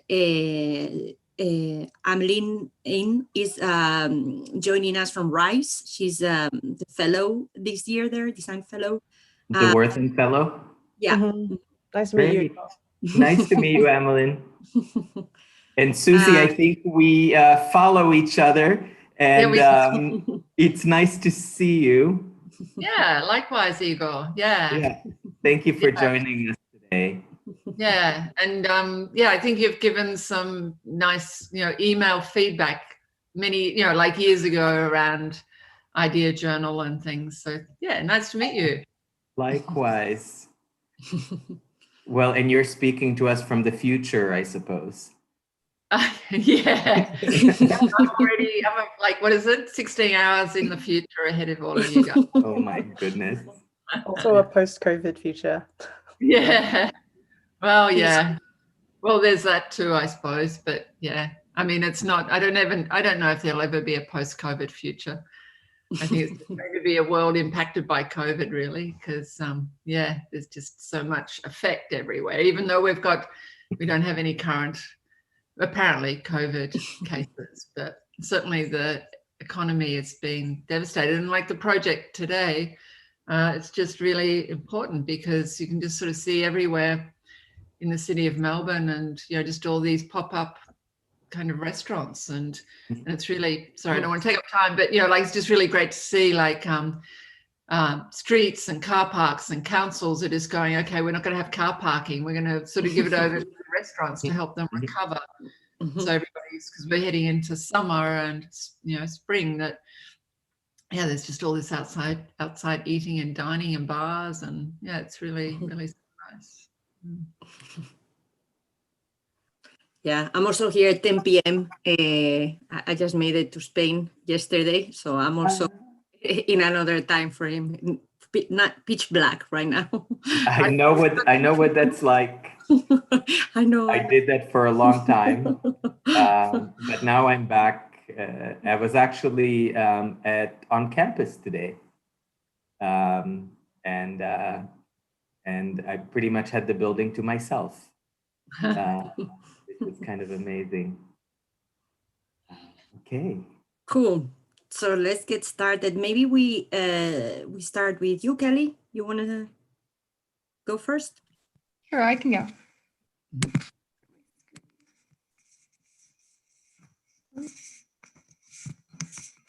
Sure. There's a link in the chat. I can put it again for the PDFs if you want to have a look. Yeah. Okay. Hi, I'm Kelly Wagner, and my project is titled Greenscape on the Crescent, as it is an alternative dining experience that provides formal and informal interactive dining areas that simultaneously bring much needed greenery and landscaping to the heat island that is the Crescent Strip Mall. And when we first began this project, we started by picking a case study to explore and help us develop the site of the Crescent Strip Mall. With various restaurants and cultures represented in the shopping center, I wanted to create a place where all could convene and enjoy the food and atmosphere in a relaxing and COVID-safe environment. The precedent I chose to study was the central atrium of Moscow's Dominion Building by Zaha Hadid Architects. I was drawn to the irregular pattern and felt it could be used to create past and occupiable spaces that could translate well at this parking lot. And I went through various iterations as I worked through many options of how to manipulate it, and ultimately decided on this third iteration as it provided the most practical and usable spaces while still maintaining the integrity of the original pattern. And as seen here in this axon, my main two reasons for manipulating the pattern were to adjust the design in order to integrate it into the site, and to also create 3D barriers that would allow for private and socially distanced dining. And placing this pattern on the site, I wanted to integrate the existing conditions like landscaping into my design that already were on the site. So I continued to manipulate the pattern to include trees and green spaces that people could enjoy. I also wanted to create a space where all felt welcome and comfortable, a place that could unite the community in a time that people feel so isolated, which is why I designed this to be a food court that served all of the restaurants as well as the grocery store here. This location on the site right here allows for easy access to the majority of the restaurants and shops as seen highlighted in the gray portion, and it caused the least amount of disruption to traffic flow. And I did not want this space to be a conventional food court though. By providing grassy areas and interactive elements, I was able to create a more flexible and inviting space. I felt this would draw in people, whether it was kids playing here while their parents shop in the grocery store, or people bringing food from the grocery store or restaurants to eat and enjoy. And this in turn would create a non-conventional food court, as it would not be full of empty tables, but rather a place where people of all ages can come and enjoy it any time of day, whether they were participating in any kind of activity. And so here, as you can see in this floor plan, the pattern allows for spaces for tables to be placed privately and secluded, but also not completely isolated. It meets COVID guidelines, but doesn't make people feel like they're completely alone in the space. I incorporated many green spaces also throughout, as you can see here, in order to create dining locations and make it feel almost like a park space where all forms of activities could occur when people aren't eating. And then it would also help with air quality and temperature control on the site. And then here, I have 3 spatial diagrams that kind of depict how spaced out the spaces are, so people feel secure and there's easy access to flow around, also with ADA compliance. So this diagram, as well as these two, kind of depict those different areas. And then here in this exploded axon, I pulled apart the various dining areas so you can see where they all were located throughout the intervention.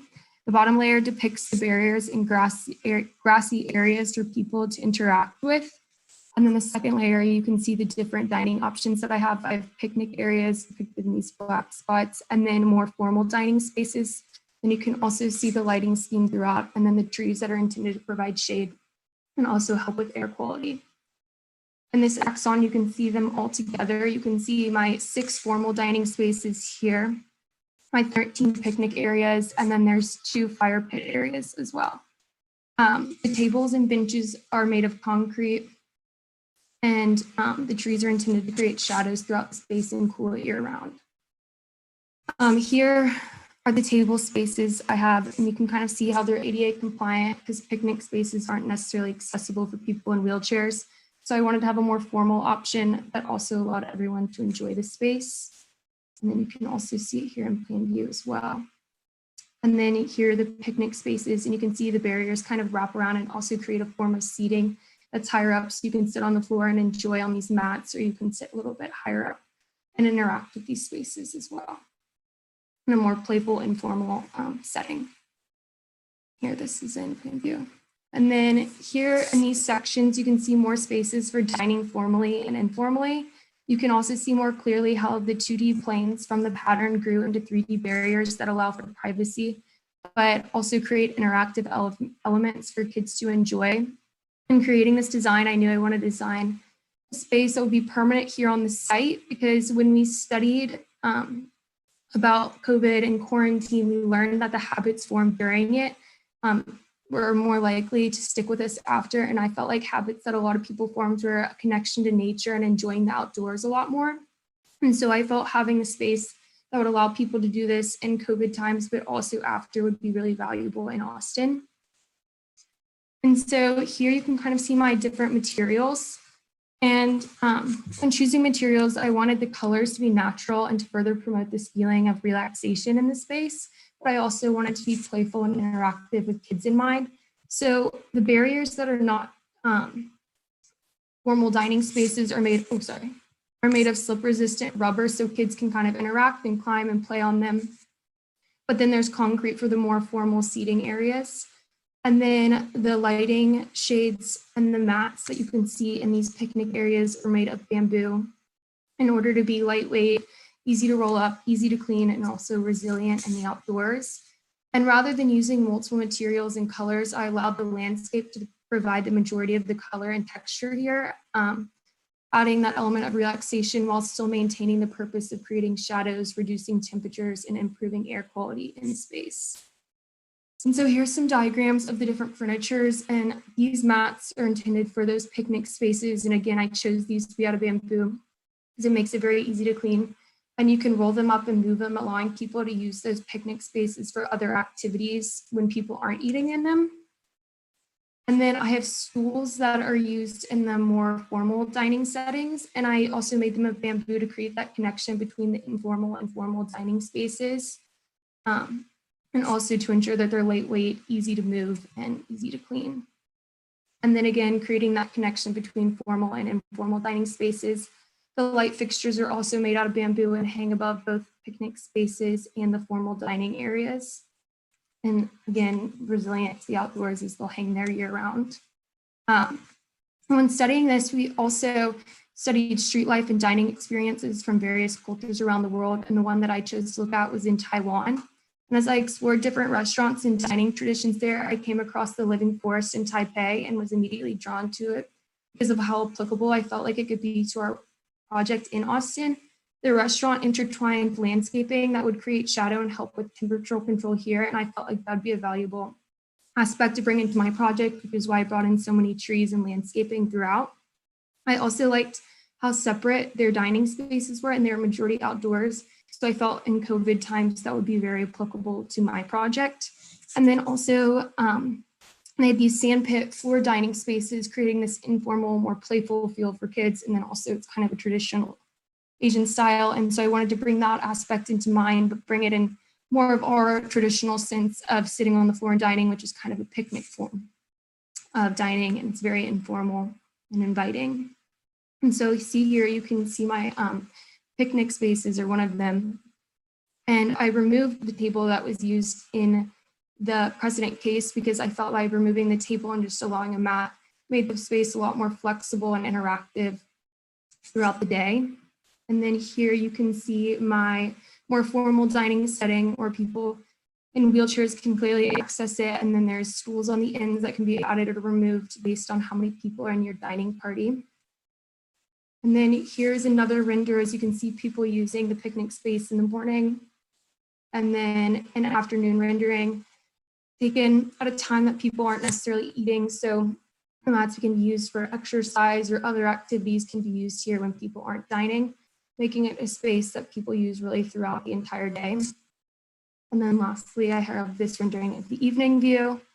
And then you can kind of see here people experiencing those picnic areas as well as those more formal dining spaces here.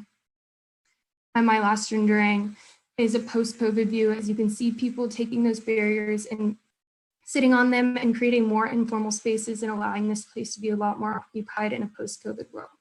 So this concludes my presentation, and I would love to hear any feedback or answer any questions that you'll have about my project.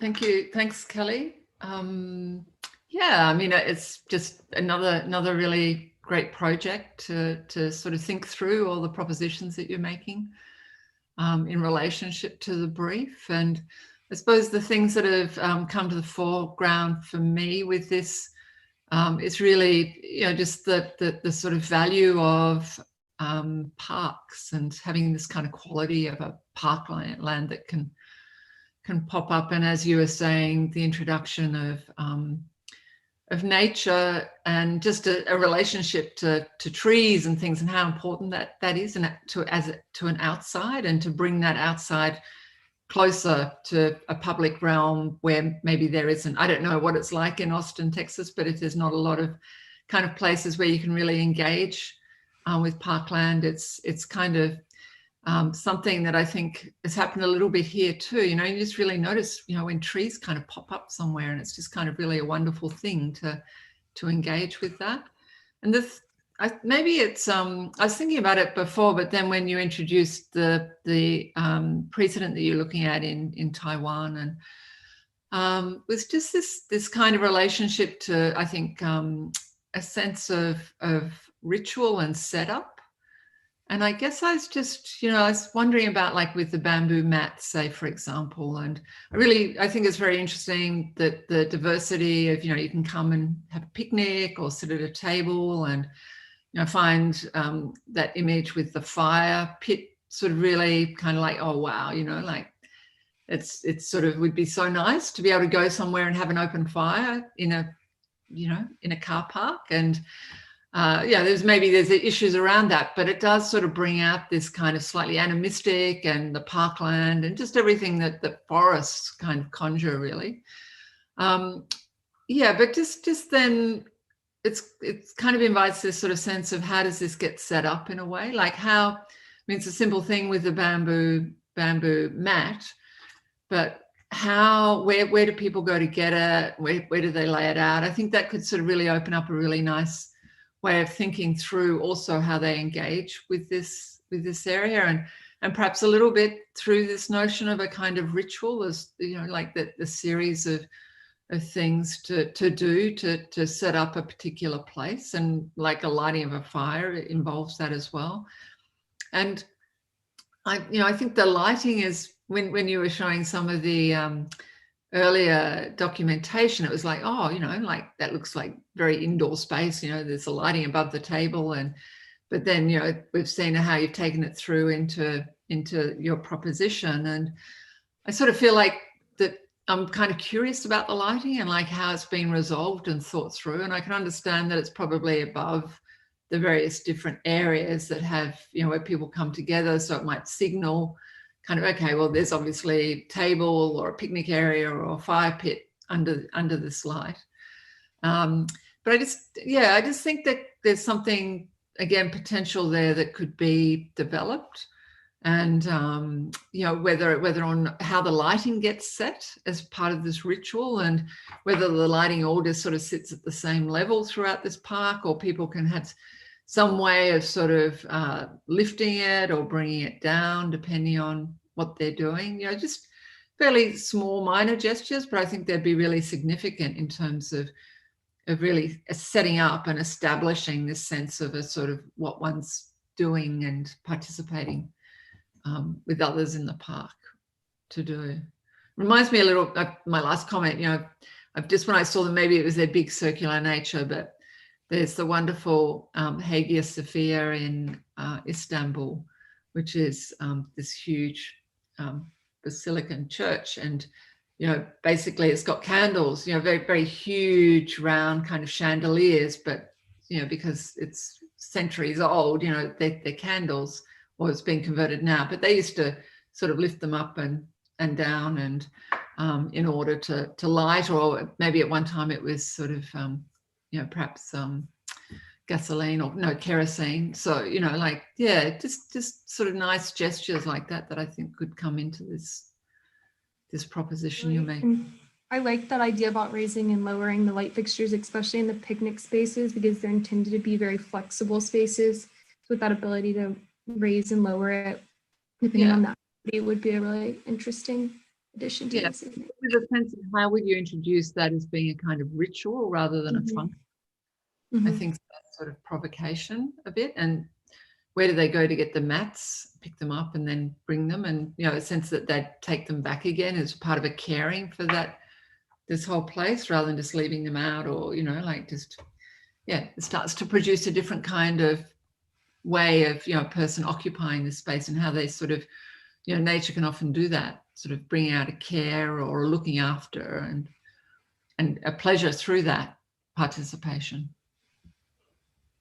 Yeah, just picking up on those comments. Thanks for the presentation. I think, you know, it's always it's lovely to see a park that's not like just a park. And I was so curious by the plan when you kind of took this kind of graphic and turned it into a kind of landscape, hardscape intervention.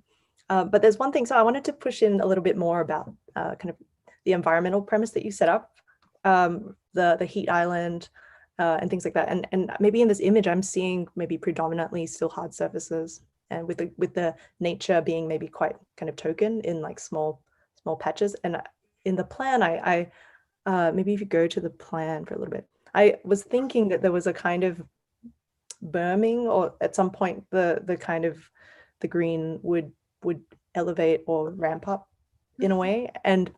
But it turned out that they were more low-lying. Is that right? They're kind of flat. So maybe the other axon, the black axon, to see the. This one.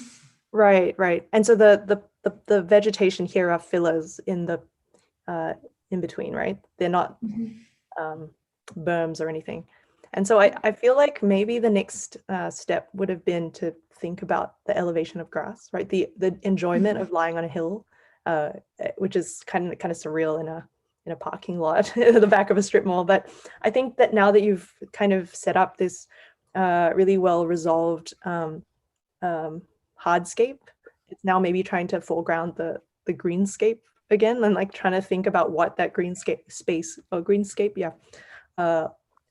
is, and is it just a kind of application of nature between benches, or actually is it a kind of rethinking of the way in which we actually engage nature, like you were alluding to? So for example, the ways of sitting, I noticed there's a kind of maybe more normative seat condition, and then you'd have the grass, and then somebody would bring a mat to sit in and amongst the seating, whereas somehow in my mind I feel like nobody would really do that. They would just probably use the seating.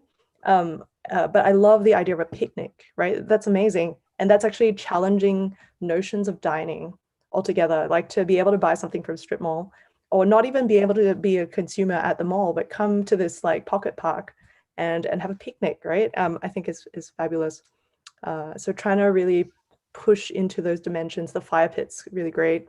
And I almost want to see nature, like almost, it's not even nature anymore. It's kind of, we acknowledge the artifice, right? That it's like you have electrical lights hanging from trees, right? There's going to be a cord and a switch somewhere, or maybe it's censored or something. But so there's it's kind of embracing that artifice and trying to work out how, in ways in which you can conflate the two, rather than saying, I'll just add the nature in between. But I think it's a kind of, the way you presented was really great, and the renderings are great. And maybe my final comment would be points of entry and exit. So I noticed there are two major. Yes. Yeah. On the side, and then down here are the two major points of entry. Mhm. I think it would be nice to add more, so it's like more of your choice of kind of where you enter and exit, and it kind of forces a path of flow throughout by having those two. But right now, when I developed it, I kind of just stuck with those two main entries. Right. I mean, I think it's smart to have like such wide, almost forecourt like entries, because you get the bottleneck, when people exit the park and it's still socially distant or whatever. But I love that the 3D barriers you set up were actually, you could step over them.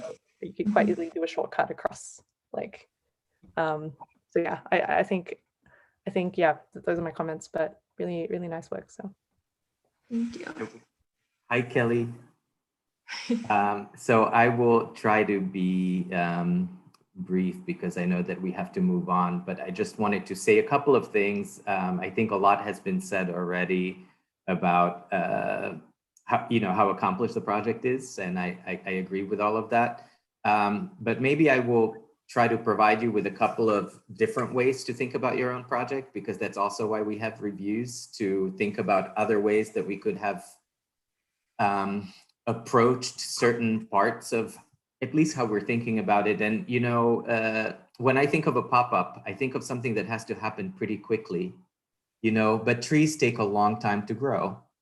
So, you know, so is it really, how do you manage that, you know, and how do you manage that in service of these kind of ideas about the environment, right? So it's hopefully not that we are importing these mature trees and plopping them into this parking lot, but, you know, and that seems like kind of a technical question, but I wonder if there is a way to really kind of continue to work on what is natural and what is artificial in another way. I think right now, you know, when you look at your rendering, it's almost like there is this kind of datum where it's you show the kind of the trees above and then the kind of the hardscape below. And then it's a bunch of dead bamboo, but actually bamboo is one of the fastest growing vegetation. So maybe some of these things have to be inverted in terms of what is artificial and what is natural, because it would be, maybe it's the canopy that has to be artificial because you need shading right away, right? But so I think that there's some inversions that could happen. Because I think a part of the project is also to think about a time frame, right? So it's not a project that kind of evolves over a 10-year period, but something that happens within kind of a compressed time frame. And then, you know, I really love this drawing in particular, and I think it's the one that still has a pretty close relationship to the kind of the inspiration. And then I would question, you know, how do you develop a kind of a vocabulary for the project, you know, from there, and how do you evaluate kind of material choices? And, you know, I wonder, you know, what is the relationship between, like, you know, bamboo planks and this pattern? Like, how do those two kind of work with each other, either graphically or materially, or in terms of construction? So, and even, you know, even trees, even if we don't take into account that, you know, it takes time to grow trees, like what kind of trees, you know, because we're also talking about the kind of the aesthetics of this experience. So would it make sense to have these, like, you know, this, like, you know, the Lebanese pine, which has these like long strandy branches, you know, in your precedent study in Taiwan, there are the kind of the branches that kind of cantilever off the trunk. So I think these are all the things that can kind of become a part of the kind of the sum of the qualities of your project. So just lots of really, really interesting things to think about. Thank you. Thank you, Kelly. Thank you, everybody.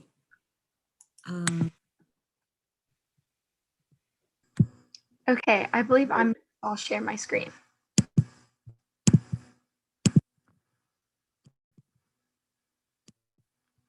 Okay, can y'all see that?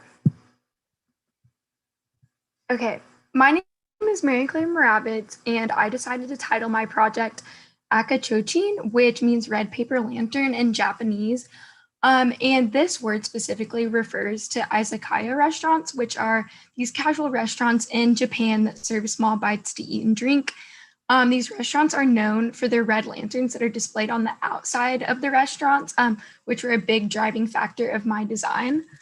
So I'm focusing on the Kira Revolving Sushi Bar, which is this red dot on the left. It is a Japanese chain restaurant that contains a conveyor sushi belt to deliver orders through bar seating and booths. And just some history on conveyor sushi belt.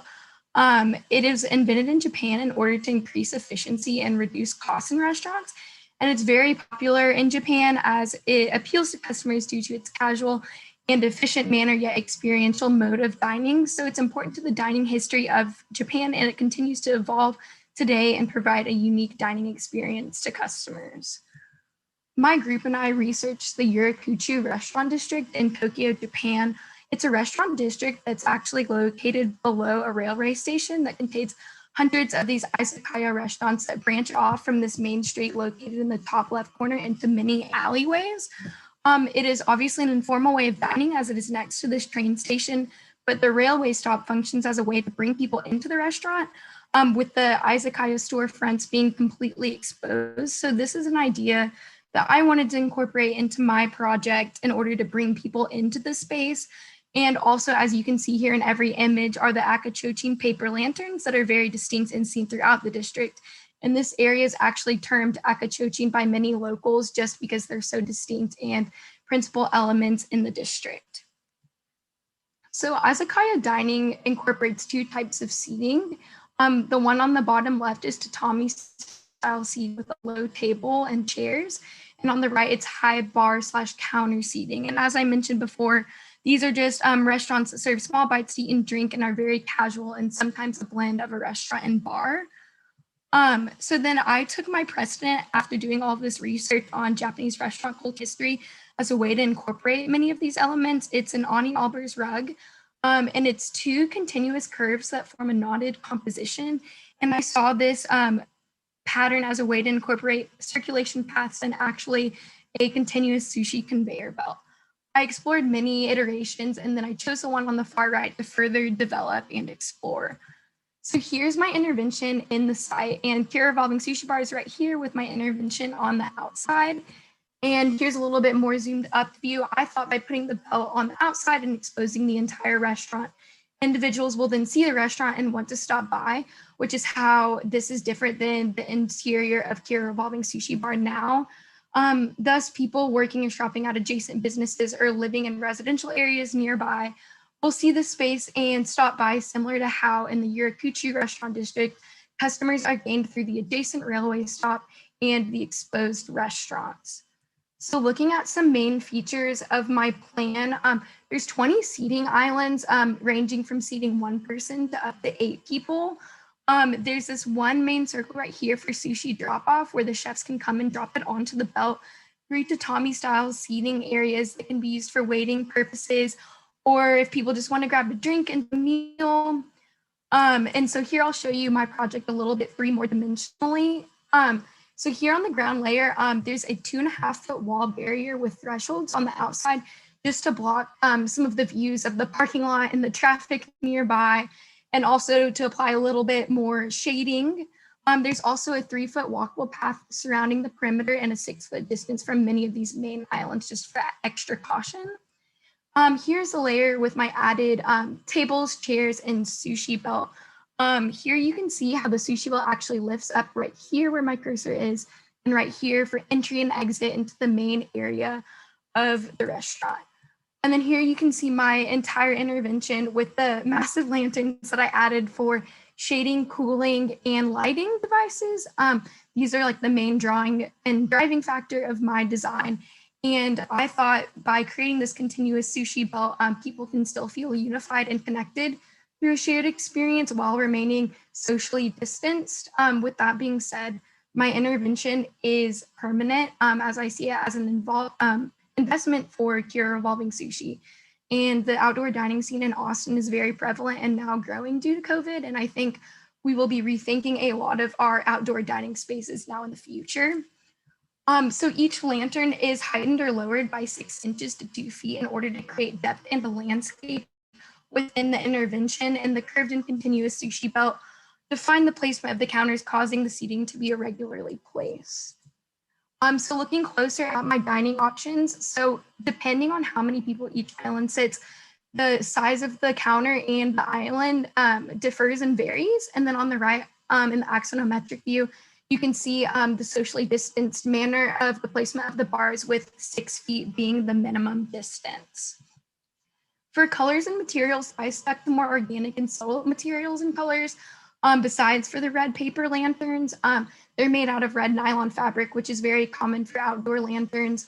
I also used light gray gravel on the main islands here and on the 3-foot walkable path, and white pebble stone for the part. Stainless steel is used for the pole structure holding the lanterns along with the conveyor belt, and light and dark Japanese pine is used for the bar stools and the counters. In regards to my furniture, I kept the bar stool design very simple in order to not take away from the other main elements of my design, but I did make them 2 different shades in order to create a composition when they're stacked And also they do stack in order to increase portability. On this roof plan, you can see where each lantern falls over the island, and that size changes based on the diameter of the island in order to provide coverage. I also included a construction detail so that we can get a better sense of what the lanterns do. As I said, I want them to provide shading, heat, and cooling. So what I did is I created layers within the lantern. There's one layer that's a steel member for structural support that holds these elements, such as the infrared gas heat that will warm up the area during colder areas of seasons, and a perforated mesh that allows that heat in. There's also misters on the bottom with a central bulb for lighting. In regards to daylight conditions, the lanterns provide most of the shading with artificial lighting devices used at nighttime that I'll touch on further. So this shows the entirety of the model. As mentioned before, I really wanted to keep the space super exposed to the outside and to adjacent areas. And you can see how people are all unified through the bar, but still they are sharing that experience while remaining a safe distance apart.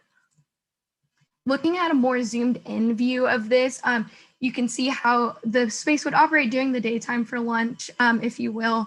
The sushi conveyor belt goes in the middle of the counter, and I also added a layer lifted up on top of it in order to provide some protection against daylight rain, if you will. I also really wanted my project to appeal to a bunch of different groups of people, ranging from families with small kids to business people, etc. This perspective shows where the sushi conveyor belt lifts up in order to allow people to enter and exit into the main space if they cannot enter and exit to their island on the perimeter. I also included white rings that go around the lanterns that you can see at the top, and those are just used for wayfinding, and they determine how many people can sit at what island. So like, for example, if it's a 4-person island, there'll be 4 rings. This is a perspective of the tatami style seating I was discussing. There are 3 pods ranging from 2 people up to 6 people that can be used for just drinks or snacks, or even just waiting if all of the counter seating is taken. And as I said, the lanterns are really my driving force of this project, so I wanted to include a view of you looking inside them, as I want these to be the main attraction to people on the outside. Looking at a night view, I have artificial lighting such as the lanterns that have a soft red glow at night, and also subtle LED lights that are on that upper part of the conveyor belt in order to provide extra lighting while you're eating your sushi. And that concludes my presentation. So I look forward to hearing any questions or feedback that y'all may have.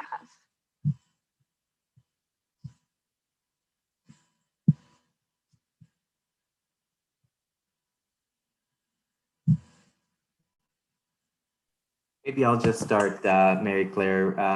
Really nice project. You know, I think, you know, these lanterns are so compelling that, you know, I want to be inside of one of them, you know, and I think that that's a really interesting kind of tension in your project, that the thing that is the most enveloping thing in your project is actually something that you're never inside of. And, you know, and maybe that's okay. But I do think it's kind of interesting to think about,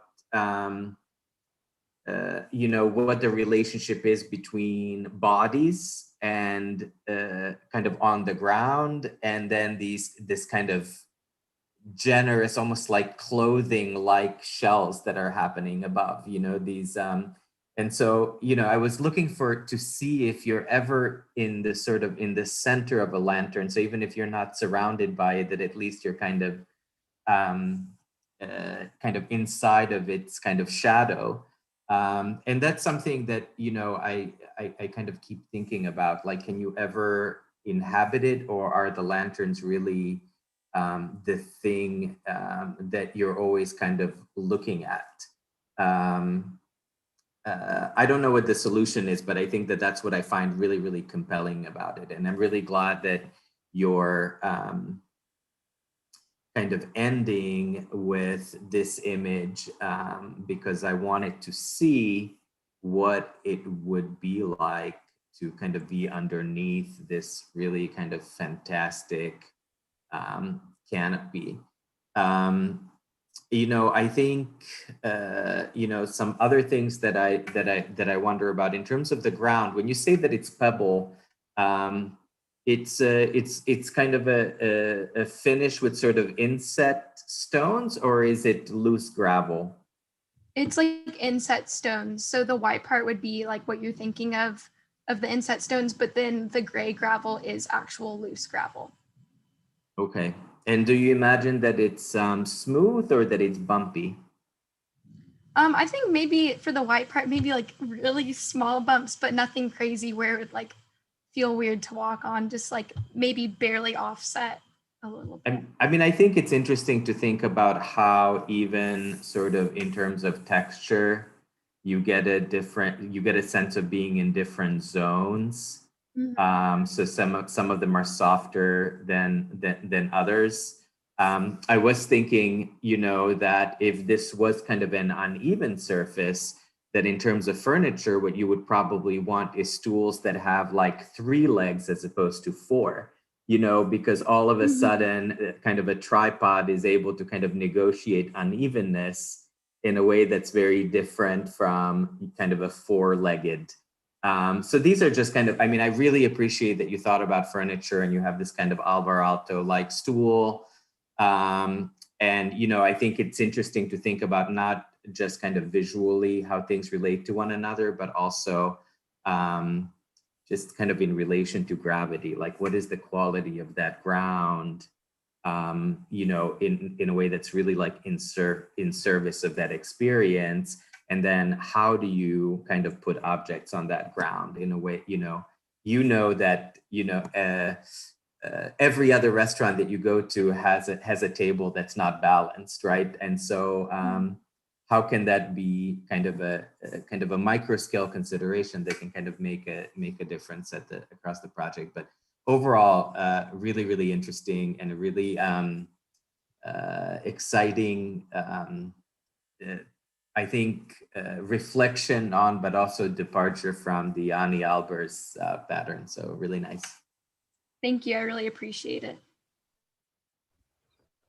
So I never thought Albers could be turned into a conveyor belt. It's kind of an amazing transformation. And I was like, the whole time I was like, oh, this is like the perfect metonym for COVID food logistics in a way, except like kind of condensed into a dining service. But there's something I think really performative about how you've taken something kind of, a bit more logistical into a kind of landscape. There was one moment, I think it was in the previous rendering, where you could walk under it, and it was this almost like terrific roller coaster moment where I was wondering if the tamago was going to fall off the train or something, but or maybe it was before that but anyway, so I think there's a kind of this one where you have this like kind of almost absurd but amazing view, and then on the other hand you have the extremely technically resolved like shell of the lantern that does all the things, right? Heating, cooling,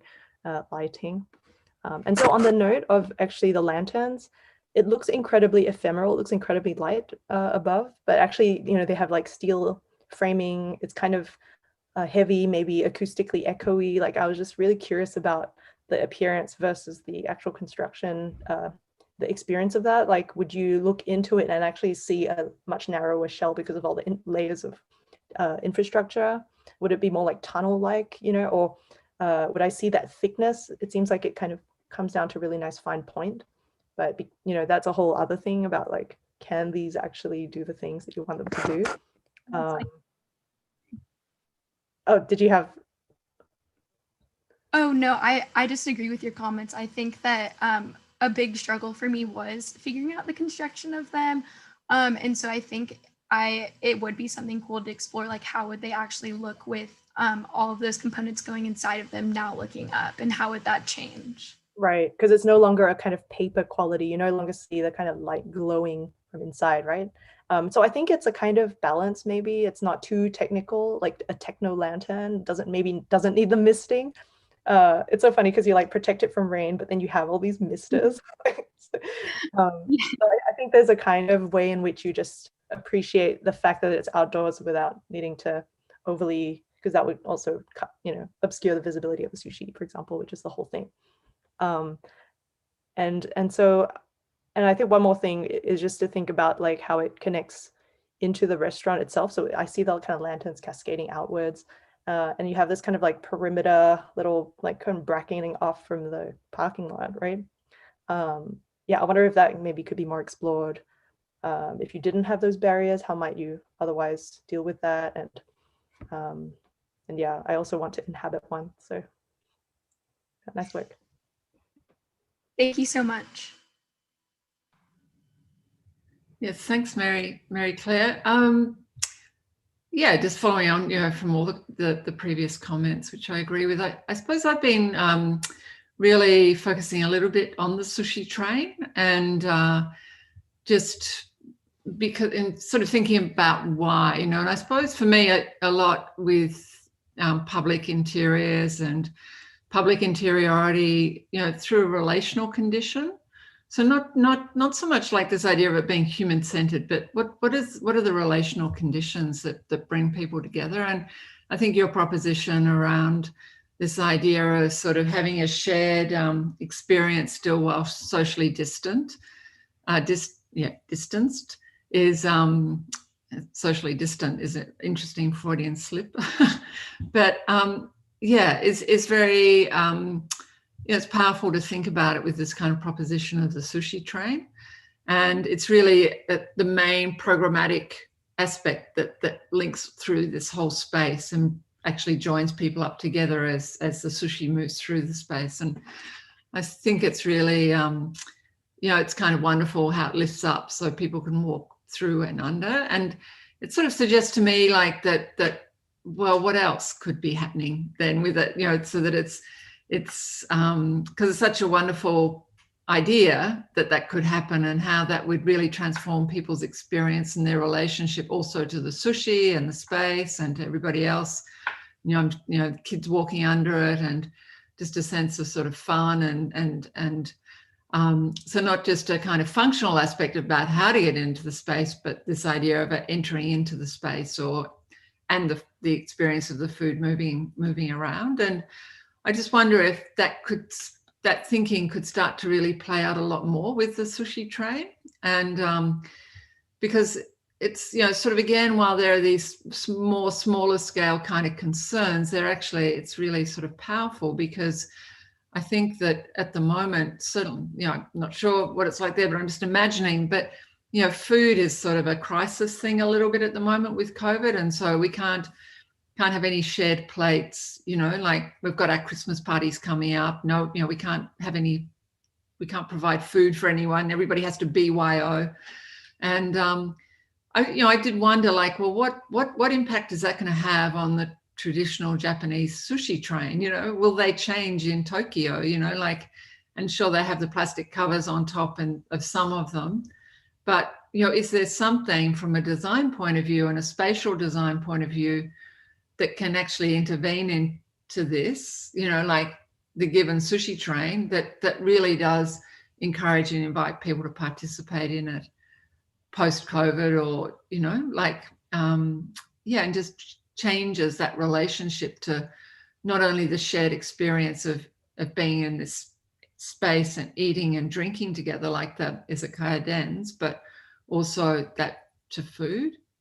So I just think there's something there with the way that it a bit like a roller coaster, sort of moves up and kind of transforms into something else, that I think, there could be some really interesting things to play with there. And I guess the other thing that came to mind too was, maybe I'm just greedy or something, but when you do sit down at a sushi train, it's like you miss one and then you're just waiting there until it comes around again, and so I just sort of wonder how long this one might, like I might have to sit there and be going like, oh, when's it going to come back again? And so I think there are those kind of temporal kind of encounters and things that can just be really thought through even more in relationship to this, and that would really activate this idea of a shared experience, but in a new way. So it's just not having the sushi train as it is now moving through. And, even in just looking at the design of it, like it sort of suggests that they're you know, the attention could be there, because at the moment it's being held up in parts, and you sort of wonder, well, how does the food get around it? You know, like, and so just, you know, I think it'd be really interesting to think through the sushi training within this space. Yeah. Yes, I completely agree. I think those are really good suggestions and insights that would be cool to explore.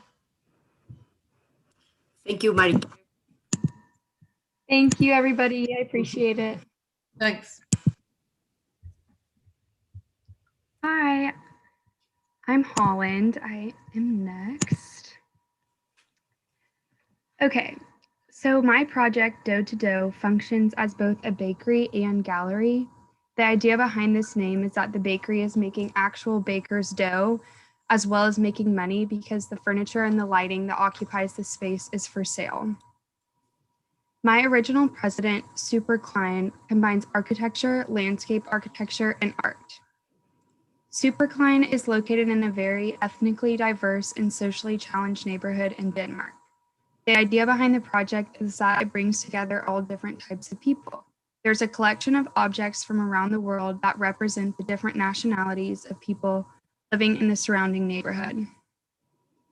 The objects range from exercise equipment in LA to palm trees from China to a Thai boxing arena and even a climbing playground from India. Specifically, the red square, which is what I focused on, takes the shape of the surrounding buildings. The Crescent strip mall that we are working with hosts a variety of restaurants from different cultures, and I wanted to incorporate this idea into my own gallery by bringing in furniture from designers across the globe.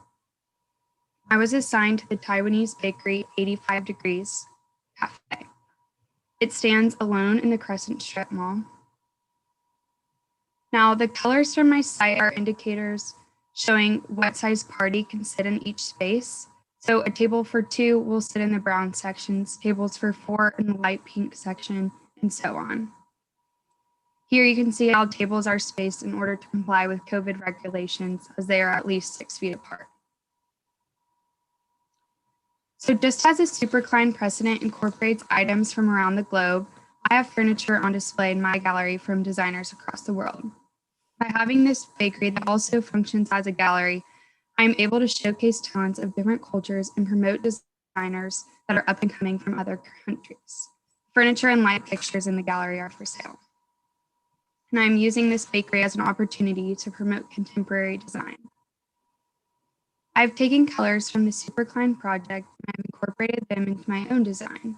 The paint that I've chosen to use on the asphalt is from Decomark from LFK, and it's made from thin thermoplastic material. The Danish company says that although Decomark is a thin thermoplastic material, it is still a durable solution when you're decorating the surface. It gives excellent performance in all different weather conditions. The bakery that I was assigned, 85 Degrees, is a Taiwanese influenced bakery. So when researching the Taiwanese restaurant culture, my group and I found a restaurant called the Living Forest. This is what Kelly mentioned earlier. The Living Forest restaurant creates a serene escape for diners, and it is the perfect restaurant space for these COVID times with its exterior seating. And hence the name. The area is surrounded by many trees and vegetation, and that is one of the main aspects I would like to incorporate into my own project for shading purposes. I've also incorporated some floor seating in the grassy area, which is typical of Taiwanese culture. The Asian culture has a strong connection to the floor. In many Asian cultures, before you enter a home, you politely remove your shoes. This shows respect for Asian families, as many of them eat, sleep, and entertain guests on the floor. There's very poor shading throughout the Crescent strip mall, so adding trees helps to cool the asphalt in the Texas heat. I have also placed planters for plants and trees to act as a natural divider between seating areas. I've chosen to plant elm trees that stay green year-round on the exterior of my site, and then maple and lime trees on the interior in order to provide some color in the fall season. The maple and lime trees will lose their leaves in the winter, allowing for more warmth in the site. I've also added pergolas as another form of shading for tables that are adjacent to this existing building. Here you can see just how much natural shading is incorporated in my site. I show how my project adapts to the environment in 2 different ways. First, I use this orthogonal grid of the surrounding building, and I adapt my patio to the existing site. So my President supercline began with an orthogonal grid, and then it adapted, receiving the pattern from external forces of the surrounding buildings. My project, Do takes a supercline precedent plan. It is placed in the Crescent strip mall, and then it is aligned with its orthogonal surroundings in the parking lot. Therefore, it is being acted upon by forces from the inside out. And then secondly, I adopt elements from the surrounding foreign cultures in the Crescent strip mall by showcasing designers' furniture from different cultures across the world. So to begin, the Plastic Classic was created by Phil Wu in Taiwan. Given the name, the Plastic Classic, the product combines traditional, expensive Chinese furniture with cheap stools that are ubiquitous to Taiwan. This combination of a mass-produced cheap stool with a contradicting traditional loop chair, elegant structure, and expansive imagery creates a new classic. Secondly, the 21 Cake Machine store was designed by Ulterior FCJC in 2020 and is located in Shanghai, China. The interior design of this store is based on the Chinese ideal from the 1950s of Da Fan Zhu, meaning big or shared dining table. And what this Chinese bakery likes to express is how a bakery may also be used as a community center at the same time. A few other furniture pieces that I've incorporated into my gallery are from Athens, Greece. It's made of styrofoam packaging. The Charlie chair, which is from Italy and is made out of recycled toys. And then the aluminum anodized stool from South Korea. Some of the lighting that I've incorporated is this bicolor washi. It was created by a Japanese paper company. And then I've also incorporated the Ohm pendant from Finland, and then the Danielle Trofe design in New York, which is this moose slime pendant that is grown. It's not manufactured, and it's grown from mushrooms. Here's a full view of my bakery where you can see the furniture section, so you get a little glimpse at all the pieces. And closer look at the shading devices.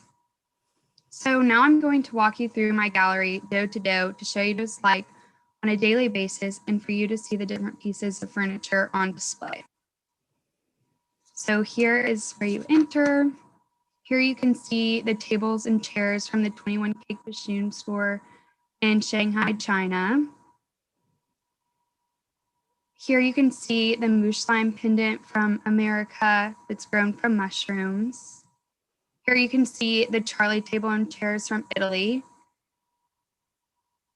Just some circulation. Here is the aluminum anodized stool collection and the bicolor washi pendant hanging above.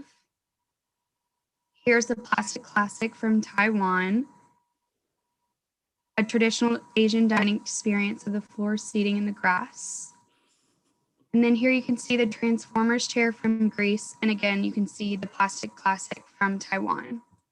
So my project, Dough to Dough, combines architecture, landscape architecture, and art, just as my President supercline. I've merged the existing architecture of the Crescent strip mall with new landscaping that provides natural shading, and I've imported different pieces of furniture and light fixtures from across the globe, showcasing talents of different cultures and promoting designs that are up and coming in other countries. Thank you for visiting my gallery. I look forward to your feedback.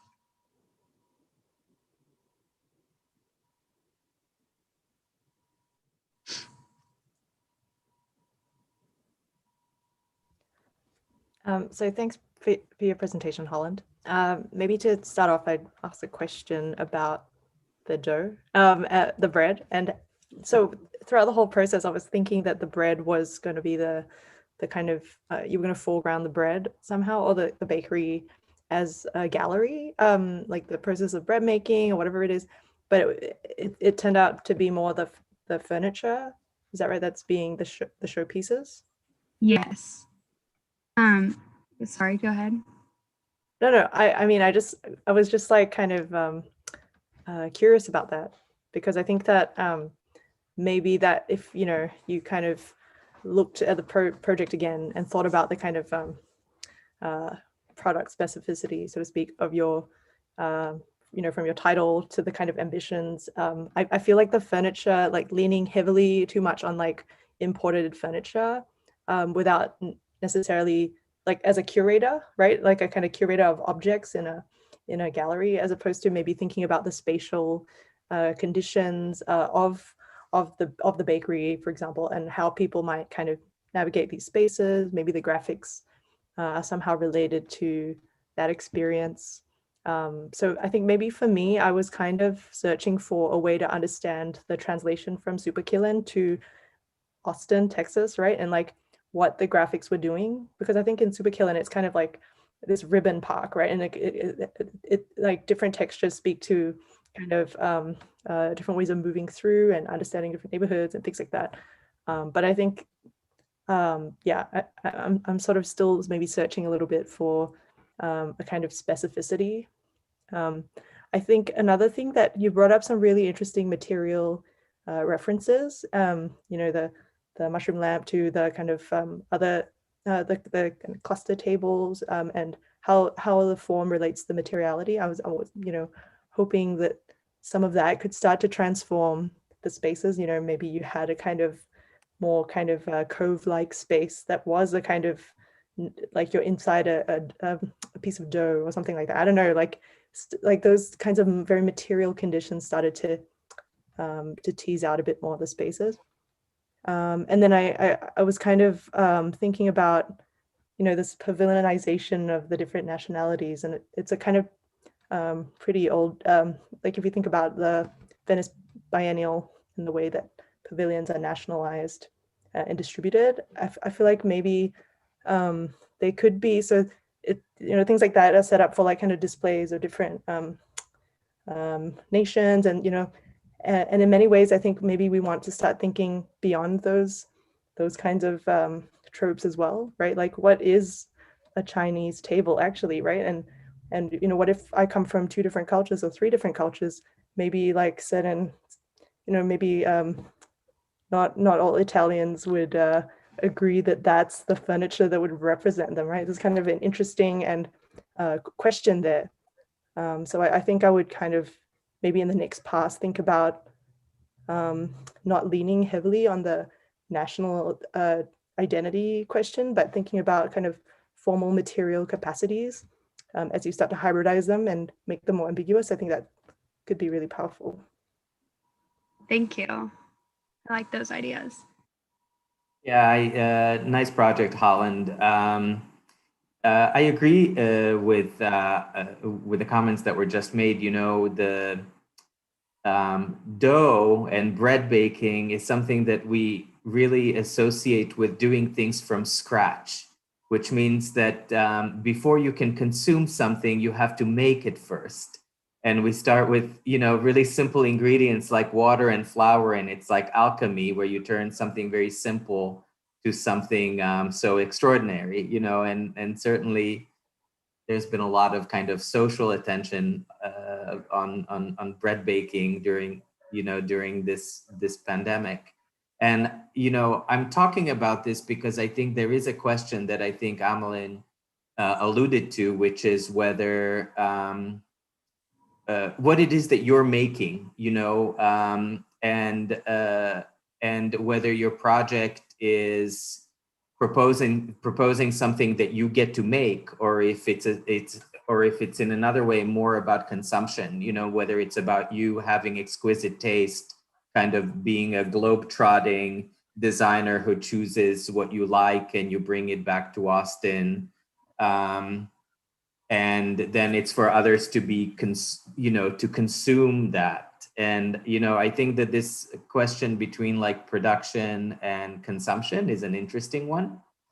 And I think maybe a critical way to begin to unpack how it is that you want to work as a designer. You know, I don't think that a designer must design everything themselves. You know, I think it can in fact be a curatorial practice, but then how do you frame that? You know, how do you actually, you know, if you say the ground actually comes from Superflex and you just fixed it a little bit, then, you know, everything else is authored by someone else, and even the trees magically appear from another region here in Austin, then, you know, how do you conceptualize those relationships? You know, I don't think for me, it's enough to say that you did it, you know.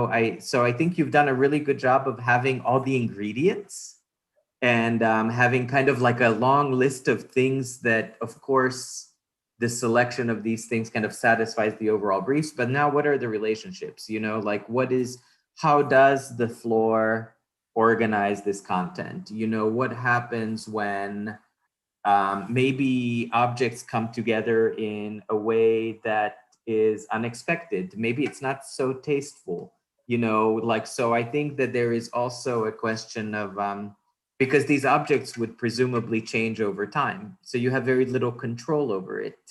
And so how do you anticipate that kind of loss of control and that kind of eclecticism and this kind of change over time? And I think that that might be very interesting, because I don't think that a project like this is about kind of staging things just to take a picture. You know, I think it's really thinking about how these objects relate to one another over time. So those would be the sorts of things that I would be thinking about if I were working on a project like this. But I think it's a really interesting set of questions that it brings. Thank you. Yes, you bring up good points. Thanks, Holland. So I think I was thinking along some fairly similar lines, and with the furniture and just how it's currently being presented around sort of representation, you know, representing nationalities and so on. And I just think, like, the superkillen, you know, use, you've kind of translated that almost a little bit directly, including having various different identified kind of areas that can be connected up with certain kinds of cultures and what they do. And I think, yeah, I mean, I was really struck by your selection of furniture. And I just thought, I mean, there's really a strong eye in terms of what you did select, and whether or not one would, you know, somebody that's coming to eat, you know, a meat pie would sort of go, oh, yes, that's a chair from China, you know, like if they've got no design background at all. But at the same time, you know, like the pieces that you've selected, you know, I can imagine that people would be curious to sort of engage and think about them, in, you know, that each of them offers up something to think through materially and the way that they're shaped and so on. And I think it comes back to some of Igor's comments there. I mean, I was just thinking, like, it would kind of be great just not to have them so sort of curated and assembled according to type and nationality and kind. But what happens if, you know, they were all mixed up, you know, like, and it was just, and really there wasn't that kind of control, you know, like, but there was just this sense that people could move them around and you know, they just kind of reassembled and assembled in all sorts of different ways. And that would then become kind of expressive of this kind of, you know, diverse culture, you know, like that's constantly sort of able to rearrange itself. I find at the moment that the presentation here and sort of, well, you sort of choose to go and sit in the sort of China area, or, you know, like the Athens Greek area, the blue area or the red area, you know, like it just feels very staged and very, you know, controlled, and also just, I don't know, very set up. And I just think that the kind of supergillen graphics is so homogenizing in a way that it'd be really nice just to be able to break that up, you know, break up that consistency with the ability to inhabit it through different arrangements with the furniture and be able to drag them along. And yeah, so I I think there's something to sort of continue to push through that. And I don't know, you know, it's totally not feasible, but I think there's something when you said about, you know, with the Taiwanese example, like people having to take off their shoes to enter. And I think, you know, just how does one enter into this space, you know, is sort of a really interesting proposition. And sure, you can't ask everybody to take their shoes off and, you know, it's wet and all sorts of things, but there is something where it's really transforming when you do that, you know, like, and that you're sort of one, not only the kind of sensory quality of walking around in bare feet or with socks on or something, but also a different relation to that space, you know, sort of a different sense of respect or, you know, yeah, an alertness to the qualities of that space. So, you know, these things like design constraints, well, you can't ask people to do that in a public environment and for all sorts of reasons, but, you know, it sort of pushes you to go, well, okay, it's a really important idea though. So how could that manifest, or how could that happen through some other mode? Thank you. I love the idea of kind of moving the pieces of furniture around. That I think would really help incorporate that multicultural aspect that this Crescent strip mall has already. Holland, I will just two quick local references that I think might help you fight your own good taste. I think, you know, if you think about Spider House and this kind of assortment of like seemingly miscellaneous furniture and this kind of eclecticism that already exists in our city. In fact, it's a part of the aesthetic. So how do you, and that's not designed, right? So that just kind of emerged through this other kind of social eclecticism, right? And so what can you learn from that as a designer to be able to, I guess, kind of analyze what's going on there and then find your own way of doing something with that insight. And then the other more daring one would be like, go take a look at the Cathedral of Junk, you know, where all of these things are assembled. But I do think that, you know, it would be helpful to maybe find some ways to disrupt, and I think we all need to do it sometimes, to disrupt our own sort of sense of good taste. To come up with, to think of other ways that we can kind of define aesthetics. So those would be in the kind of post-COVID times. Those would be the two destinations that I would encourage you to revisit or visit if you haven't been there. Thank you. I'll put those on my list. Thank you, Holland. Thank you.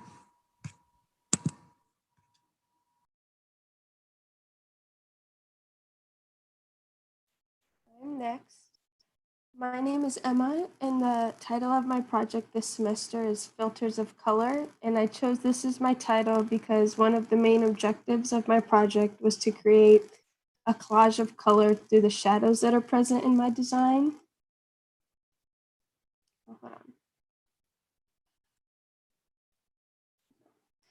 So the biggest influence for my project came from this pattern that I studied by an artist with the name of Bahar.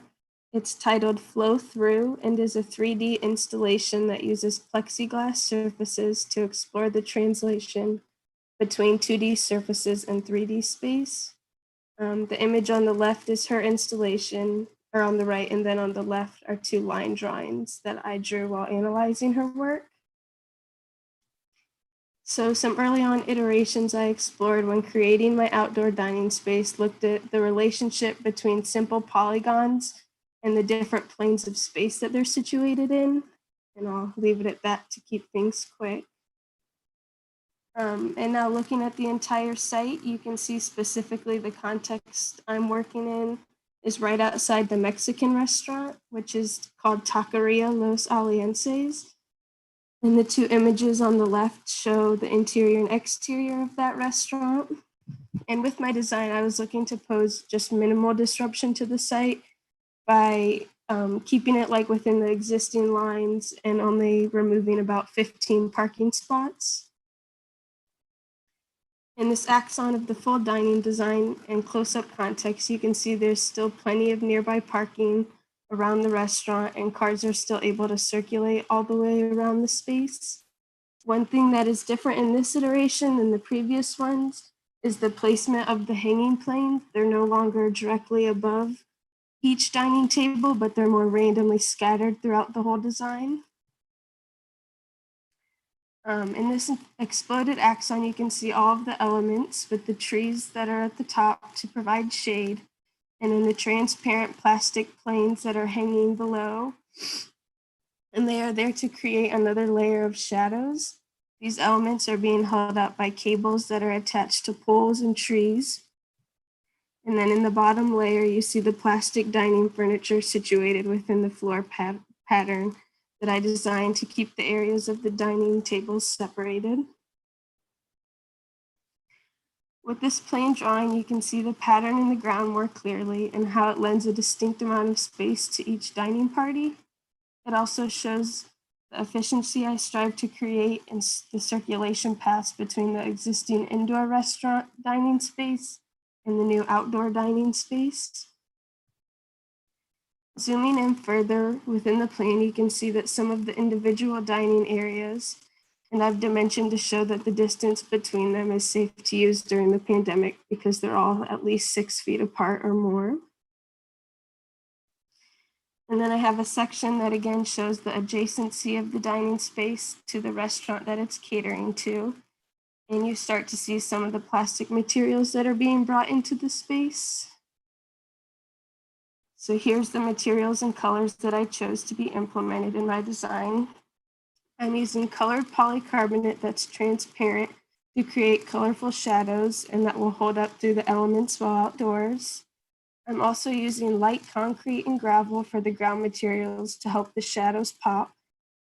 And then I'm providing a little bit of pervious cover by using the gravel as well.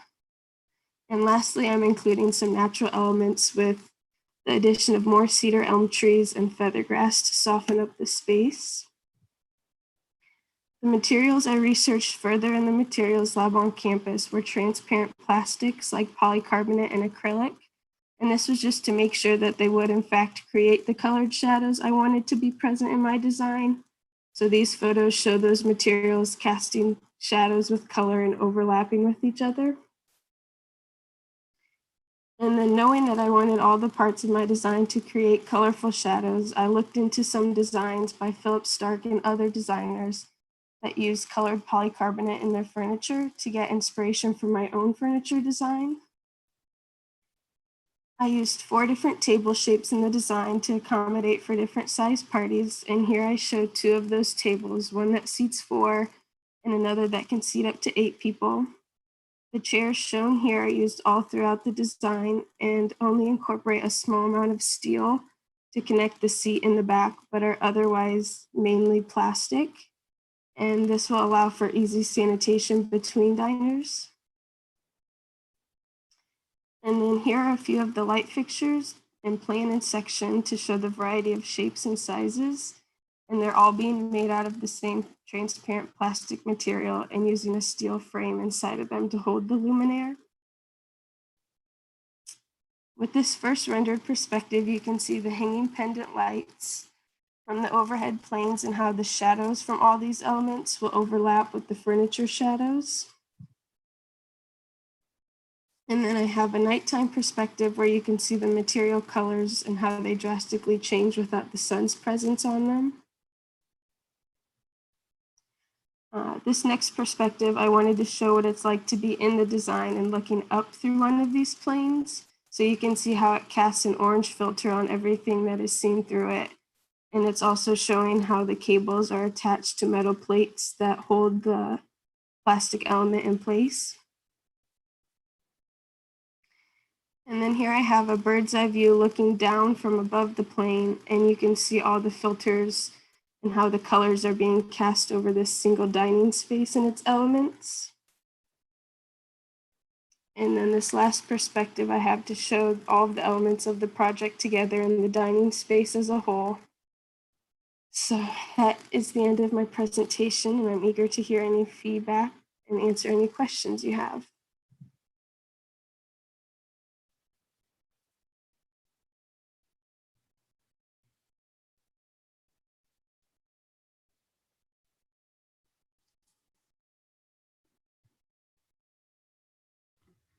Emma, can you cycle through your presentation, maybe just a little bit, the last few images while we are thinking? That would be great.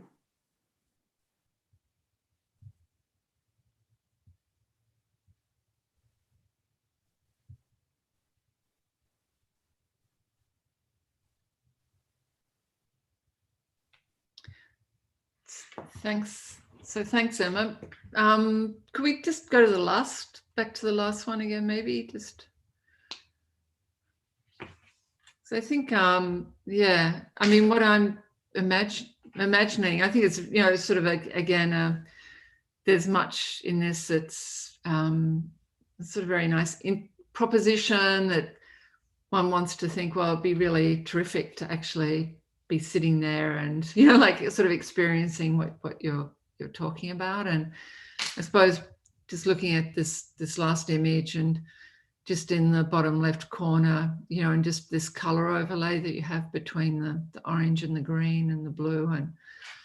And so, you know, there's just, I guess you've given me a sort of sense of this kind of potential of this site becoming quite dynamic in relationship to how light travels, you know, natural light, and as well as the light that you've introduced, but how that moves and really transforms the space in a continuous way, you know, like so that you could be sitting there eating your taco or whatever, and then in the course of eating a taco, you know, like there would be a total transformation of the colors that were surrounding you, because light moves, you know, the sun moves quite quickly when you're actually sort of pausing to experience its effect on surfaces and so on. And so I think for me, that's kind of the really compelling aspect of your project. And I guess I'd just like to get a, you know, more of a sense of how that's being kind of orchestrated or choreographed by you in terms of the placement of the pieces in the, you know, elevated, and then, you know, the color selection at certain points. Is it just, you know, you're sort of thinking through from your material studies, which were really great to see, because as soon as you pull out a piece of acrylic and put it somewhere, it's like one of those, you know, wonderful surprises that happens when you move through a design process, and it, you know, you do something and it shows you a whole lot of things. And I guess including the thing that, as I'm saying this, you know, that the acrylic edges are always sort of really intense in terms of how they pick up the light and reflect it back. And so I guess, you know, it would be really good to see how that sort of understanding gets developed and further pushed through the way that you're actually assembling all these these planes of color in a compositional way, as going back to your precedent. I think, you know, that again just had this sense of how things were being composed in order to overlap. But here, because it's outside, there's also this ongoing constant sort of calibration of how color is working. Yeah, so I'd really like to sort of have a sense of that. And I don't know if there's things that you might do around like animation, so where there's, you know, there's sort of this kind of shift over a period of time where you can sort of see how that moves through. Made me think of the artist Oliver Eliasson, who does a lot of work in terms of sort of color overlay, color projection. And then I guess a couple of things that I'm just grappling with a little bit is, you know, that the restaurant that you showed us to begin with, you know, and the interior and also the exterior, and it just looks really sort of, I guess how I'm imagining a lot of the shops are in the shopping mall, you know, like it's very sort of banal and just this boring brickwork, you know, that, and all of a sudden here I am sitting outside in this kind of cacophony of color, and so, you know, I'm sort of curious as to the integration between the two, or sort of what, you know, what happens, just, you know, how's it connected up with that, you know, like, it doesn't mean that it's got to be seamless. It can be this interruption and intervention and disruption, but how you sort of really sort of doing that so that it's really sort of clear. And then, I mean, this is really, but pragmatic thing, but sort of these kinds of surfaces and things can really wear fairly quickly, or just, show scratches, but also, the effects of climate and things like that. So I just sort of wondered how, what sort of lifespan you saw this having, or is it like a kit of parts that can be sort of reassembled or things moved around so that there's an opportunity for them to have a longer life? I don't know, seems to be an important strategy in this as well, of how it's assembled, I think. Yeah, I would say, Go.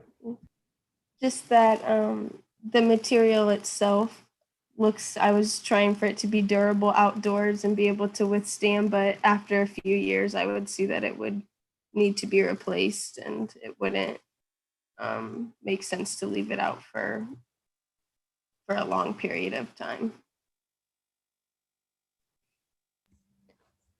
So I might just build on that. I think the kind of polychromy that you're bringing forward, right? The kind of like material studies, which I was dying to see more of, right? Like you overlaid 2 swatches. I wanted to see when you overlaid 3 swatches, when you spaced the swatches apart, when you had them direct sunlight versus indirect sunlight, right? Those are that's the kind of magic I think that your project, right? And I think that image is super telling, that plan view through the different layers. And yeah, exactly. So, okay, so you have done, so it's kind of like, these are the swatches. And I noticed they have different grains as well, right? The acrylic, the perspex versus the kind of Danpalon polycarbonate, and these produce different depths, I think.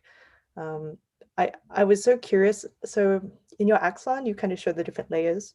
I almost felt like maybe it was almost, on one hand, it's really delicate. Like, so the middle layer is almost like a piece of jewelry, like a kind of series of lightweight, kind of like a chain, and then the rest of it, maybe, I mean, I know the trees are kind of heavy polygon, so I won't look at that, but the kind of ground condition, right? And then the more closely you look, it's kind of this like fractal pattern, right? Like I look into the pavement and it's like more fragments, and so I wonder about that, or whether it is about kind of really celebrating that middle layer and thinking about maybe more ephemeral effects that the ground could have, versus a kind of like a specific pathways around specific islands, because I think it's already so rich, this the kind of center piece. I also wondered, because they're all horizontal planes, and I was thinking about kind of scenography, right? This kind of staging of optics, of kind of the colors that you would get, filters and such, whether you tested kind of vertical components, kind of almost stage-like, in relation to the furniture. So I did try to angle some of, maybe in the section you can see it, angle some of the suspended planes a little bit differently, just so it wasn't a completely flat datum where those planes are hanging. Mm-hmm. Right, but it's like a kind of canopy condition, like kind of horizontal. So I was curious to know if that was like a staging of like kind of not walls, but kind of whether you tested the kind of partition layers of transparency.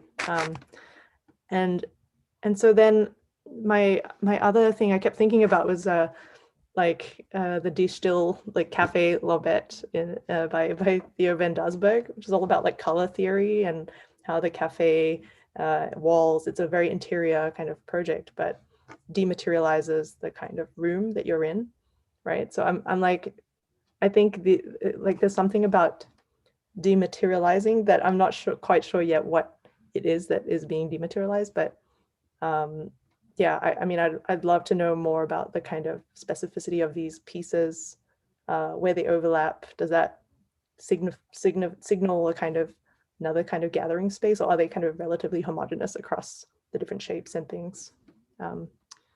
And yeah, I think that's great. Maybe I'll pick up on that. I know that so your project is somewhere between, stained glass and sunglasses, and I think you know, the thing about stained glass is that light hits it and everyone sees the same reflection, and it has a kind of objectivity to it because it can be shared. Whereas kind of tinted sunglasses, you know, you put them on and you have a kind of a subjective, your own kind of subjective view of something that somebody else may not have. And I think that this is where I wanted to pick up on what Amelin was saying, that this kind of orientation from horizontal to vertical allows you to have a subjective experience as a kind of filter, which right now you're not having, you know? And so I think you're doing a really good job, Emma, of kind of working at the scale of the canopy and then the scale of the furniture, but it never impacts your vision as a kind of filter. And even if you think much more kind of ordinary things like, I don't know if you've ever been inside a metal shop, you know, the kind of the welding partitions made of like transparent, like kind of orange vinyl, you know, so that the light doesn't blind your eyes, and it's a kind of a protection that gives you a completely different view of the environment as a kind of overall filter. So I think it's really about that. It's not about tilting things slightly, but it's about impacting one's vision, and impacting one's vision where you can have both these kind of more objective lighting effects and more subjective experiences based on where you are and what you're looking at. And you know, in terms of materials, I mean, I think that the acrylic is a good way to think about it, but I would imagine that if these pieces of acrylic were kind of suspended, they would start bowing, right? And warping, and you know, they're really amazing sort of translucent vinyl materials, let's say, that have the same kind of color, the same kind of transparency, but that maybe work more in this kind of language of either draping or tensile structures, or something that maybe could be more fabric-like, you know. And I think that this is maybe a possibility for you to have much bigger pieces as well. But those are, you know, I think you did as much as you could within the kind of confines of this project. And I think these are all kind of ideas for what you could do next. With where the project is, I love the isometric drawing and kind of seeing the kind of the pattern at, yeah, this is just a fantastic drawing. I think if this were a project by Olafur Eliasson, those would not be trees. That would also be the project of all of this kind of, almost like a kaleidoscope of these lenses. But I think it's a really, really interesting area of research for you to think about how light and color and experience can come together in a project like this. So really nice work. Thank you. Thank you. Yeah, I would like to look a little more into, in these earlier iterations, I kind of started thinking of the planes as vertical surfaces, especially in the second iteration, but I think that'd be something that could enrich the project more if I explored it a little further. Thank you.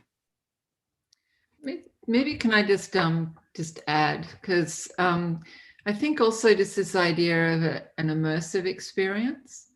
And, you know, that's sort of really offered up by what you've shown. Like, and that the thing with light and color is that it doesn't actually need form and structure to have a sense of being immersed in it, because of, yeah, I mean, it's so these things, yeah, this starts to beckon to it, and also the last image as well. But, you know, how that really gets, you know, this thing of sort of being in this bubble, you know, bubble of color and light that's really just kind of constantly transforming as light sort of shifts around. And I think, you know, that could really be something that's orchestrated.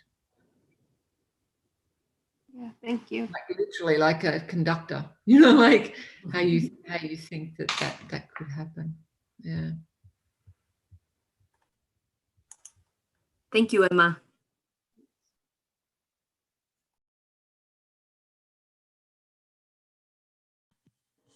Okay, hi, I'm next, and I'm also the last one, so thank you for sticking with me.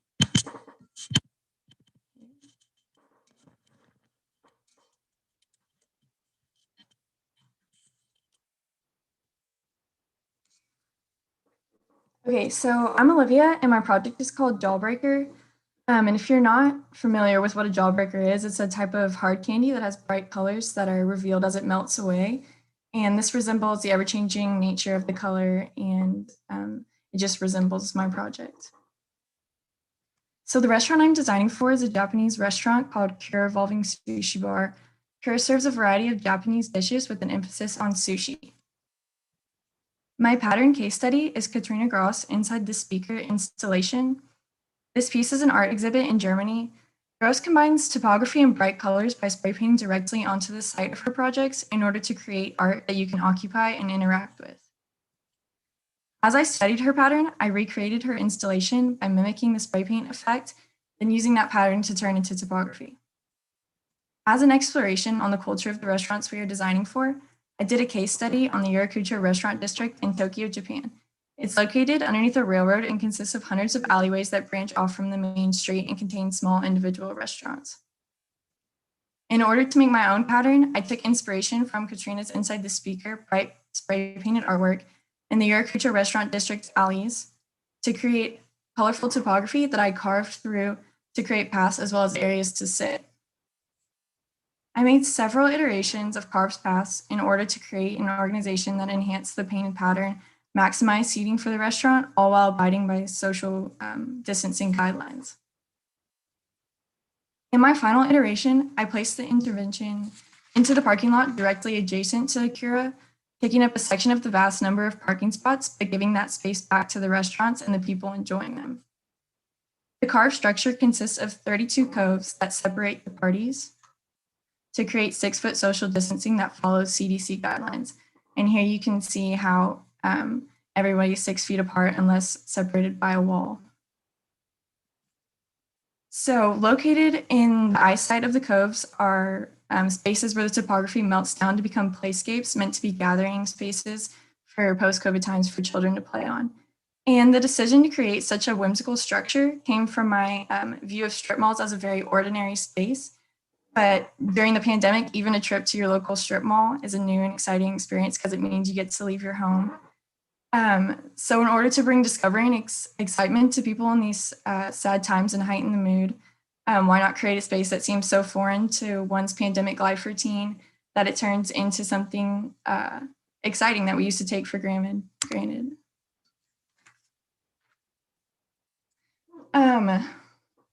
So here's just a zoomed in of my axon, and you can see inside how the walls separate the people and the curvy structure of it. So this notion inspired the use of bright color as well as to bring cheer into a very stressful time in our lives. So that's my reasoning for why I use such bright colors in this.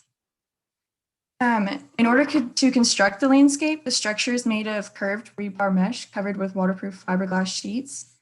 It would then be painted with sand paint in an array of colors to give it a grippable texture, similar to how like a rock climbing gyms are constructed.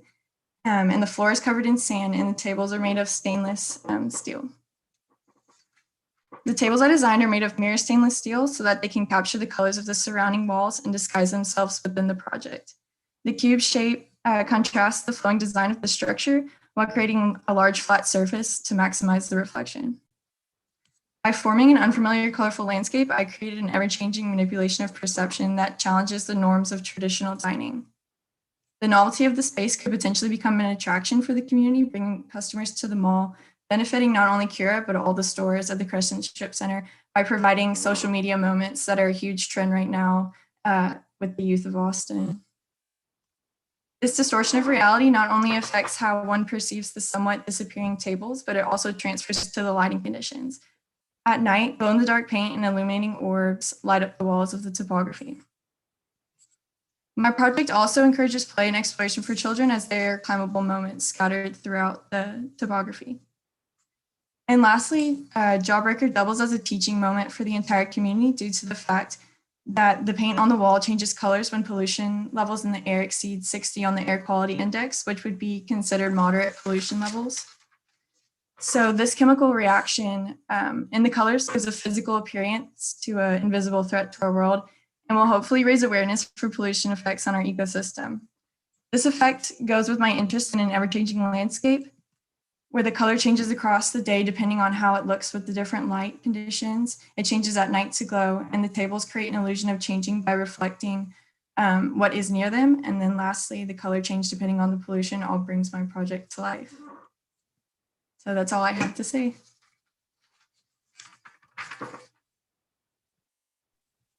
But this is so fantastic. It's, you know, in some ways I feel like this is exactly what we should do. And a part of it is that I think you make for a really good argument about kind of creating this kind of fantastical landscape in an otherwise banal environment. You know, Olivia, the things that I would maybe, the things that might be worthwhile working on would be, right now the project is all surface. So I think that there are two ways that we can think about that surface in terms of how that would come to be. Is one is that presumably there would be this kind of armature, right? That is actually allowing that surface to be shaped in a certain way, to be built in a certain way.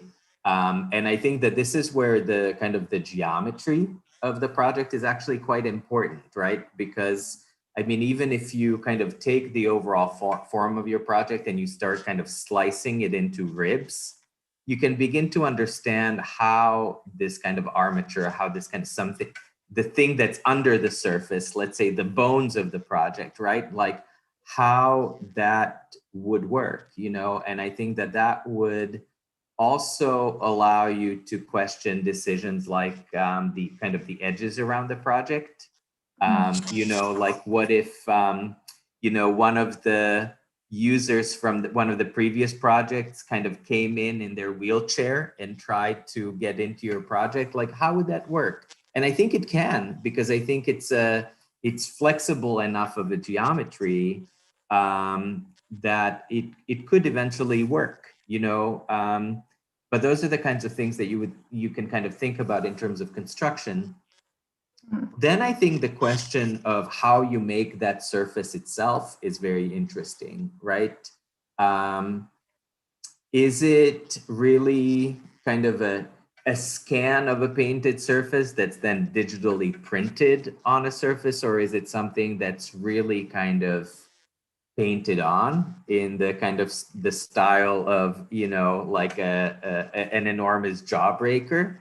And if so, like the kind of the brush strokes and the size of the gestures is really important, you know? And so, so that's a question you might actually, I think in some ways it seems like the pattern, this kind of painted on pattern is like extra large right now.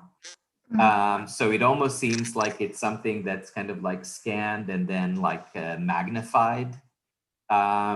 And maybe that's also gives you an opportunity to play with this kind of perception of depth, or thinking about how to manipulate what is flat and what is three-dimensional. So I think that this could really, I think you could really become obsessed with this and figure it out and attack the kind of the effects that I think you're after in so many different ways, you know? So I think it's a really fantastic, let's say kind of an idea sketch that I think if we just said like, okay, Olivia, like we're gonna build this, you know, maybe by March. And since we can't have South by Southwest, we'll do pop-up installations like this. And over the next couple of months, you would have to figure out how to do it. And I think all of these really interesting, not just technical, but conceptual issues would really come up. But I think that you really determined such a fascinating direction that I can really imagine that the project could keep going if you continue to pursue it further. Yeah, thank you.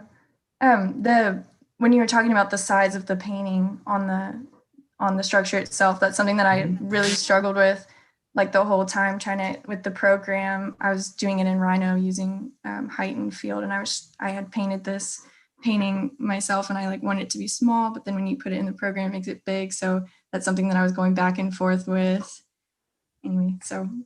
Yeah, and I think it's that whole process is an interesting discovery. You know, sometimes that kind of frustration can yield an interesting idea, you know, so I hope that you're encouraged by kind of seeing this as an experiment and as a kind of discovery. But yeah, I see that, but I think you're pulling it off. Thank you. Yeah, I would echo that. I think as a diagram, I mean, what you've done with the textures and kind of like exploratory, I think this is a fantastic drawing. I have similar tendencies and questions like, okay, it feels carved out, like it's kind of stereotomic, but it's actually a frame, right? And so I'm curious, like process-wise, if you did the construction sequence of this community putting together this like faux landscape, would it be this frame comes on site and then a bunch of like all the people from the strip mall or the community come with hoses of plaster or something and like spray this thing? And then that means you won't get a clean edge. You'll get kind of maybe rounded, kind of Antonio Gaudi type thing. And then like everybody paints it or something.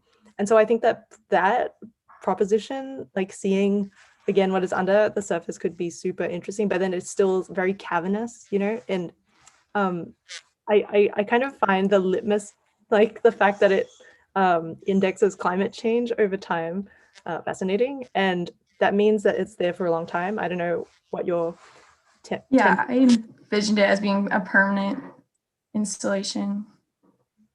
Right. And so then I almost feel like it wants to take over the parking lot.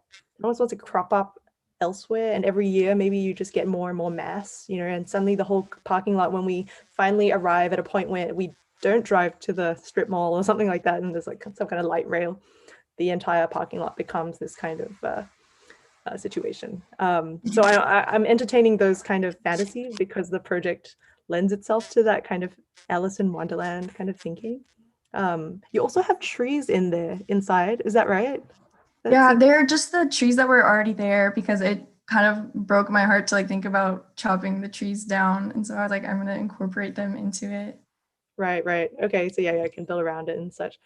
Yeah, I think it's really great. So thank you.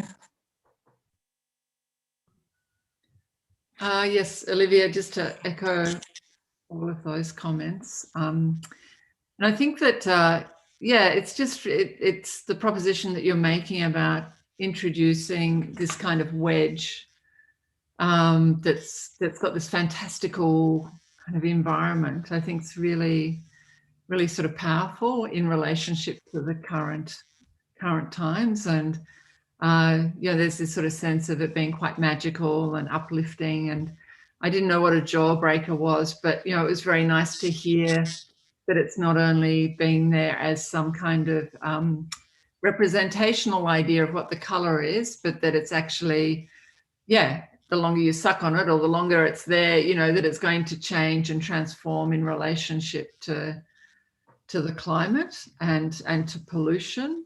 And I think that sort of, that makes it super complex, I think, because something that was then at COVID times now, like where we might go to feel uplifted, might sort of, or probably definitely will, in a couple of years' time actually be the reflection of the current situation that's kind of a depressing kind of situation. And so, and I think that kind of complexity is really great about it. So it's not just some, fun park that you just go to. It's actually really connected into to a much broader context and what's happening around it, and how you would continue to work with that kind of lifespan, and like what does that mean as people then go there and sort of see the effects of pollution on this jawbreaker, and that it's changing, and that it's losing its kind of magical qualities. But maybe coming back to Evelyn's reference to Alice in Wonderland, like Alice in Wonderland's full of paradoxes. So, and I think that's what's kind of really important to work with. And I think think it's really great how it's very contained. Like it is this wedge that sort of almost, it sort of arrives and there it is, and it's got a fairly strong internal quality. You have to go into it, and there's a sense that once you're in it, that the outside is not kind of so present. Well, maybe it is, but you know, what is that dynamic again? And it's present, I guess, in terms of making potential changes to the colors and things. But I think this relationship between the interior exterior is really super interesting. And that sort of led me to think about, well, what happens on these bounded exteriors that we see, which are almost wall-like? And, is there some way of thinking that through that really articulates this complex relationship that's changing? And maybe, like the kind of use of the reflective surfaces on the interior that's reflecting the current kind of activity in there, could also move to these exterior walls where it really picks up on the banal aspect of the car park, and sort of reflects that back, but then there's a contrast with you when you move in. So I think it's really, really great how it raises all these sorts of issues in a really complex way and not a representational way. Olivia, I think maybe just as a reference, it might be interesting if you don't know it already, to look at Elena Manfredini's work, because it really plays with this question of what is image and what is two-dimensional and what is three-dimensional. And in fact, it's always this kind of almost like a digital collage that references painting, because it will use kind of painting effects, but then also high resolution images. And in fact, she's on one of our other interior design reviews on Friday, reviewing our project, so the third session of the graduate course studio. But her work might, she did this project also, I think at LACMA, called the Tempera Pavilion. But it might be all of these interesting ways to think about how this kind of painterly surface and image works with space and with volume. And could you repeat the name one more time? I'm sorry, I missed it. Elena Okay. Manfredini. Thank you. Yeah.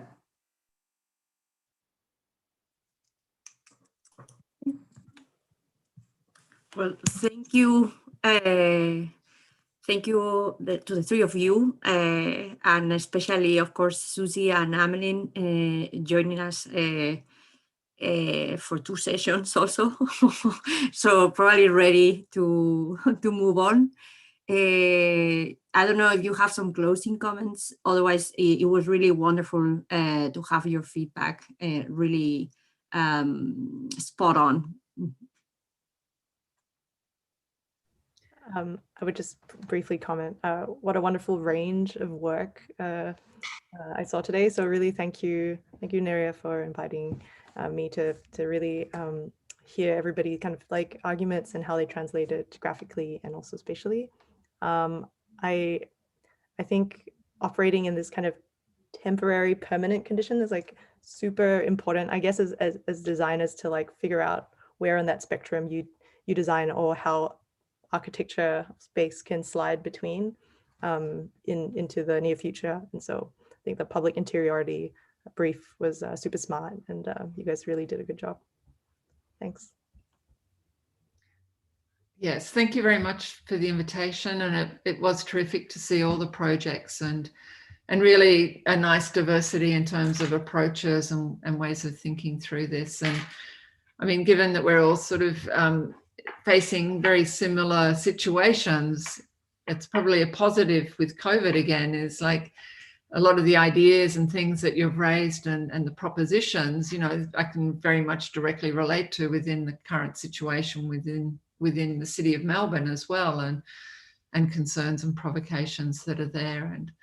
And yeah, it's just it's great just to see what interior architecture, interior design, and concerns with shared sensibilities and subjectivities and ways of inhabiting space and using space and functions, and how that can really contribute to the urban realm, I think is really, really exciting to see people like all of you moving out into that and having something that's really, really important to offer up. And yeah, I mean, I sort of go on about it all the time about how I think interior, I talk about interior design, but, just as a practice and what it can offer up to the urban realm. And I think, yeah, just all your projects and things are really super exciting in terms of what they're demonstrating, that this potential is. So thanks for all of that. Thanks for the invitation. Yeah, so very nice to see and meet you, Susie and Amelin, and to all the students, congratulations on such a fantastic suite of projects, and for making it through your 5th studio. It's been this kind of pop-up interior is very interesting because, of course, prior to COVID, maybe we kind of knew it as kind of related to kind of spectacle, right? These kind of special events or kind of temporary architectural installations, and I think in this, at least in my experience, having been here in Austin and in Paris and seeing very similar kind of dining experiences, shopping experiences, it seems almost like triage, like these things are kind of popping up at the last minute to save businesses and to give people something at the last minute. So they're not quite designed by designers. It's almost like this part of this kind of vernacular language of trying to salvage something. And I think we're super lucky that we get to kind of observe and learn from these experiences to figure out how it affects our work as designers, so it's not just that we kind of replicate what's already being done, and it's not that we continue to design as kind of business as usual without not paying attention to what's going on, but that we can really bring something to this really interesting realm at this really interesting time. And I really appreciate that all the projects really tried to do that today, to kind of acknowledge this kind of ordinary context, but also to bring this kind of expertise and insight and criticality that our field has, and trying to do something with that. So I find this work really, really exciting. And I think that it offers a lot of food for further development. I think in all the projects that I've seen today.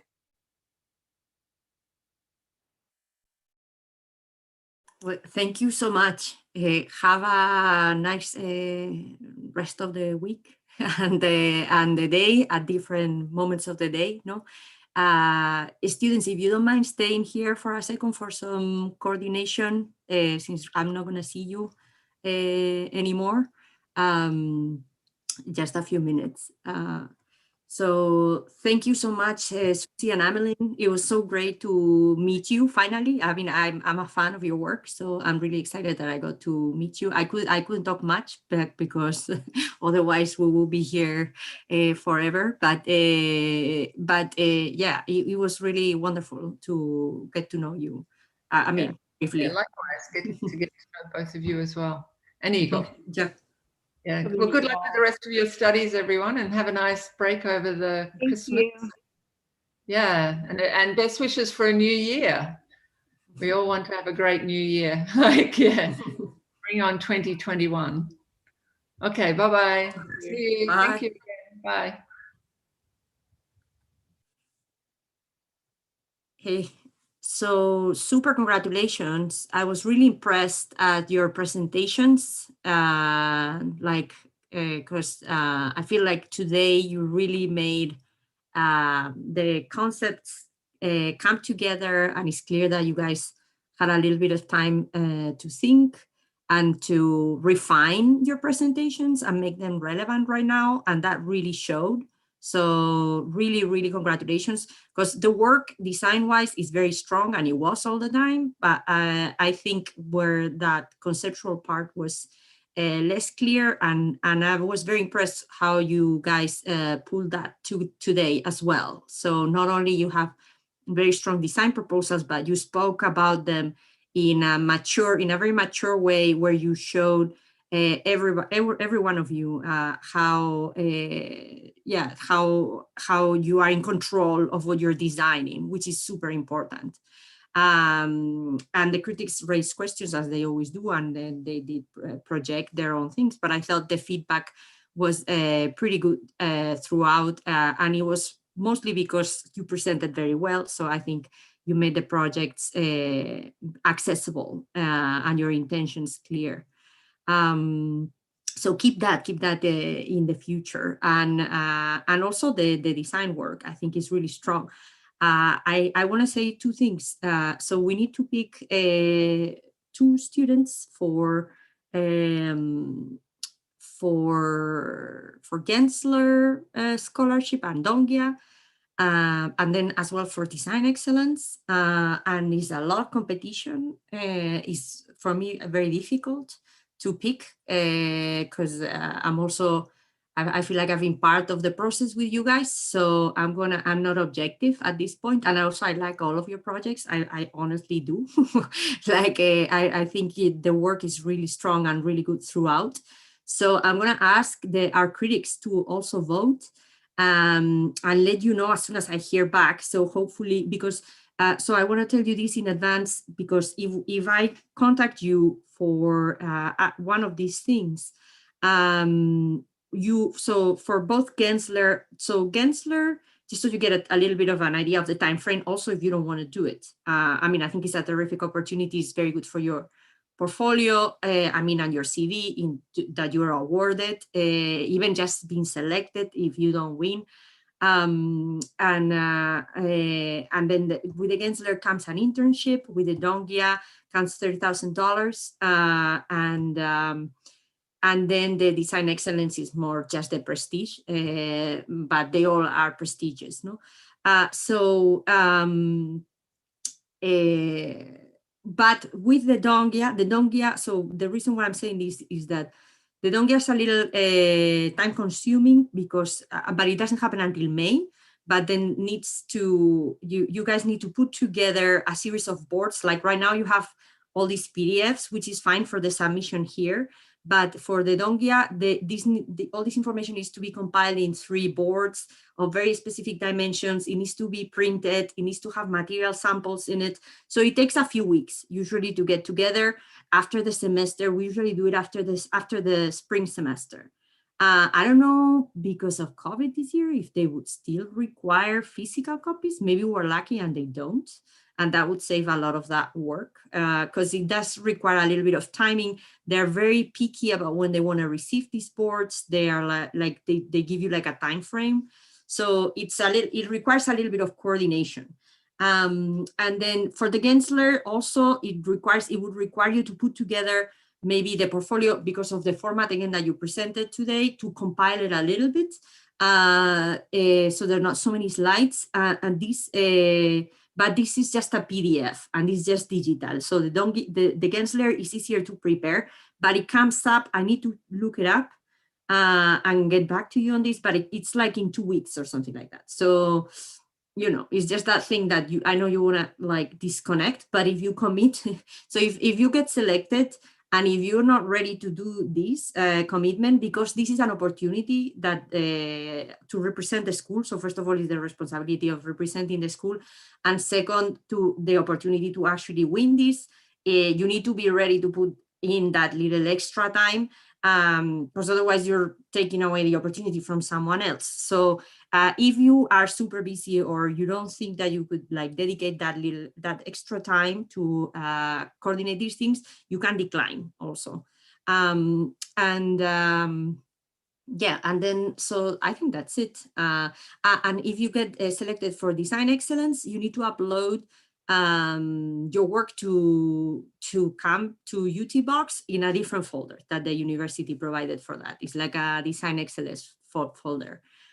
So with that, I really just want to congratulate you. I'm a bit exhausted because it's midnight here, but but I really enjoyed seeing your work and also seeing your development across the semester, and also to get to meet you. In that you're like a really great group. In like where all of you are very talented and very and rigorous in and motivated in your own way, which is not always the case.